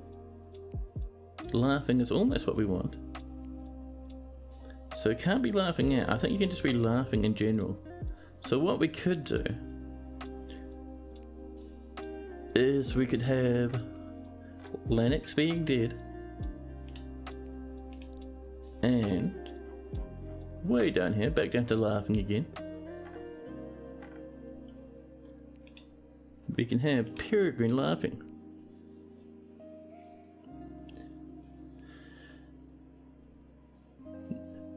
You can start finding teeth in the grass kilometers from the hellhole itself. Amazing. If this is how dwarves treat their friends and family, what would they do to invading foreigners? That's perfect, awesome. Cool. There we go, and that needs to go in the tavern. I have to keep an eye on that. Dwarves are still coming in. So many dead. Only one named though. We're still having a little bit of fighting. It's not as bad as it was though. I'm alright with that. Let's see, is there anyone left outside? Are we all good now? We're looking pretty good. Nothing up here is broken. All the pumps are running. Wait, hold on. Okay, total power 360. We're looking good there. These are all running. Wonderful. So, the planter to start this fight. Pardon me, hiccups. Thundering through my body. So, we need to get down. We need to pull some levers. We'll pull the entrance lever. I should be linked up if we're lucky. We're also going to put these in. Let's see, we have 1 emerald, 2 green diamonds, 10 cherry opals, 2 clear diamonds. We're going to go for 2 lots of cherry opals. And in the middle, we'll probably do some jelly opals. Yeah, there we go, an opal set of fancy windows.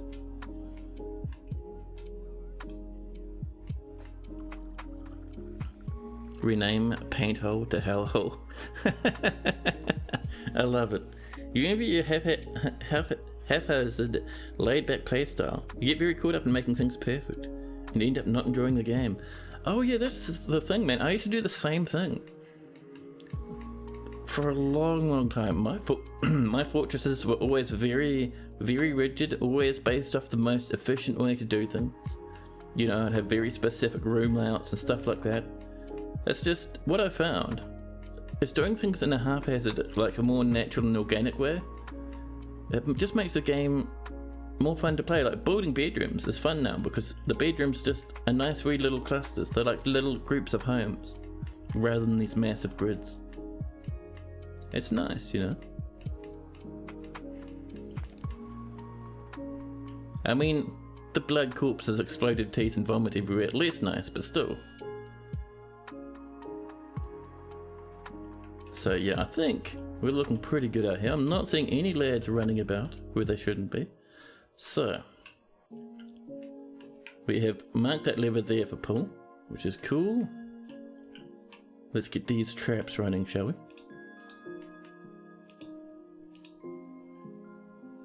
And let's tell our dwarves to do them very quickly, because otherwise they'll sit around doing nothing. Yeah, we're not fighting anymore, which is good. Dwarves will come out and start cleaning stuff, which is wonderful. So we're sealed up. Everyone has to go through the scary entrance now. And soon, these will start running. I love, by the way, somehow a tree has grown up inside of this.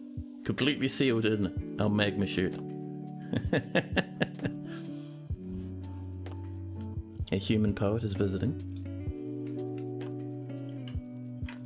Our traps have started. Right, it looks like we're good to go. All we've got left now is we need to get our military up here. I don't think we lost much in the way of military. So we should be good to just bop them around to their normal places. We'll get the crystalline folds up in the guard spot. There we go. And now we can come into these. The parley. The midnight of bejeweling. Wishes to parley in order of it to avert loss of life. I'm sorry, but no. And Shibby, special lucid, wants to eradicate monsters. The answer there is also no, strangely enough.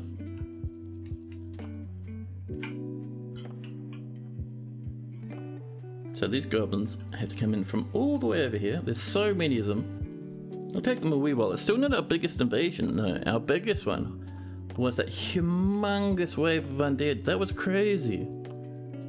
I wouldn't be surprised if they don't have any more zombies to attack us with after that. That was like the wildest thing ever, man.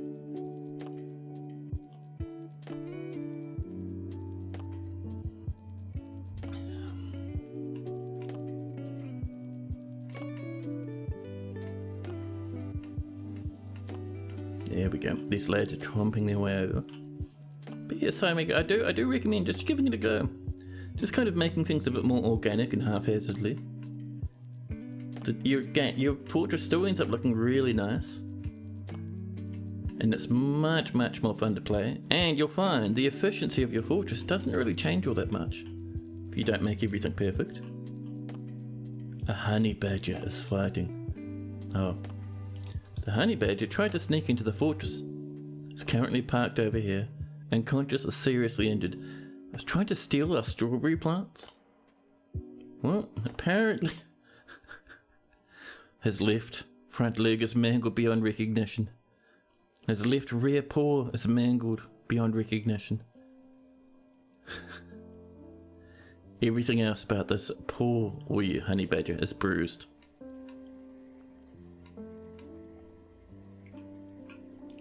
How are these goblins going? It'll take them a long time to get over here, actually. Oh, a human poet tried to sneak in. Got absolutely ran over. Here they come.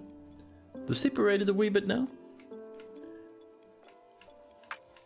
That's a good amount of goblins, I've got to say.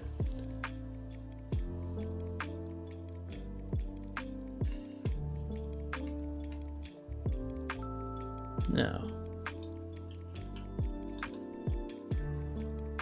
So these lads, what are they wielding? Iron whips, copper shields, leather tunics, or the copper mail shirts on top. Lots of iron, lots of copper. The copper will just melt away to nothing. The iron though. The iron we can smelt for our own devices. What? Avus, the beekeeper, has been missing for a week. Avus, did you fall down into the magma pit? Were you over here when the fighting started and you just fell off? Avus might be having a terrible life now. Listen, goblins, can you lads get on over? We've been working on serious mining projects. We've split up into two entire separate squads now. So this first squad I think will hit with a bit of the warm liquid. A planter Logan is throwing a tantrum. A honey badger is fighting once again.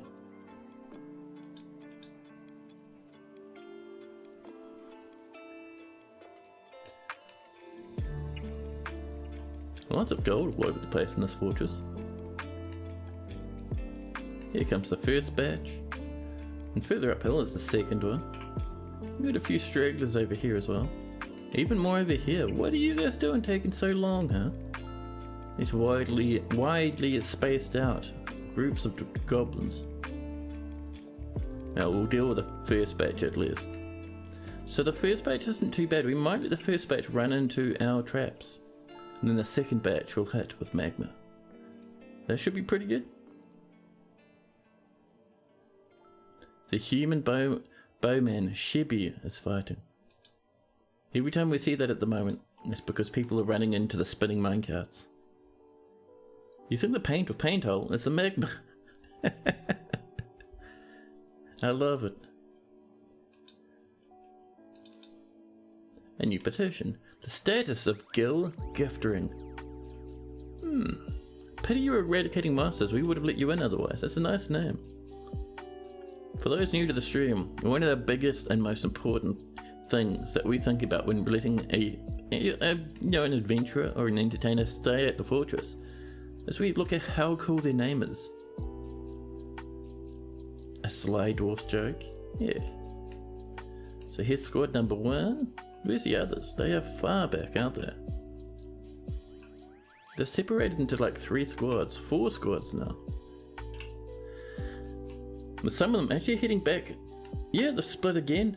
The tiny wee squad over here, these lads, we can easily let these lads rush into our blender. It's only a tiny wee squadron. Uh-oh. The mechanic is beating people. The mechanic punches a planter in the head with his right hand, bruising the muscle, fracturing the skull. Oh my god. And you're up in the planters guild? You can't murder people in the planters guild, come on now. Oh, there's such a tiny squad down here. Where's the rest of your lads, huh? Oh, some of them are stuck down this way? Is that what's going on? Yeah. So there's 4 up here. There's 1 lad at the front, finally getting ready to enter the fortress properly. Oh, he's taking a moment, waiting for his friends to catch up. Dodging around, here we go, and... oh, dodged the first minecart, nice. Be careful now. Oh, nope, didn't survive that one.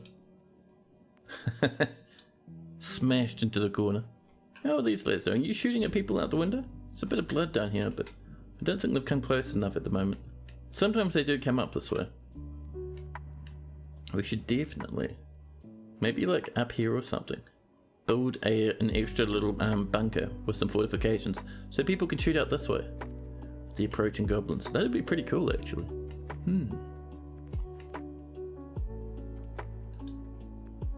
Oh, I see a lot of goblins ran into here while we're looking at the archers, and they're currently stacked up in the corner.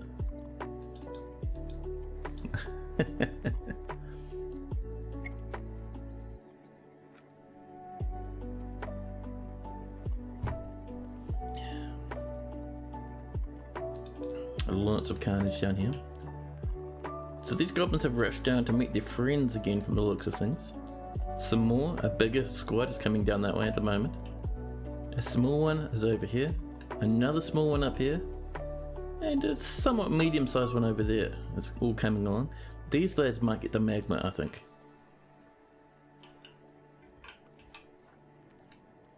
Yeah, the ones that came through here, ruined.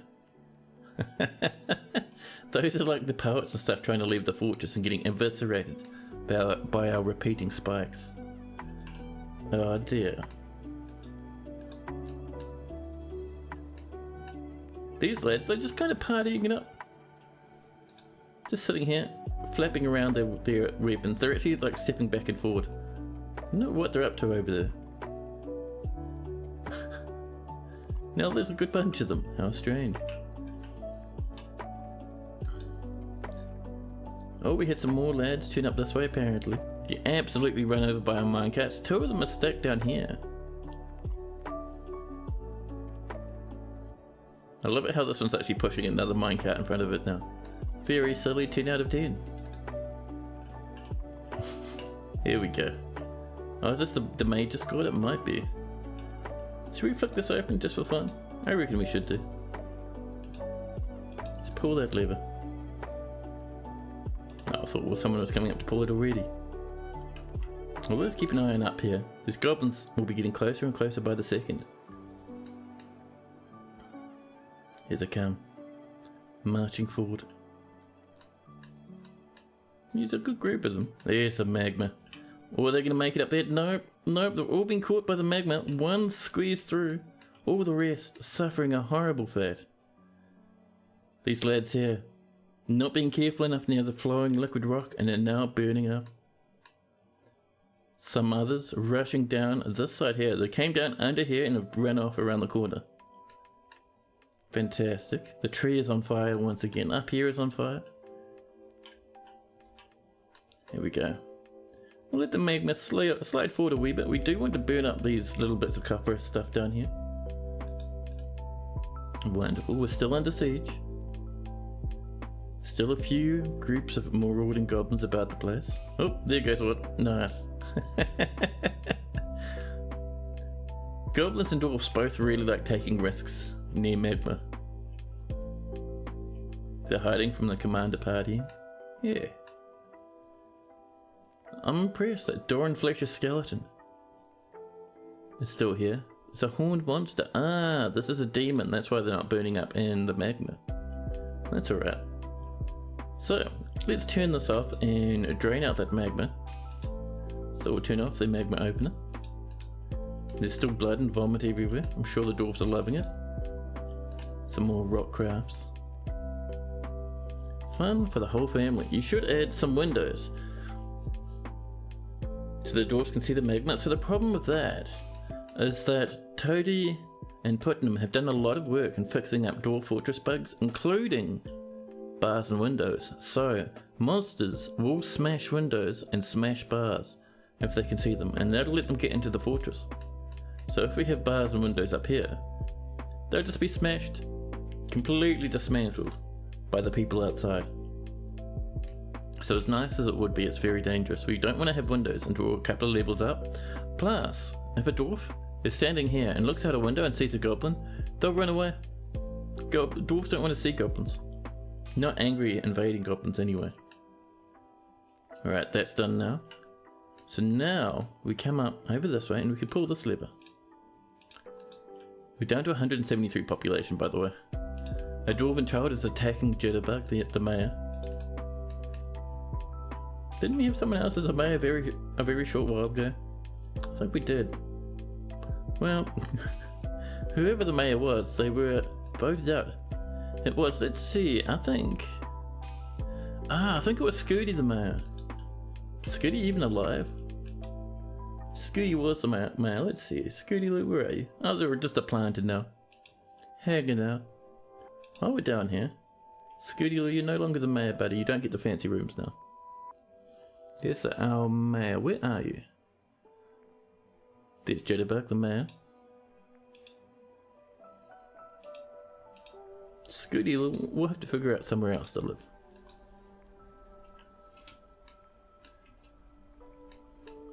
So, that's closed. Good. These haven't quite started pumping. There we go. And this will really drain magma. Drain it, pump it through the chute, and off the edge of the map, which is right here.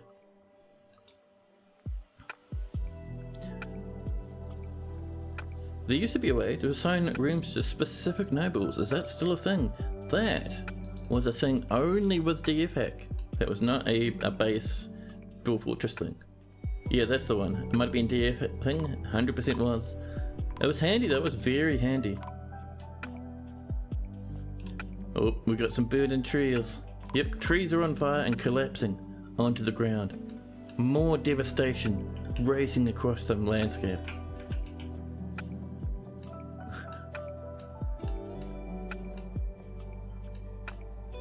Oh, Osmus Smazdustos skeleton is burning away now.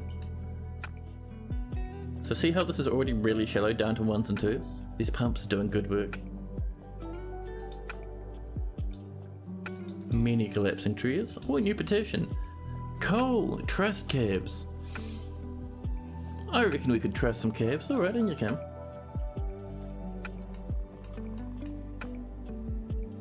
Oh, this is burnt up again. The ruinous hellscape. Burnt to ashes. Once again our dwarves make the mark on the world. And those trees have calmed down. Oh, there's a bit of fire over here. It's not too bad though. Just the flames racing across the treetops. Because there's no grass left to burn up in the first place. Oh, more goblins coming up, getting ready. Marching up. Oh, that's why there's no grass left. Chat. We've made another ecological disaster. The fire, chat, it's spreading. No way did that goblin run up into the magma and catch fire. That was amazing. The goblin just runs up, burns to a crisp immediately. This other goblin, oh, siege is broken. All the goblins are running off the map. Too horrific. Between the flames, the miasma, the magma, their burnt and dead friends, their other smashed friends over here, the goblins have decided they've had enough. They're going home now. This is fine? Yeah, that's the one. Off go the goblins. The goblins cry, thanks, bye. There's still a few left. Watching the flames burn about. Oh dear buddy, you're a bit sore. Faint, heavy bleeding. Annoyed after suffering a minor injury. Afraid after experiencing trauma. Horrified to seeing Kaku cackled mine die. Horrified after seeing a different goblin die. Oh dear buddy. His lower lip is running with goblin blood. His lower lip is melted. Oh no, this lad caught fire and then the fire went out. His upper lip is melted. Ooh, jeez, that's a grim mental image. His neck is melted. His upper body is melted. His head's fat is gone. You say disaster, I say fuck elves and their trees. You were lurking in here, but you think you've died during the fire. You may have. We did have a little bit of drama. I did see a dwarf pop up at some point. Let's see. I am not seeing a sadness. Yes.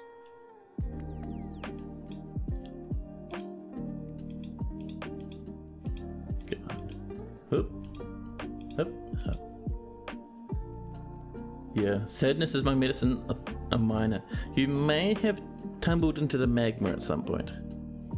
Not the head fat, I know. Think of all the coldness they'll be feeling on their noggin now.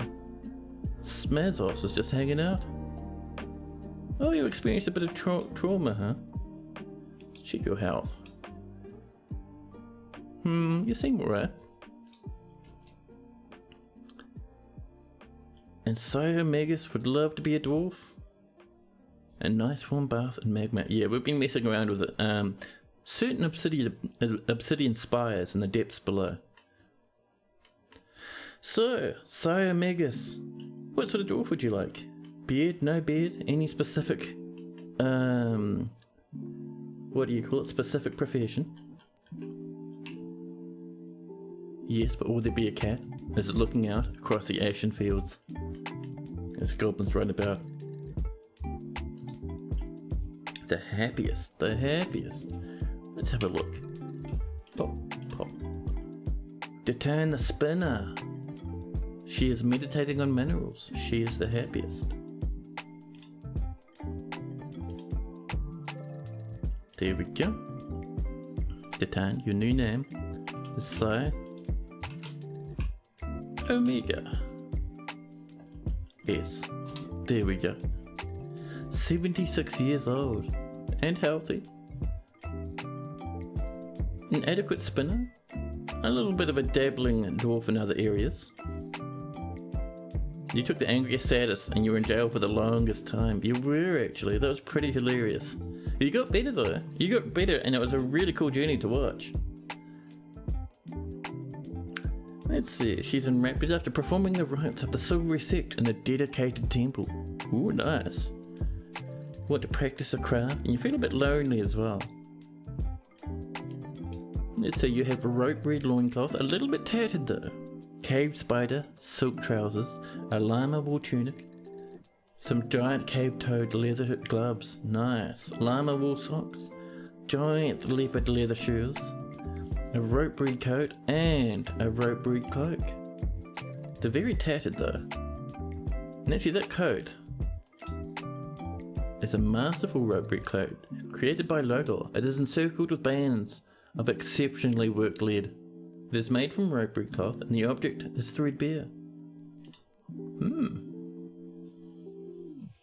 Please put you to work spinning the finest spinnies. Well, we do have a very nice spinny setup downstairs. I think your dwarf's just been too busy partying about and having a great time. Now let's see, relationship wise. You worship Tobel and you are friends with Lennox. Sadly, Lennox died a wee while ago. Died in the most recent riots. Rel, Obel is a close friend of yours. Irvat, the blacksmith, another friend. You have a good collection of friends up here. This is pretty nice. You've never killed anyone in your entire life. So let's have a look at Psyomega's Personality. Elite clothing, that explains a lot about your current mental state. Yes.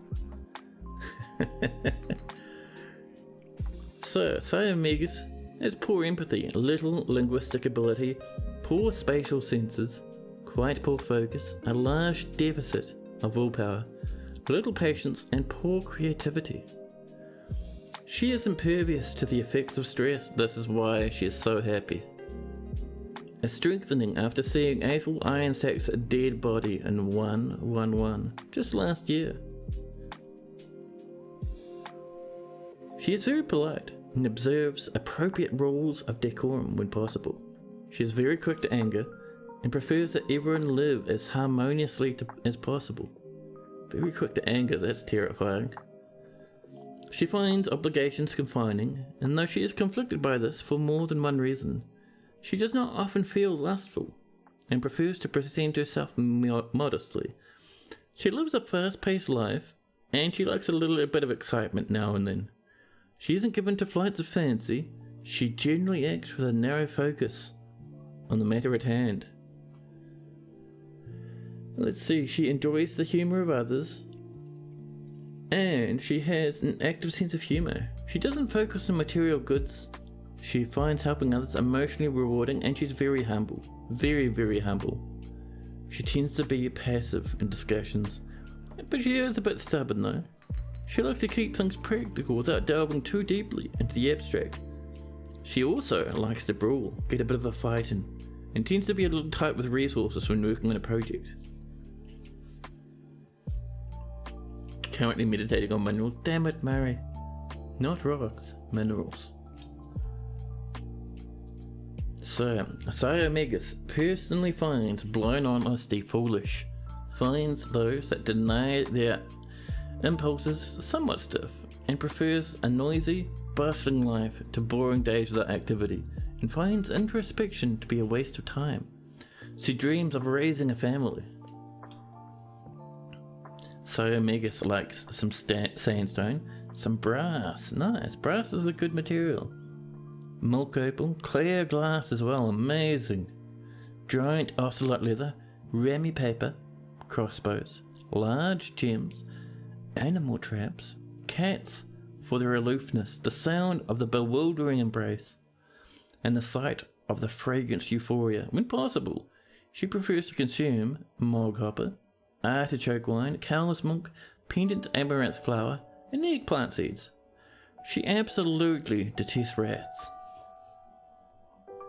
All in all, a pretty nice wee dwarf. You have modest quarters over here, some rhyolite floor. You have a whole bunch of walnut clothing inside your cabinet over here, and nothing inside your slate coffer. There we go.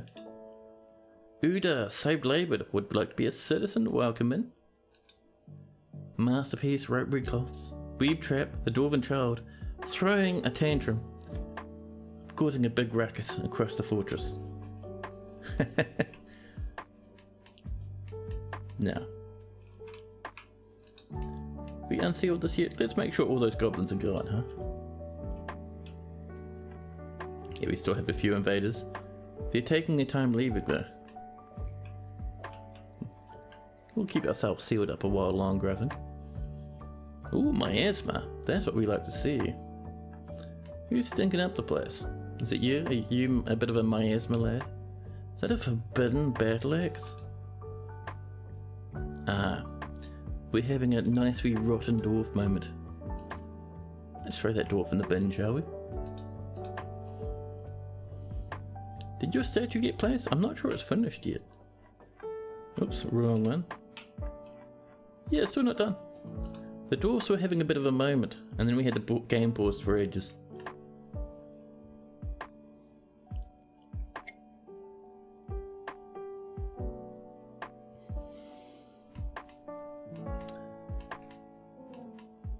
So this is mostly dry now, so these aren't running anymore. Let's get down to our little lever to turn off the drain now. There we go. But you can see this is already starting to start drying up now over here, which is great. Trees are still on fire. which is less great, but that's alright, mostly funny. And this has pretty much burned all it can now. This has stopped over here, but this has breached as far forward as it could manage. Very impressive, dwarves. And Penetrator ZZ dropping a follow, thank you so much. Cheers, buddy. Another reason our dwarves aren't working away on your statue is only a small amount of this is inside the barrow. Let's add a bit more, shall we? Just making sure we're not running out of space to reach stuff. There we go.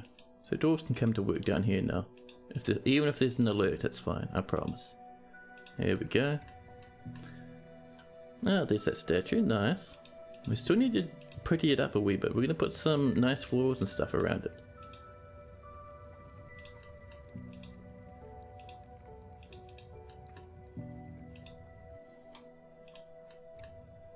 There we go. Now we're looking a bit better.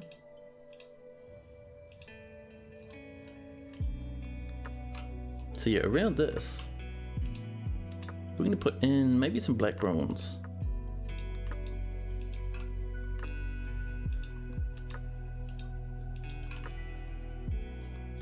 Nice stream, cheers buddy, that means a lot actually.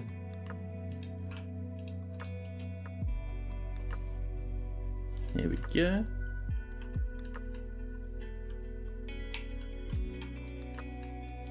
Yeah, I was waiting for that magma to cool down a wee bit, and then we can get back to working on our fortress outside. We are still waiting for these last few. The last of the goblins have run off. All is well. Right. Let's first off clear the civilian alert, because all our traps are off, aren't they? No, they're not. Never mind, we're turning these off first. Because otherwise, right. So let's turn off the spinning trap and the spike strap. And we can also come up and open the fortress. There we go.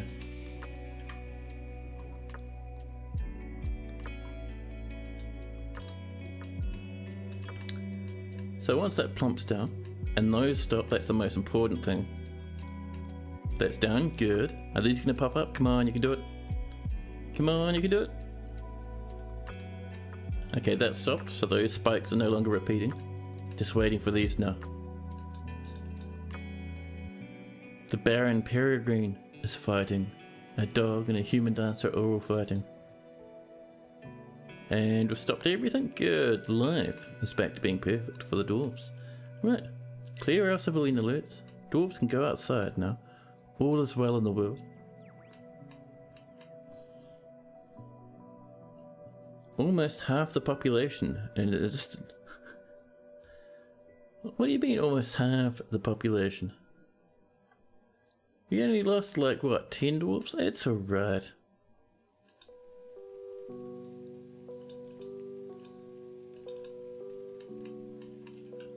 There we go, dwarves are rushing outside. I'll be pretty careful of the magma, there's nothing really our dwarves are going to rush over here to grab, so we should be okay. If you cleared the civilian alert before the traps were stopped, oh yeah, if we did that the wrong way around, oh my goodness. Game over. And Alco TF is coming asking for a dwarf. Let's make sure you don't already have one. You do already have a dwarf there, Alco. You're very angry, but you're still alive. I will... Whoop.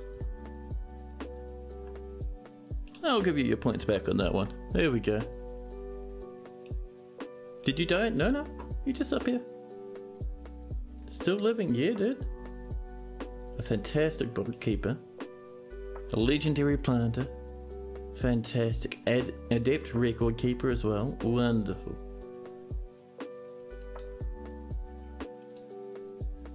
The Baron is still fighting. Baron, please. I don't think you have any children yet. Oh, you're murdering the dancer. Bruising the guts. Hey, cheers for those 200 bits, buddy. Thank you. The Baron has calmed down. The Baron also punches the farmer in the lower body. Bruising the guts again. Baron, just settle down a little bit, okay? We're up to 15 angry dwarfs now. Eventually that problem will fix itself because all the angry dwarfs will just die. There we go, nice. Black bronze floor around the gold statue of Rocco Gaming.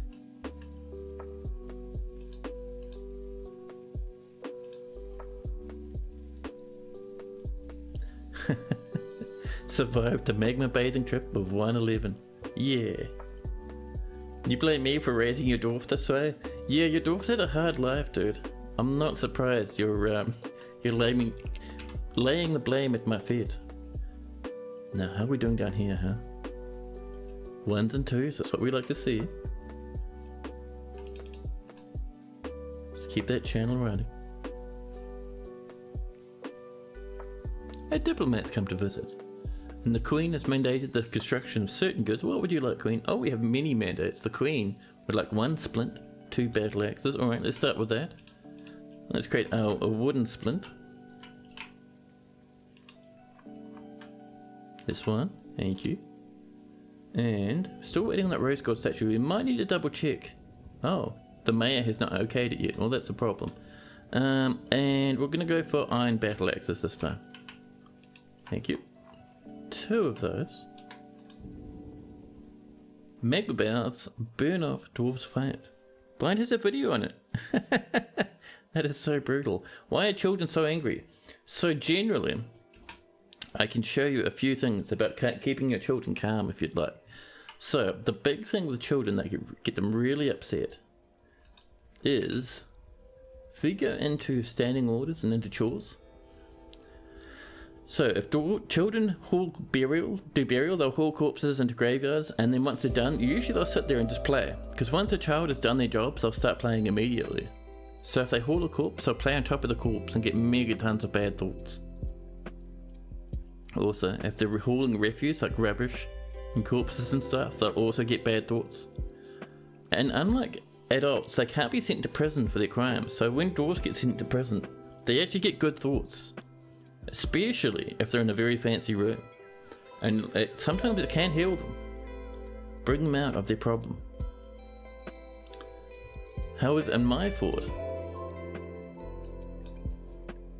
there's corpses everywhere. So if I put in an order in to smelt a bunch of stuff, dwarves will come out and just see corpses all over the place. And the children will come out and they have like absolute mega mental traumas. PTSD for kilometers. Turn off refuse hauling, that's the one. Oh, let the children rage. Yeah, so refuse hauling and burial are your biggest ones you want to turn off. You can also, if you have a big problem and you hate it, turn off all chores for a while, especially if there's a lot of corpses. Like, if we turned off all chores, children wouldn't come up and fossick through these corpses for like bits of iron to smelt. However, the way I like to play the game is that it's fine if some of our children are extremely, extremely upset.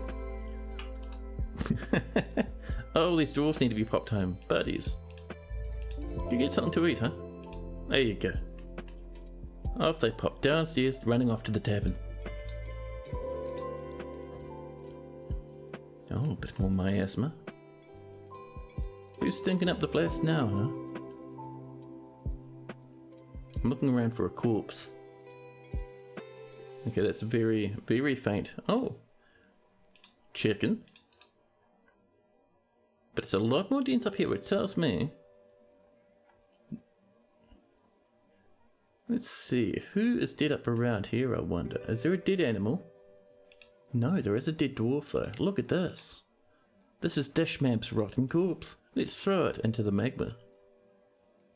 It builds character. Yeah, that's the one. Grew up well adjusted. Yeah, I mean, your dwarf will end up getting really good at handling stress if they survive long enough. Now, do we have some chairs put in here? 3 rose gold thrones. I love it. There we go. Perfect. Now, let's get the last little bit of this, which is an office. And this will be everything that this Baron asked for. They will be over the moon with happiness. And while you're doing this stuff, it's very important not to let your rooms overlap. They can overlap if they're on a wall, nowhere else. You'll get massive, massive value penalties if you do it any other way. There's our office. Let's assign it to, let's see, I think it was Niche, our Baron. Niche is still alive, by the way. Very impressive, Niche. So let's also make sure we got bucklers and beds and leggings.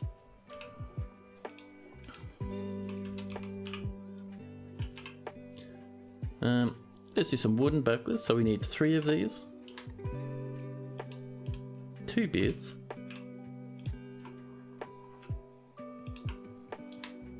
And some leather leggings.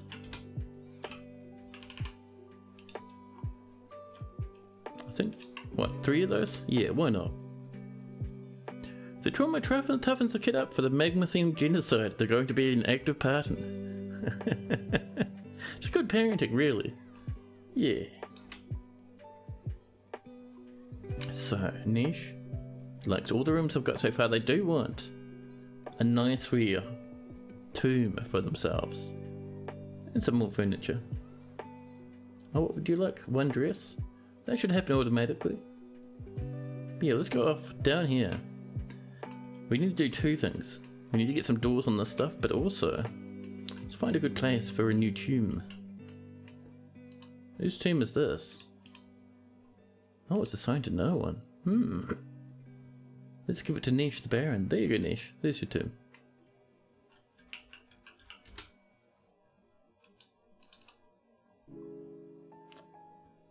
Some fancy chains. Interesting. That's the problem. We did that room so long ago, I can't remember what it was for. We'll give it to Niche for now. We can always swap it to someone else if we remember. Oh, Deep Space Renegade. The good old Deep Space. The other Deep Space is off for bed. Thank you very much for hanging out, dude. Have yourself a nice sleep. And Goat Rush is going home. Cheers, buddy. Have yourself a good one.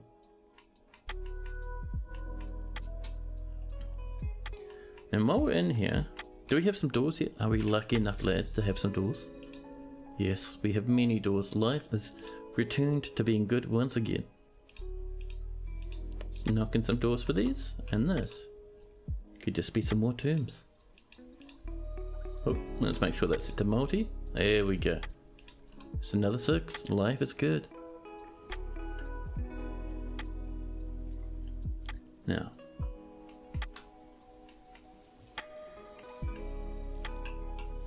These are suspended. We're waiting on this one here. So what might be the problem is that block there might need to go in the bin. Because I'm thinking the dwarf won't be able to kind of move that to the left or, sorry, to the right or above. The Baron of Shot Plants has slipped into depression. All of a sudden a trapper. The Weaver, Robol, a dog, an alligator, blue peacock, another dog and the Lime Maker are all fighting. A quick ruckus, hopefully nothing too major. People just settling their differences in the dwarven way.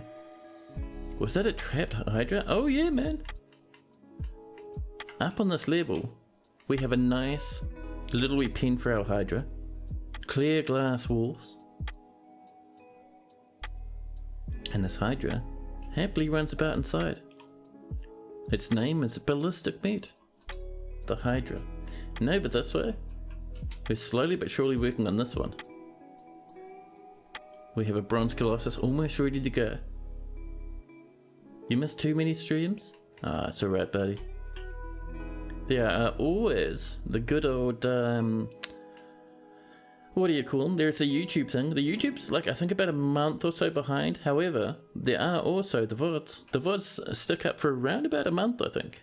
And Mazok73 dropping a follow. Thank you so much. And Medicine would like to be a dwarf. Let's live fast and furious, they cry. First off, do we have a medicine? We do not. No sadness is my medicine. That's right, you did die a while ago. How do you release them from the cages? Does a dwarf just have to do a noble sacrifice? So, over here, we have a marble lever. It's not linked to anything, but a while ago, it was linked to some things in here which have currently disappeared. There we go, an iron cage. That's the cage and the mechanism. They were hidden, and we still got them hidden. So we just linked that to a cage that was in here, and once we had this all built up and happy, we pulled it, the cage popped open, we hid the little cage and whatnot, and this wee lad started running around. It was great. So anyway, Medicine would like to live fast and furious. Can you be risen, Ginong Kiskale, the military commander? Let's see how long you survive as a military commander. Especially since you've had some obsidian spiral fun. Oh yeah! You've been meaning to make a troll suit, but they keep killing you. You had no idea. Oh yeah, dude, levers are handy. They're fantastic. Good luck with your troll suit. That stuff is heaps of fun to get into. But yeah, let's go off and find ourselves the military commander. Now I love that you've figured out the name. Sort by name and we'll find it risen. Rigoth, Risen, the militia commander, milling plants, a wee bit cross, but doing their best. Risen, your new name. Excuse me, coffee cup, thank you. Oh. How did Sadness not get registered, huh? There we go. Sadness is my... Whoop. Medicine. And did I type it properly? I did. Look at that. Amazing. Such dexterity.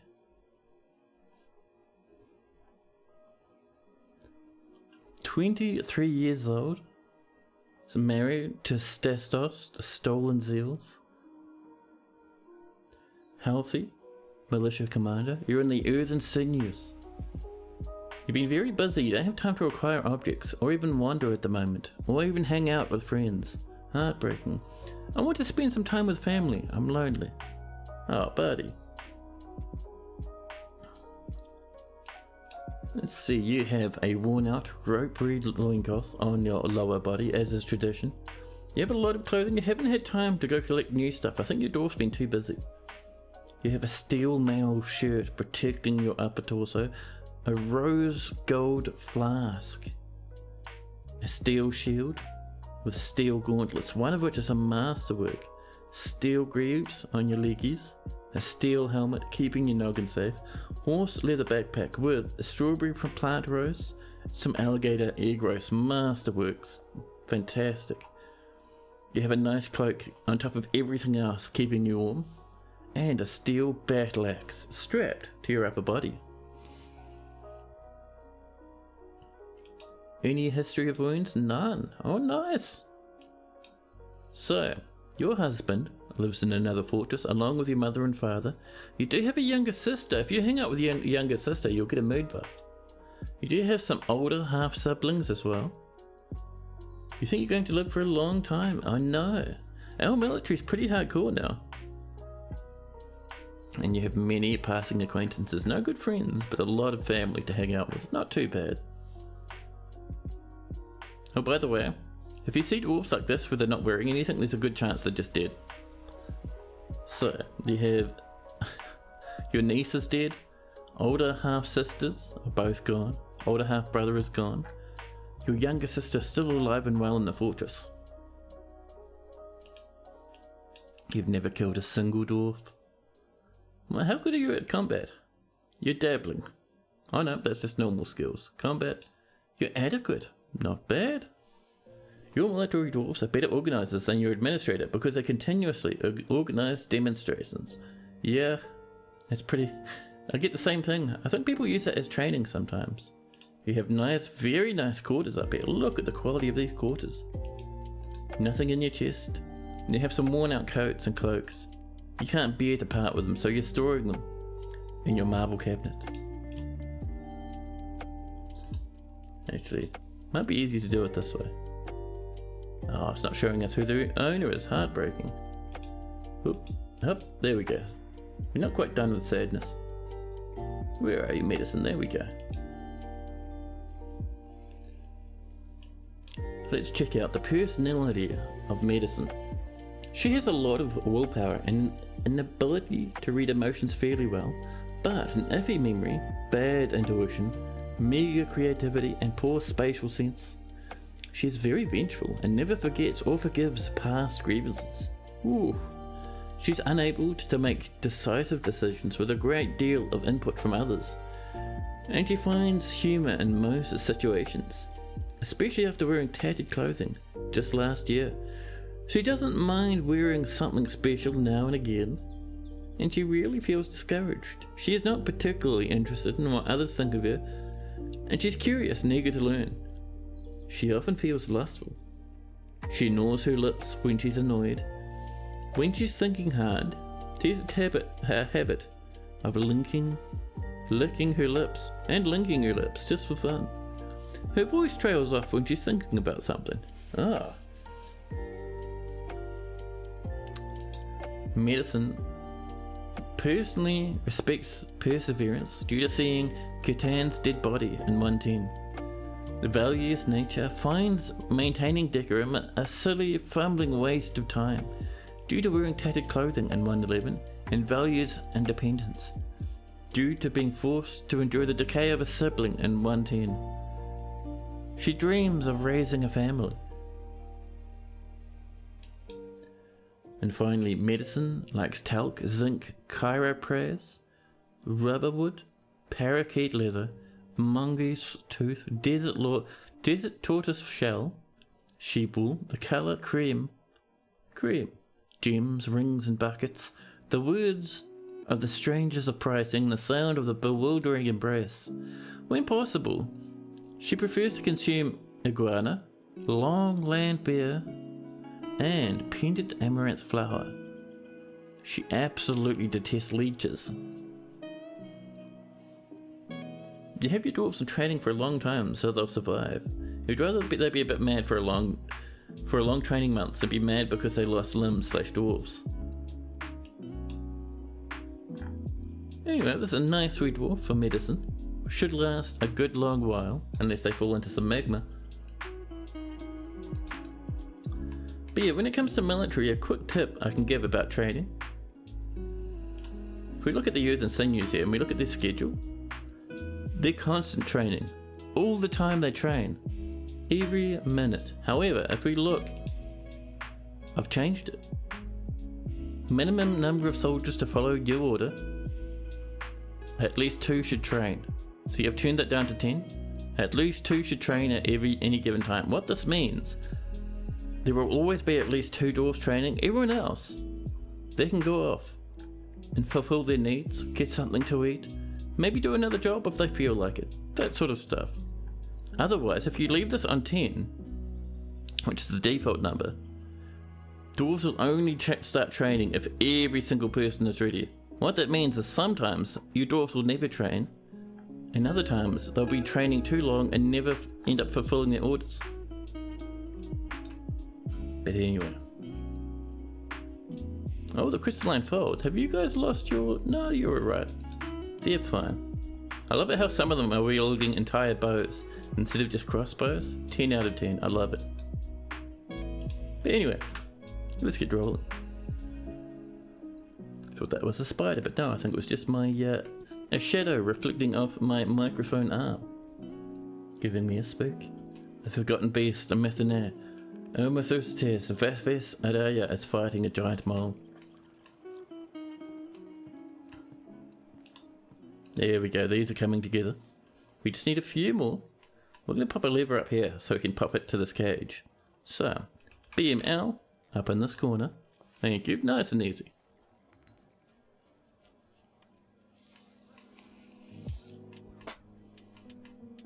Our Jammy windows have come in, very nice, very nice. Our wooden splint's been completed. Now our other orders coming. So this rose gold statue is still waiting. We're doing some black diamonds. I want to see, are we out of rose gold bars? Let's have a look at our stocks here. Down to bars. And we'll just type in rose. We have a good amount. Plenty that are not in use at the moment. See those ones with the little melty symbol? If they have a melty symbol, that means they're not in any construction or anything. Why is this random throne forbidden, huh? What dramas have these dwarfs been getting up to? But yeah, we are a wee bit low on rose gold, so let's make some more, huh? So, we want some D bars. Rose gold bars. So that's going to do 10. We're going to ask for about 30. There we go. That'll get that running.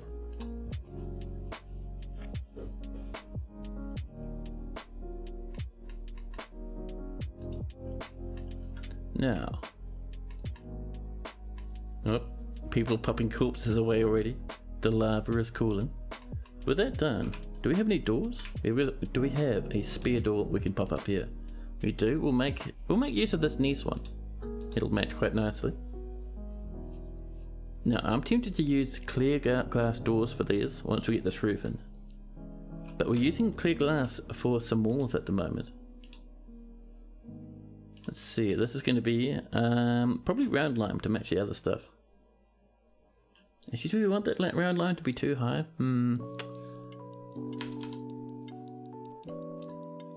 We can go for, instead, what would we like instead? Maybe just a whole lot of firelight. We're nice everywhere else, are we? There's a bit of firelight up there. I don't know, I'm feeling firelight for some reason.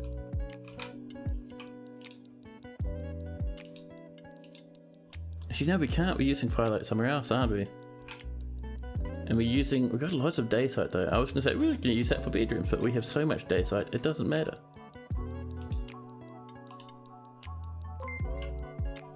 Oh, snap! Alco, thanks so much for dropping that gift sub to Gatito Potato. Cheers, buddy. Thanks so much. And you'd like a statue. So you'll close out the at least 10? Yeah, I can show you exactly how I set it up in a second. Now, daysite. We'll get this daysite done and then I'll show you. But yeah, thanks for that, Alco, that's awesome. And what sort of statue are you feeling as well?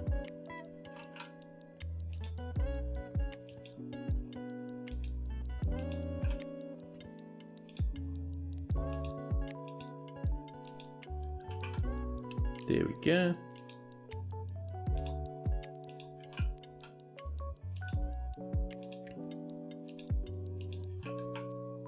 There we are. What animal does your dwarf like? That's a good question. So, actually before we do that, I'll just have a quick show of this. So, we'll show you in the useful handles. So down to our schedule in here. So, I'll delete this completely. So, usually this is at least 10. So what I do is I delete it, just get rid of it. And then up here, we bring this down to 2. And see this little X down here? That's our training symbol. Bop. At least 2 train. Nice and easy, it's that simple. Easy as. Bro's a dwarf. The pie bro. Hello, hello, welcome in, buddy. Welcome to chat. Him writing whatever in his room. Oh yeah. Yeah, that's no worries, Side Omegas. Now, let's go find Alco. And get him a nice wee statue of his favourite dwarf. The bookkeeper. Very angry. That's a good idea actually. You're going to feel a lot happier with that nice thing in your bedroom. So personality. Values. Let's see. Oh no, preferences rather. Sparrows. Giant sparrows. There we go. So.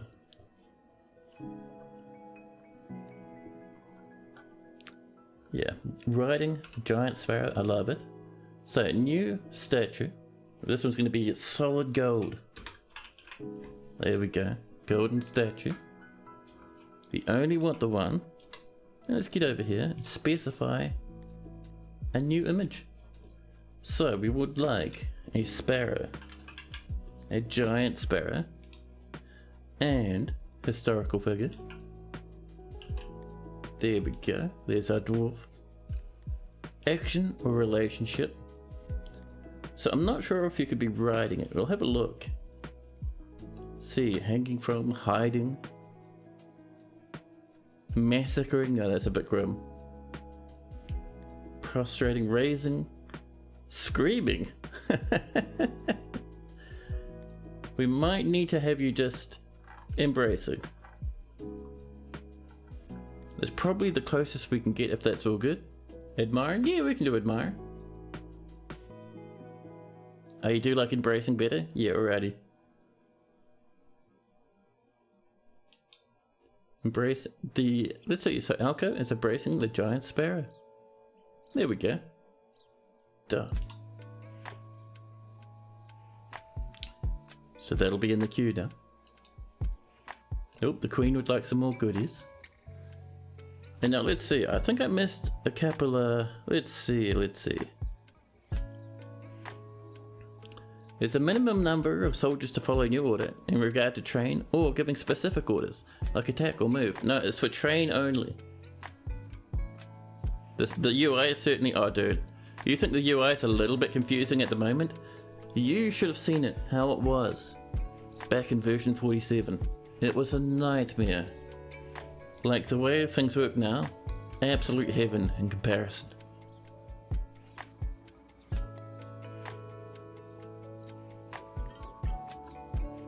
Big huggies? Yeah.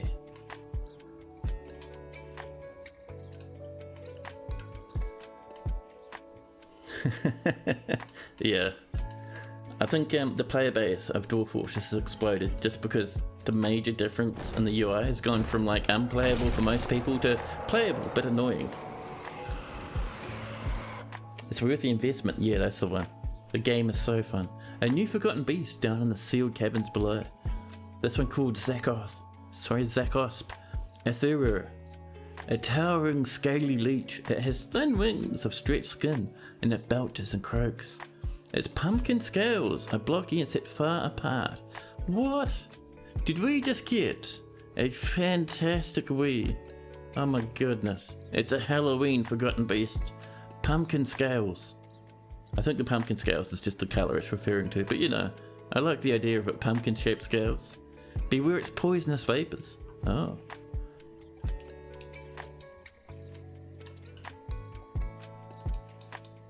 There's our rose gold statue. Now, that one was going down into the tavern, wasn't it? Here's our tavern. Be a few for statues. And we will pop it over here, I think. Because this big empty space, this is the dancing area. We don't want to build in there. But places like down here are pretty good. That looks quite nice. A rose gold statue of Peregrine, there we go. I still don't know what this marble mechanism was linked to, but now we can't turn off whatever this was.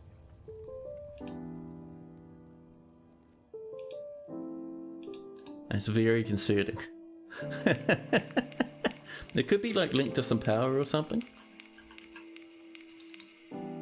Weeb trap, the dwarven child is stumbling about. Too many corpses for Weeb trap to handle.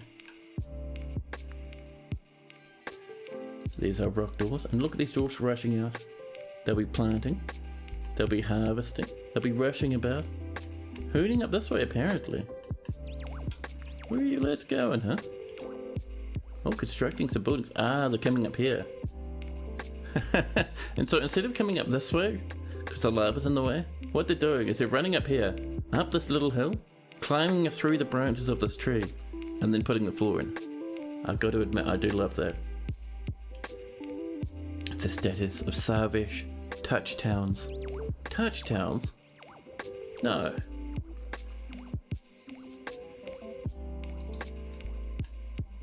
There we go. Look at these lads working hard. Amazing.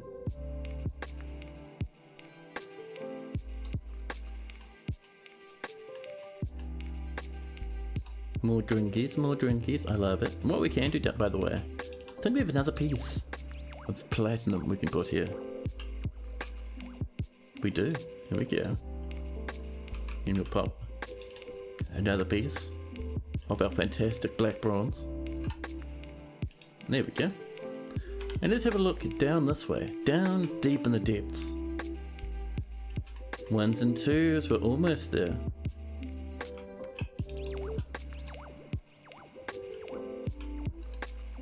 We can tidy that up as well, snag that one. So that there, see how there's 3 blocks there? That tells me nothing bad is here. Nothing could survive in there anyway because there'd be magma from that.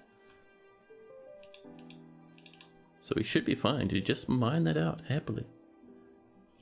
Over this way, that is all a big unknown, a huge risk. That there is fine. But it's just flat obsidian, so I'm not sure if that's worth the time at the moment.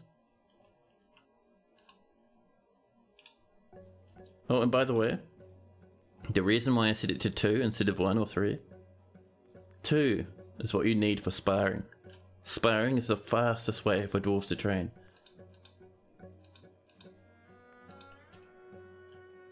Oh, we do have some more mandates, don't we?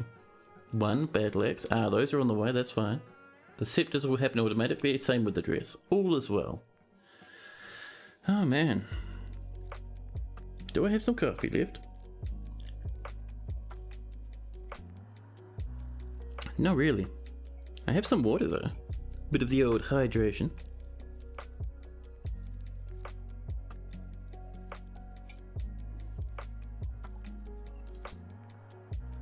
The Baron would like some goodies. Now Baron, are you being a menace? You would like another bed. I think that lad's telling us we need to carve out more bedrooms. We'll actually just do a flat 10 beds. Nothing wrong with many beds. There we go, this roof is coming in. We'll snag a bit more floor up this way about a day's height.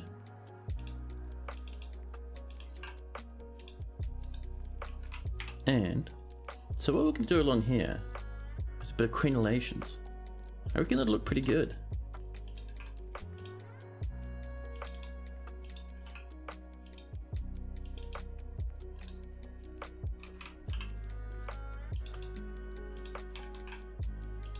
There we go.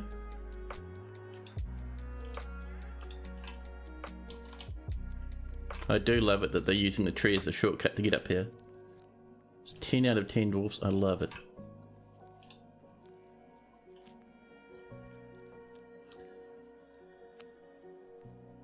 Now once it's done, we'll actually continue it that way. So it'll alternate. It should look pretty good. A planter stumbling about. Peregrine has imposed a ban on certain exports. Our clay blocks have come in. Wonderful. Hey Jitterbug, hello! How are you doing? Claiborne has made 13 masterpiece Kia egg roasts. Not bad at all. Food is still climbing. I would like some better cooks than what we have, but it's okay. Dwarf is not wearing leggings under greaves. Do you have to manually make them wear the leggings, then add greaves to the uniforms? So, for leggings, you're meaning something like chain leggings or something? You're having a lazy start to the day? Heavenly. I love that, man. Lazy start's perfect. Ah, chain. Alrighty, so, uniforms are something cool. Holy snap! Okay, thanks so much. 300 biddies? That is amazing. Thank you, thank you. So, we'll create a new squad. And we'll go. We'll do a custom uniform, right? So this is the boards of creating. It doesn't matter there's no dwarfs in there at the moment. We're showing off uniform layering. So if we go down here into our equipment, we create a new uniform. So we want to start off with, so dwarves can have many layers of clothing. You can look on the wiki to see exactly what the maximum is. But usually if you want to be fancy, pop in a male shirt. Oh, sick of antics. Thank you so much for that follow. Cheers, buddy. Welcome in. We're saying male shirt. You can specify the color if you want. This is mostly if you're using cloth, because you can assign cloth. You can give them like specific shirts and stuff. If you want them having a matching fit, uniform. It's cool. Anyway, material. You can specify a specific material, or you can just say any metal. Or you can also say leather and stuff as well. But you can't have a leather chainmail, so it's not giving us that option. So any metal, mail shirt, dwarf's choice. And then if you want a breastplate on top, breastplate. Any metal. And for your example specifically,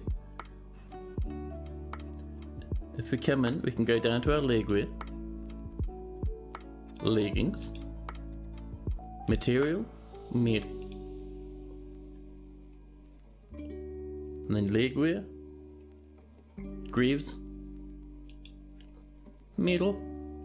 And if we wanted to, we can even say, oh, everyone in this force should use trousers. You can even say foreign stuff as well. But for now, we'll just say trousers. And we'll go, material, doesn't matter, as long as they have a pair of pants. And we're going to say, they have to be emerald coloured pants. And then we can say, let's see, new bodywear? All this foreign stuff you can buy from outsiders. We can give them a cape. The colour will be an aqua cape. And dwarves, if they can't fill some of these items, they'll fill what they can. So even though they can't find emerald trousers or a cape of any kind, they'll still wear the rest of it, so don't even worry. 100%. And let's see, turbans, masks. You can get dwarves wearing masks there. You see them around, it looks awesome. I love turbans for some reason. Humans will bring them in sometimes. Your dwarves will pop them on their head if you buy some. But yeah, so you can do all that sort of stuff in here. Give them specific weapon, individual choice, melee, if you want melee. And they'll just grab whatever fits, whatever they can manage. And down here you see the default is uniform worn over clothing. We 100% want that. And partial match is okay. Always leave that on, no matter what, partial match is okay. If that's turned off and they don't have, say, a cape, they won't wear any of this. So with that set up, they'll wear stuff in multiple layers. Should be just that straightforward.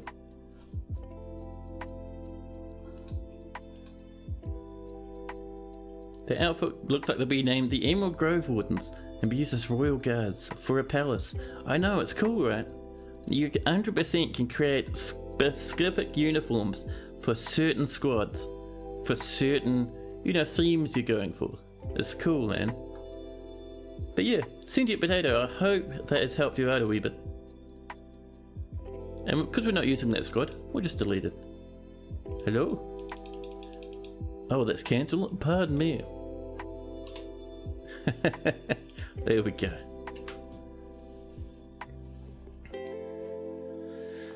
Oh, did we get some migrants? Probably not. The fortress attracted no migrants this season. Word of the carnage of our fortress is getting out. There's our battle axes. Masterpiece Iron Battle Axe coming in from Rocco Gaming V II. Fantastic, thank you.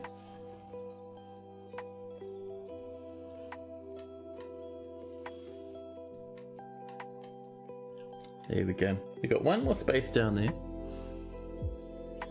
You just need to make sure that no one survives when they leave. All the traders and like the visitors and stuff will die, so you'd have to kill everyone. Oops. That's what we're looking for. Getting that day sight coming in. Is it day sight? It is. Oops. The reason why I'm doing levers instead of walls is levers is B for build, M for machine, L for lever. And walls is B for build, N for construction for some reason, and L for wall. Right next to each other, they get a bit mixed up all the time.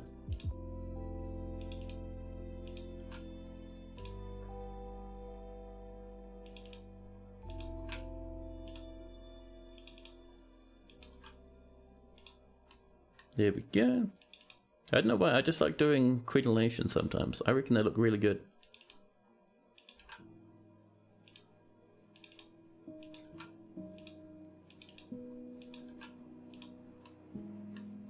But yeah, in here, these are getting almost ready now. I'm going to order 1, 2, 3, 4 clear glass doors. Make green glass, crystal glass, clear glass. Not 10.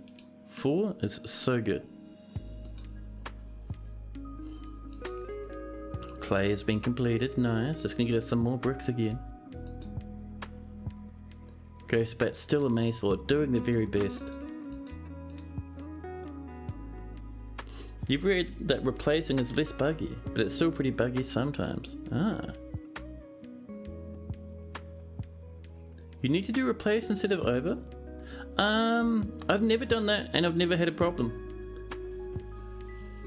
Like sometimes dwarves just won't necessarily wear a piece of armor just because they don't feel like it. Like dwarves are supposed to be, you know, simulated as living thinking creatures. And they are stubborn and they are dicks and sometimes they just don't. Yeah, we need to chop this tree down. Even though it's funny that dwarves are using it as a shortcut, we don't want random animals using it as a shortcut to get up here. That's a bit worrying.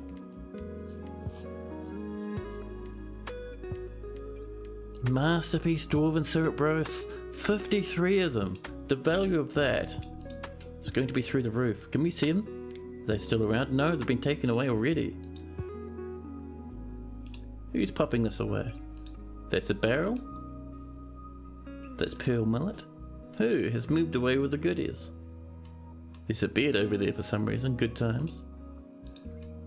Oh, I was wanting to see how fancy that was, but it looks like someone's moved it. That's fine.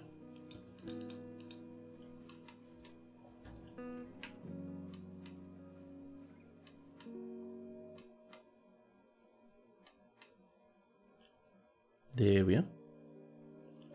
So people are still using this as a shortcut. We've got a lumberer coming over to give that a swift chop shortly. 901 food, perfect. 1,499 drinks. That's what we like to see. I wonder, have we caught any animals yet? A wild animal cage? Damn it, only a troglodyte. The capybaras. Oh, there's a wild capybara and it's hanging out in here and not causing a massive fight. That's terrifying. In this game, for some reason, capybara love to attack dwarves. They get very aggressive. We have some random wild animals. Nothing has fallen into a cage though. Oh, Gorlak. Be careful down the Gorlak. There's forgotten beasts everywhere down in the caverns.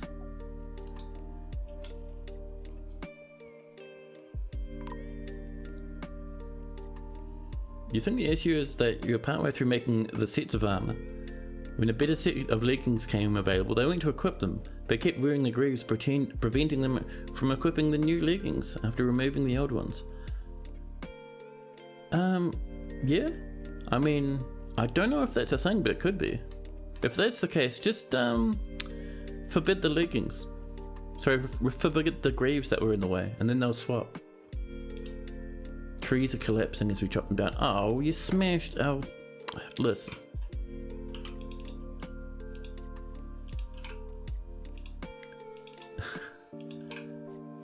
All the way up to there. Jeez, terrible. Every now and again we'll come back and we'll do some more of these little crenellations. I think they're called crenellations. Are they pronounced crenellations? I don't know. Another forgotten beast. You'll fix the armor set when your smiths finish the order. Good plan. And so Omega comes in with the official capybara song. The forgotten beast Alu comes in. Alu does not want to know about the capybara, so they charge into the caverns. Alu Mefe Yakona Isani Lirene, a towering one-eyed swallow that has a broad shell and undulates rhythmically. Its saffron feathers are long and broad. Beware its poisonous bite. Well, it is a huge monster, but it cannot reach us from the depths below.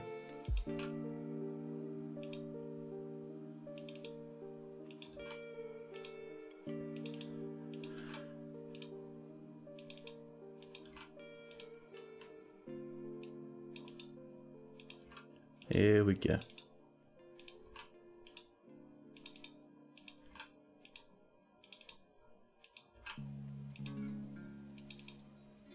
And around we come.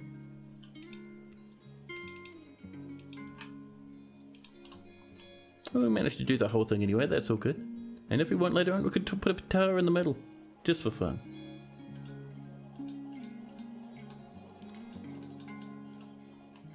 See, was that statue order in there?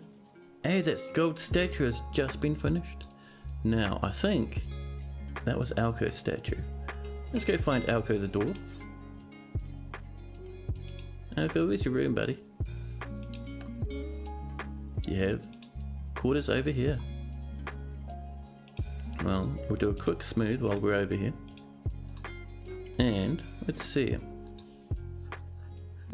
We will also put in 2 other things that this room desperately needs. A quick bit of a cabinet. Oh, we don't have any cabinets. How about a chest? There we go. We will put a cabinet in right there later on. For now, we're going to put in a statue. We're just waiting for these dwarfs to finish smoothing. Actually, while we're waiting for that, let's have a look at our cabinets. What cabinets? Ah, yeah, we've hit the same problem with it's just the one. I'll set that back to 10 just to reset it. Same with these rock blocks.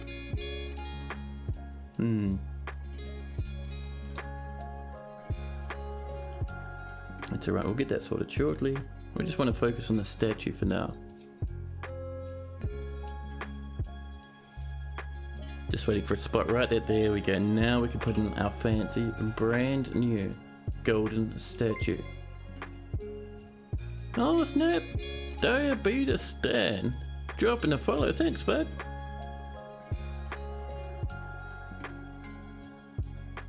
Oh, and Haz has turned up. Hey bud, how you doing man? Battlements? Yeah, I suppose battlements makes more sense. Maybe that's not even a word. Dude, yes. The Haz dance emote, 10 out of 10. One of my favourite ones now. Like honestly. Some of the best emotes have suddenly sprung from Haz. Look at these 2 absolute monsters. Fantastic. I love them. Anyway, now let's see. It is a giant sparrow. There we go. Hup. That should be us right there. Now, if we have a quick look around the fort, I'm getting the feeling, because we do have some alternative mining situations. This one is fine. Down here, so this has a microcline stuff. We might be out of microcline blocks is the problem. I'm not seeing the order stuck here though. Let's keep going down. This one. Lots of obsidian. So what our problem might be is that we just run out of either microcline or obsidian. And that might be tripping us up. Which is fine, because the way to fix it is just to mine more obsidian. And get back up here to a brand new fancy microcline mine. And do a bit of this as well. You slept too long. And now you're of the mega confused. Oh snap, I hate that feeling. When you sleep, you go for a nap. And you sleep just enough that REM kicks up, but then you wake up anyway in the middle of REM. And then your brain is just mangled.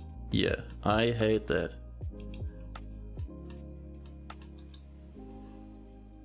Which channel is those goblins from again? From Haz's channel. Everyone knows and loves the mighty Haz. Banish the sleeps with caffeine and games. That's a good tip actually. Caffeine will help, bit of water will help you out. You have to wait for the rest of your brain to finish turning on again.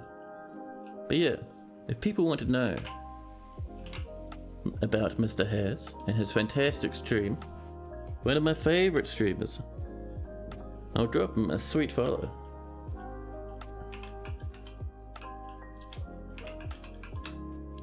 So you should drop him a sweet follow. I already followed this guy. I'll drop him a sweet shout out though. Brain making engine starting noises. Yeah, you'll get there buddy.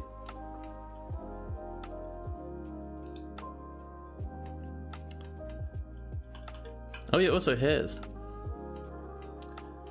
Over this way. I've taken your advice. We haven't captured any. Well, we did capture a whole bunch of animals, but they were all in wooden cages, and then the wooden cages caught fire and all the animals died. But over here we have our animal stockpile with a hole in the floor. The hole comes into the fancy trap thing, and some butcher's workshop nearby. Yes, shoutings. This is a thing that Has designed. He's got it in his own fortress that he streamed just yesterday. And I was like, oh snap, yoink. Easy butcherings, I know, I love it, man.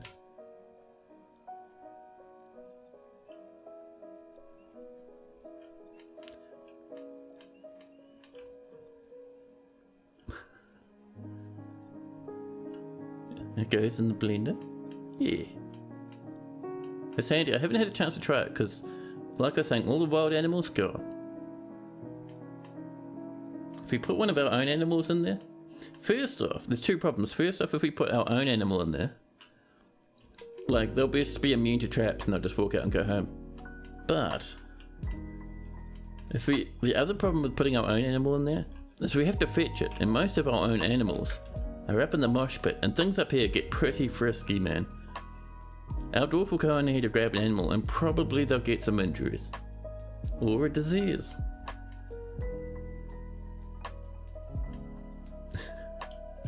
One of the things I love about this animal mosh pit is that in here there are actually wild animals we were supposed to tame, but the dwarves have kind of lost them in the madness and chaos of this place, and now there's just permanently wild animals roaming about.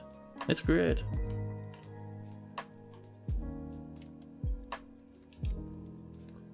Attis Wheels Charms wishes to reside in Painthole. Wheels Charms? No. Not good enough name. There's our rock doors coming in. Robowl is throwing another tantrum. The Baron of Birdsink's come back. Now I think we need to throw Robowl in prison again so he can calm down for a while. My goodness. Look at all this disorderly conduct. So, some of these are unsolvable because we've thrown out the person they were accusing. There we go, Darkness Station. Off to jail with you. Same with the starving child. A mechanic causing a ruckus. Wait, look at the mechanic. He's caused so much carnage, they've got a legendary name now. Exceptional steel breastplate. Nice. Not even bronze, I know. Not even like wood traded from the elves. Grown wood breastplates perfectly sized for a dwarf. A miner caused a ruckus and died. We had just a little bit of a riot a while back. I think we lost about 10 dwarves or so to it. It's pretty good.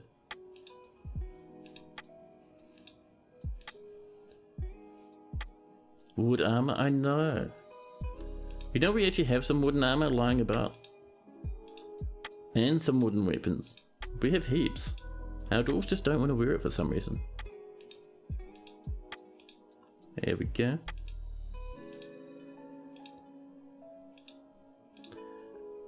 We're just getting through this stuff. It's always important to keep on top of your justice stuff, because dwarves will get good thoughts when people get arrested. If that person was like mean to them and injured them in some way, well, if you arrest that person and throw them in jail, their victims will suddenly feel a little bit better, which is very, very good. Which is why it's always good to do this stuff, even though it wears out my fingers.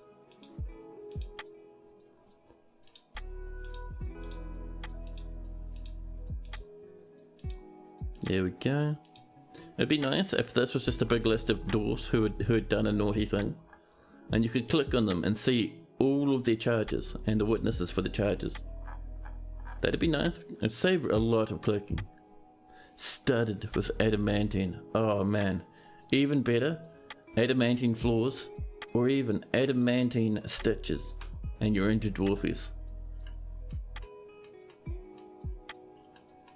Also has, check it out, ballistic meat, the large flems, our hydra, hanging out in our nice glass containment area. Love it, man. Now let's see. Talking about the fancy blue metals, how are we doing going this way? 1s and 2s, we're getting there. The weaver, the planter, and the dog are all fighting. Many head lizard and jar. That's the one. And over here we're doing the same thing, but our bronze colossus. We're just waiting for some more glass blocks. I think we don't have any. Let's have a check though. Yeah, we don't even have one clear glass block. Heartbreaking. A stray dog has been found dead. Oh, someone killed a dog in the temple. Well, throw them into the magma down by the fortress. The captain of the guard is arresting Roble as we speak.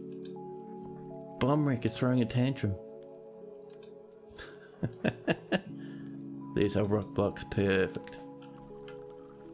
AKM 6009, welcome in, dude.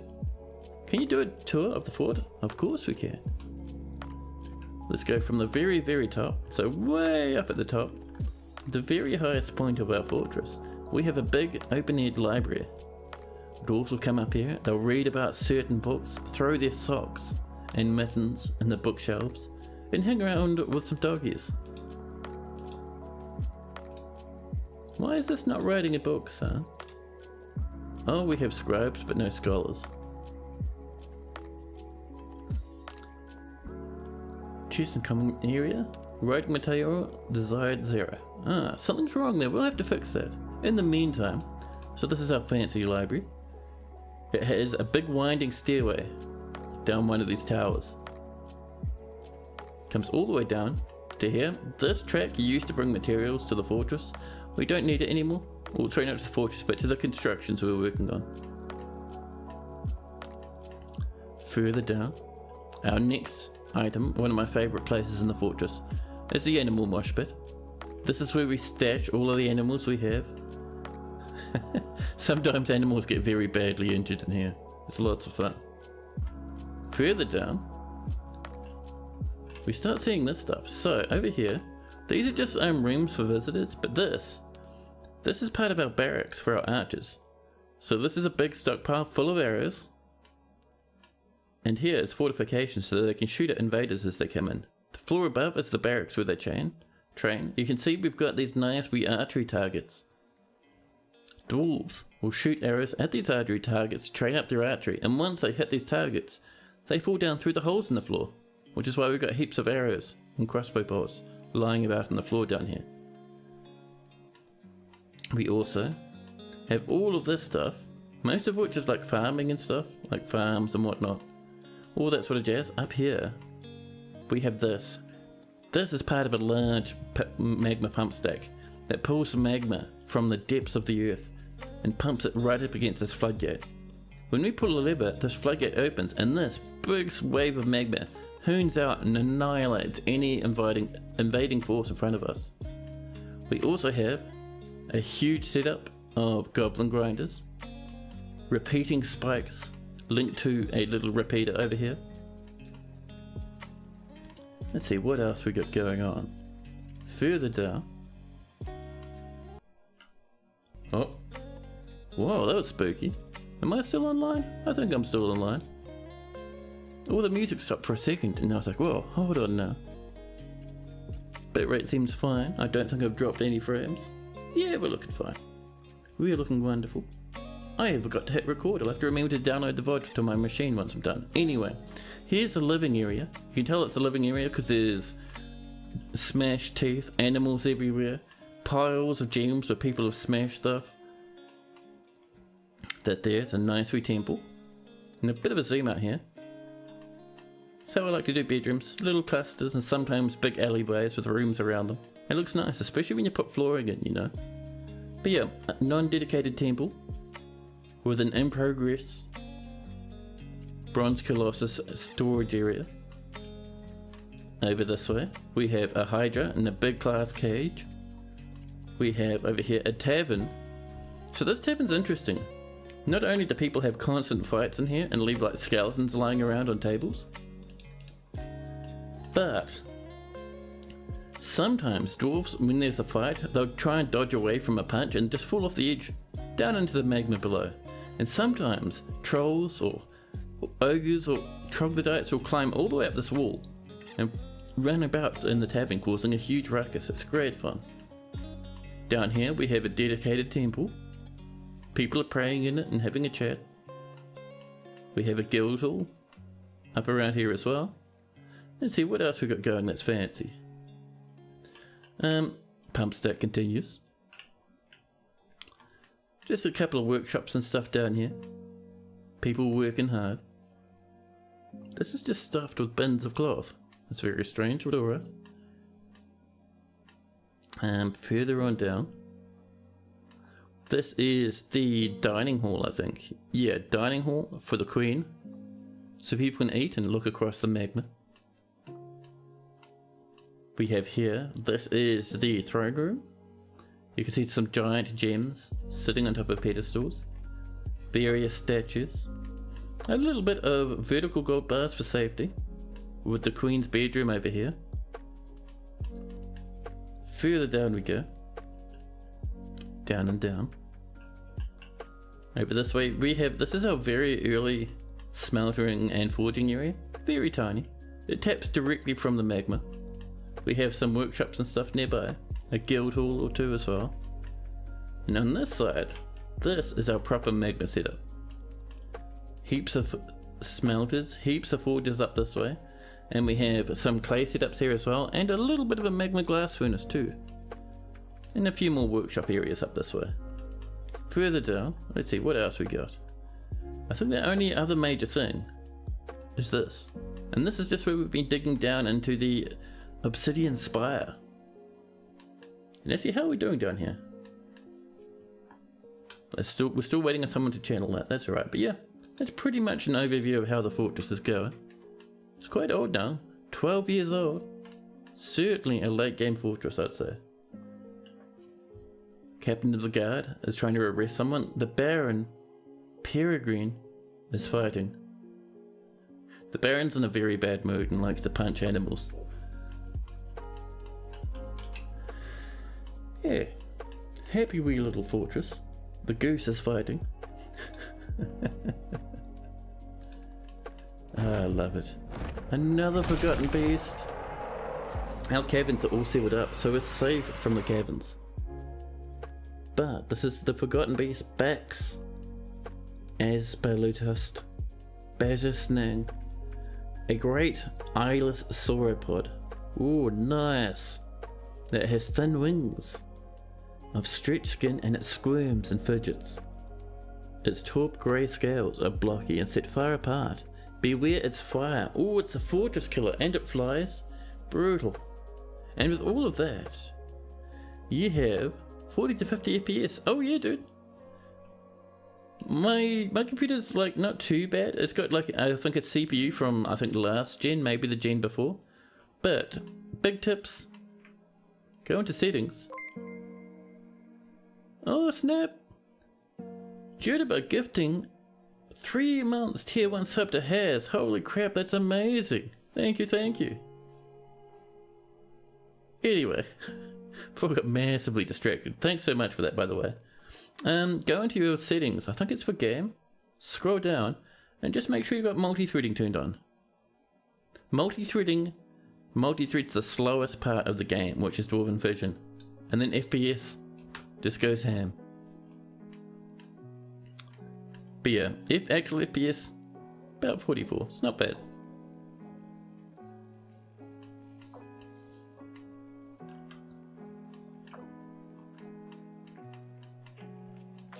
Oh, have we crashed? Nope. Ooh, that was scary. A huge lag spike. The captain of the guard is arresting the mechanic. How are we doing down here? This is our main goal at the moment. We really want to get down to this fun stuff. Right, we're still waiting on someone to mine that out. Do we still have a bunch of miners? We do. Oh, our legendary miner's gone. Even our high master miner's gone, that's a pity. Well, let's see. Hey peasant, welcome to the mining squad. That peasant there is in the military. come down and find people who aren't up to much. A lie maker. And a trapper. Just a few more squads for the miners. A few more squads, a few more dwarves for the miners. Almost your entire fort are legendary miners. Wow. Yeah, people come up with like the most beautiful and efficient stuff into a fortress. It's amazing. I like sentient potato, perfectly sculpting as dwarfs. Fantastic. I love that there's so many ways to play this game, man. To me, that's like such a strong thing. I was gonna mine that out, but I'm not sure what's there actually. We'll mine out these others though.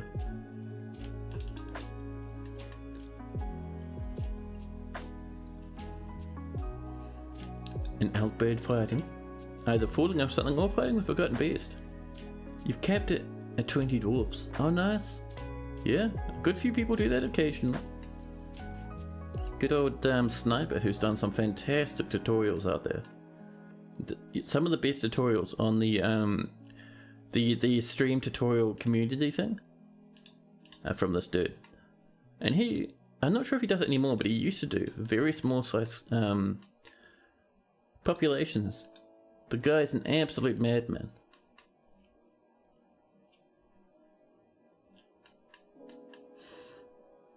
A smear of water just for fun. You like to keep it capped until you've got a good core fort and then you open it up. Oh nice. Yeah, that's a good strategy. Are you just parked up? Oh, the dwarven child was wheeling a barrel full of rocks, but now they're too depressed. Too haggard. Shem the child. Suffering horribly.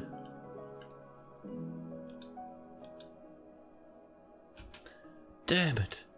That was supposed to be clear glass doors. Well. let's put an order in for clear glass door. Clear glass die? I think it's just toys. That's a pity.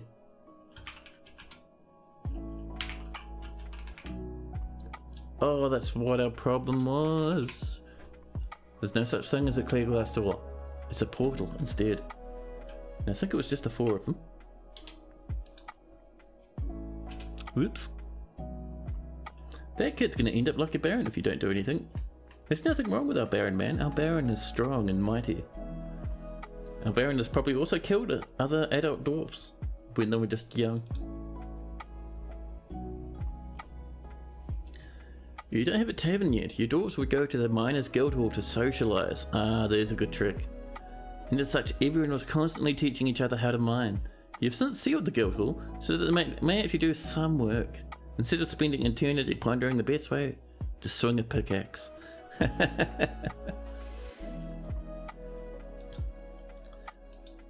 A ghostly planter started following a wild stray boar who was trained. Well, sucks to be a piggy. What are our miners doing? Oh, they're digging up here. Alright, oh, fair enough, fair enough. Oh, we've run out of things to mount. Well, there's probably a bit of stuff in here we could mount, huh? Let's come in and claim everything in the good old grinder trap. Time to absolutely brutalize and disturb some dwarfs, huh? So we could mount this to be melted directly, or we could just leave our dwarfs to carry it all the way back down into the fortress where we can smelt it later. This stuff is a bit easier to melt. This is just a whole bunch of iron stuff. Same with up here. A lot of the stuff has actually been caught. Well, not caught, but burnt off of corpses. Well, burnt off of living animals at the time. Living goblins mostly. Let's come in, do a bit of smelting. There we go.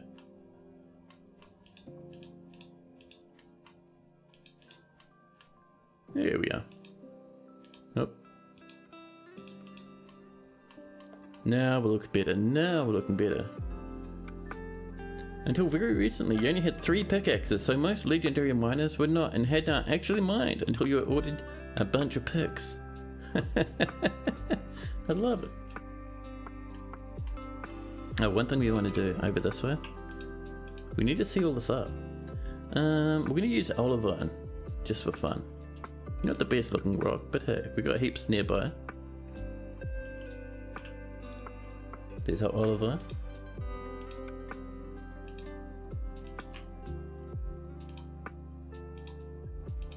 Just up like this.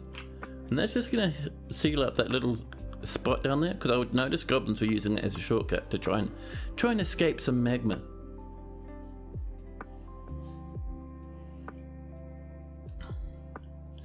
Claiborne III has cooked 40 masterpiece strawberry plant roasts. Wonderful. 922 meals. Amazing. What I might do actually, so let's get on and make ourselves another guild hall. Based off of what Sentient Potatoes got up to with their shenanigans, let's mine out a wee spot for some dwarves to hang out and have a nice chat about cooking. Because the amount of cookers we have is quite low. The amount of cooks we have is quite low. Here we go, let's round this out a wee bit. A nice big space, we'll fill it full of fancy tables. Maybe some bookshelves for fun. Some chests, some whatnot. So here's our guild hall, absolutely massive. We will cordon up a small space for official meetings and an office. Yeah. Oh, let's also not forget, doorways are important. Oop, there we go. That should do us for now.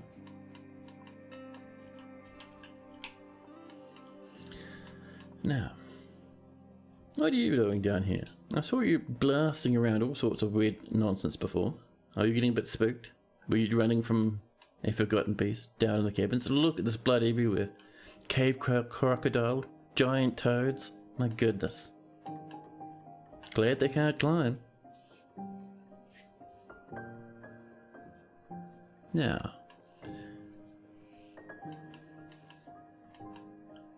oh, is that a mighty forbidden olivine boulder? Amazing.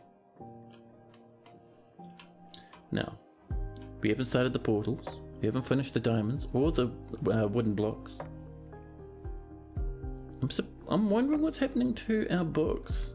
So mashing stuff into slurry, which is good. We're doing paper sheets. Maybe? We've never done paper sheets, I think is the problem.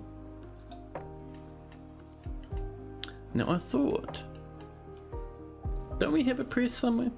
Did the press never get finished? Is that our problem? That might be our problem, Chad.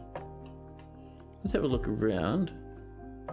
So Farmer's Workshop you won't press slurry.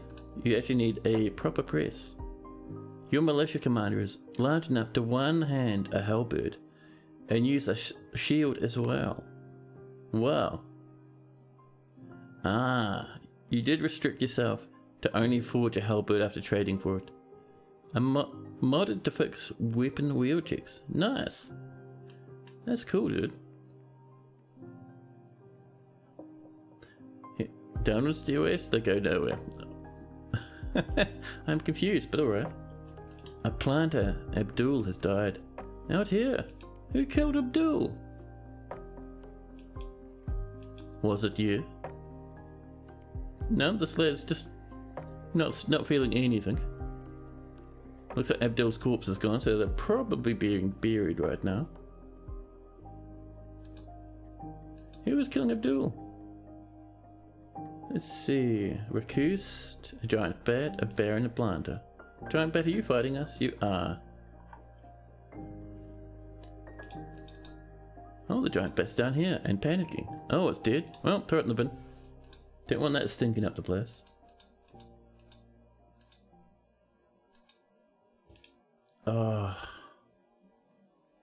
The Baron of Shot Plants.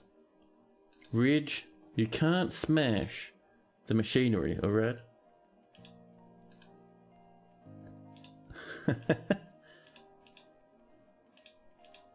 Accuses somebody.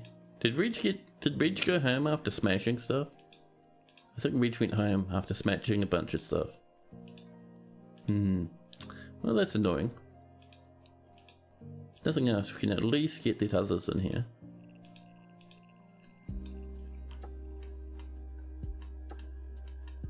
Which one got smashed? This one. Yeah, half our power gone.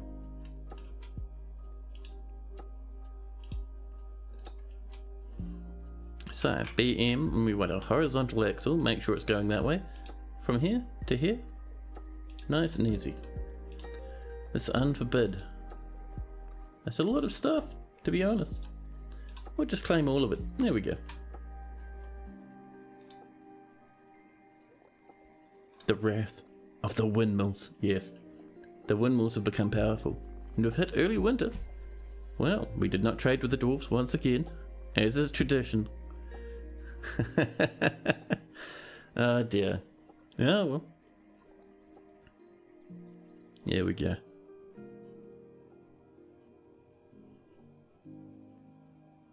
So yeah, I was talking about ending this fortress this stream, but I kind of want to hit adamantine first. But what do you reckon, chat? What would you rather have? Do we stream this fortress again tomorrow? Or do we start a new fortress tomorrow? I am fine either way. Scooty wants adamantine 100%. Same with sentient potato. Alright, fair enough. We've got to do it. Peregrine as well. Alrighty.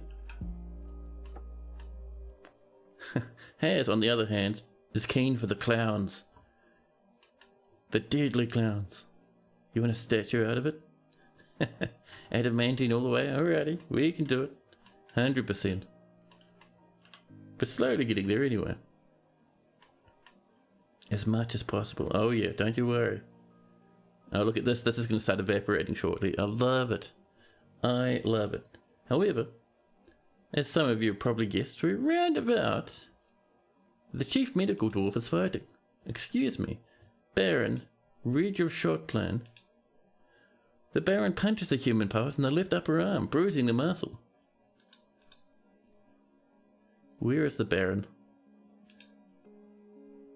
Buddy, I'll throw you out of the fortress if you keep smashing stuff.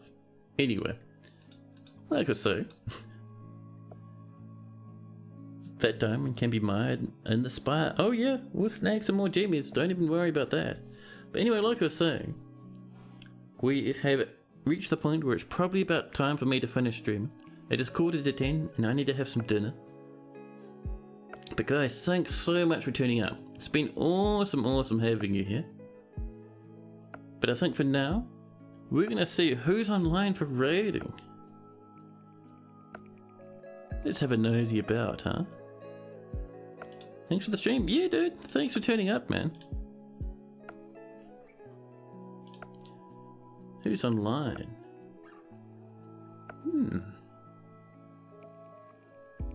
Dayman Senpai, maybe? Maybe.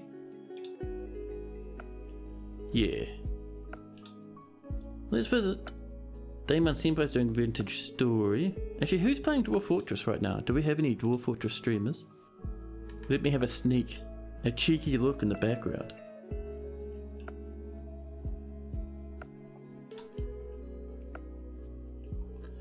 We have...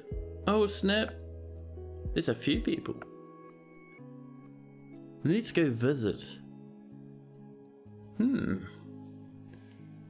Let's go visit Nesian Sky. Nesian Sky's been in the channel a few times. Let's pop this lad a sweet visit. Sentient Potato knows what's up. Yeah, I think Haz is kind of... If Haz was online, we'd certainly raid him. But I think Haz is doing his own thing at the minute. But we can visit Nesian Sky. Make sure you drop Nesian Sky 1,000,001 follows. This guy's hung out on the channel heaps of times before. Absolutely fantastic dude.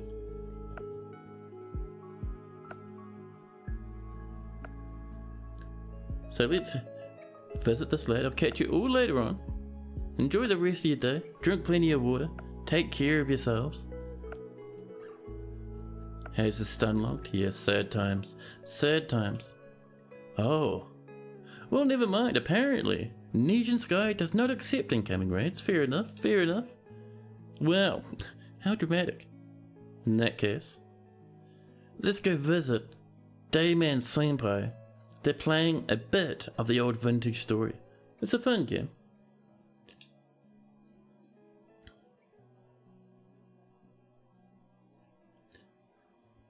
But yeah, chat, thanks again for everything today. All those follows, those biddies and those subs, wonderful. You guys are absolute legends. Every time I get to stream for you guys is an absolute treat. In the meantime, take care of yourselves. And I'll see you all tomorrow.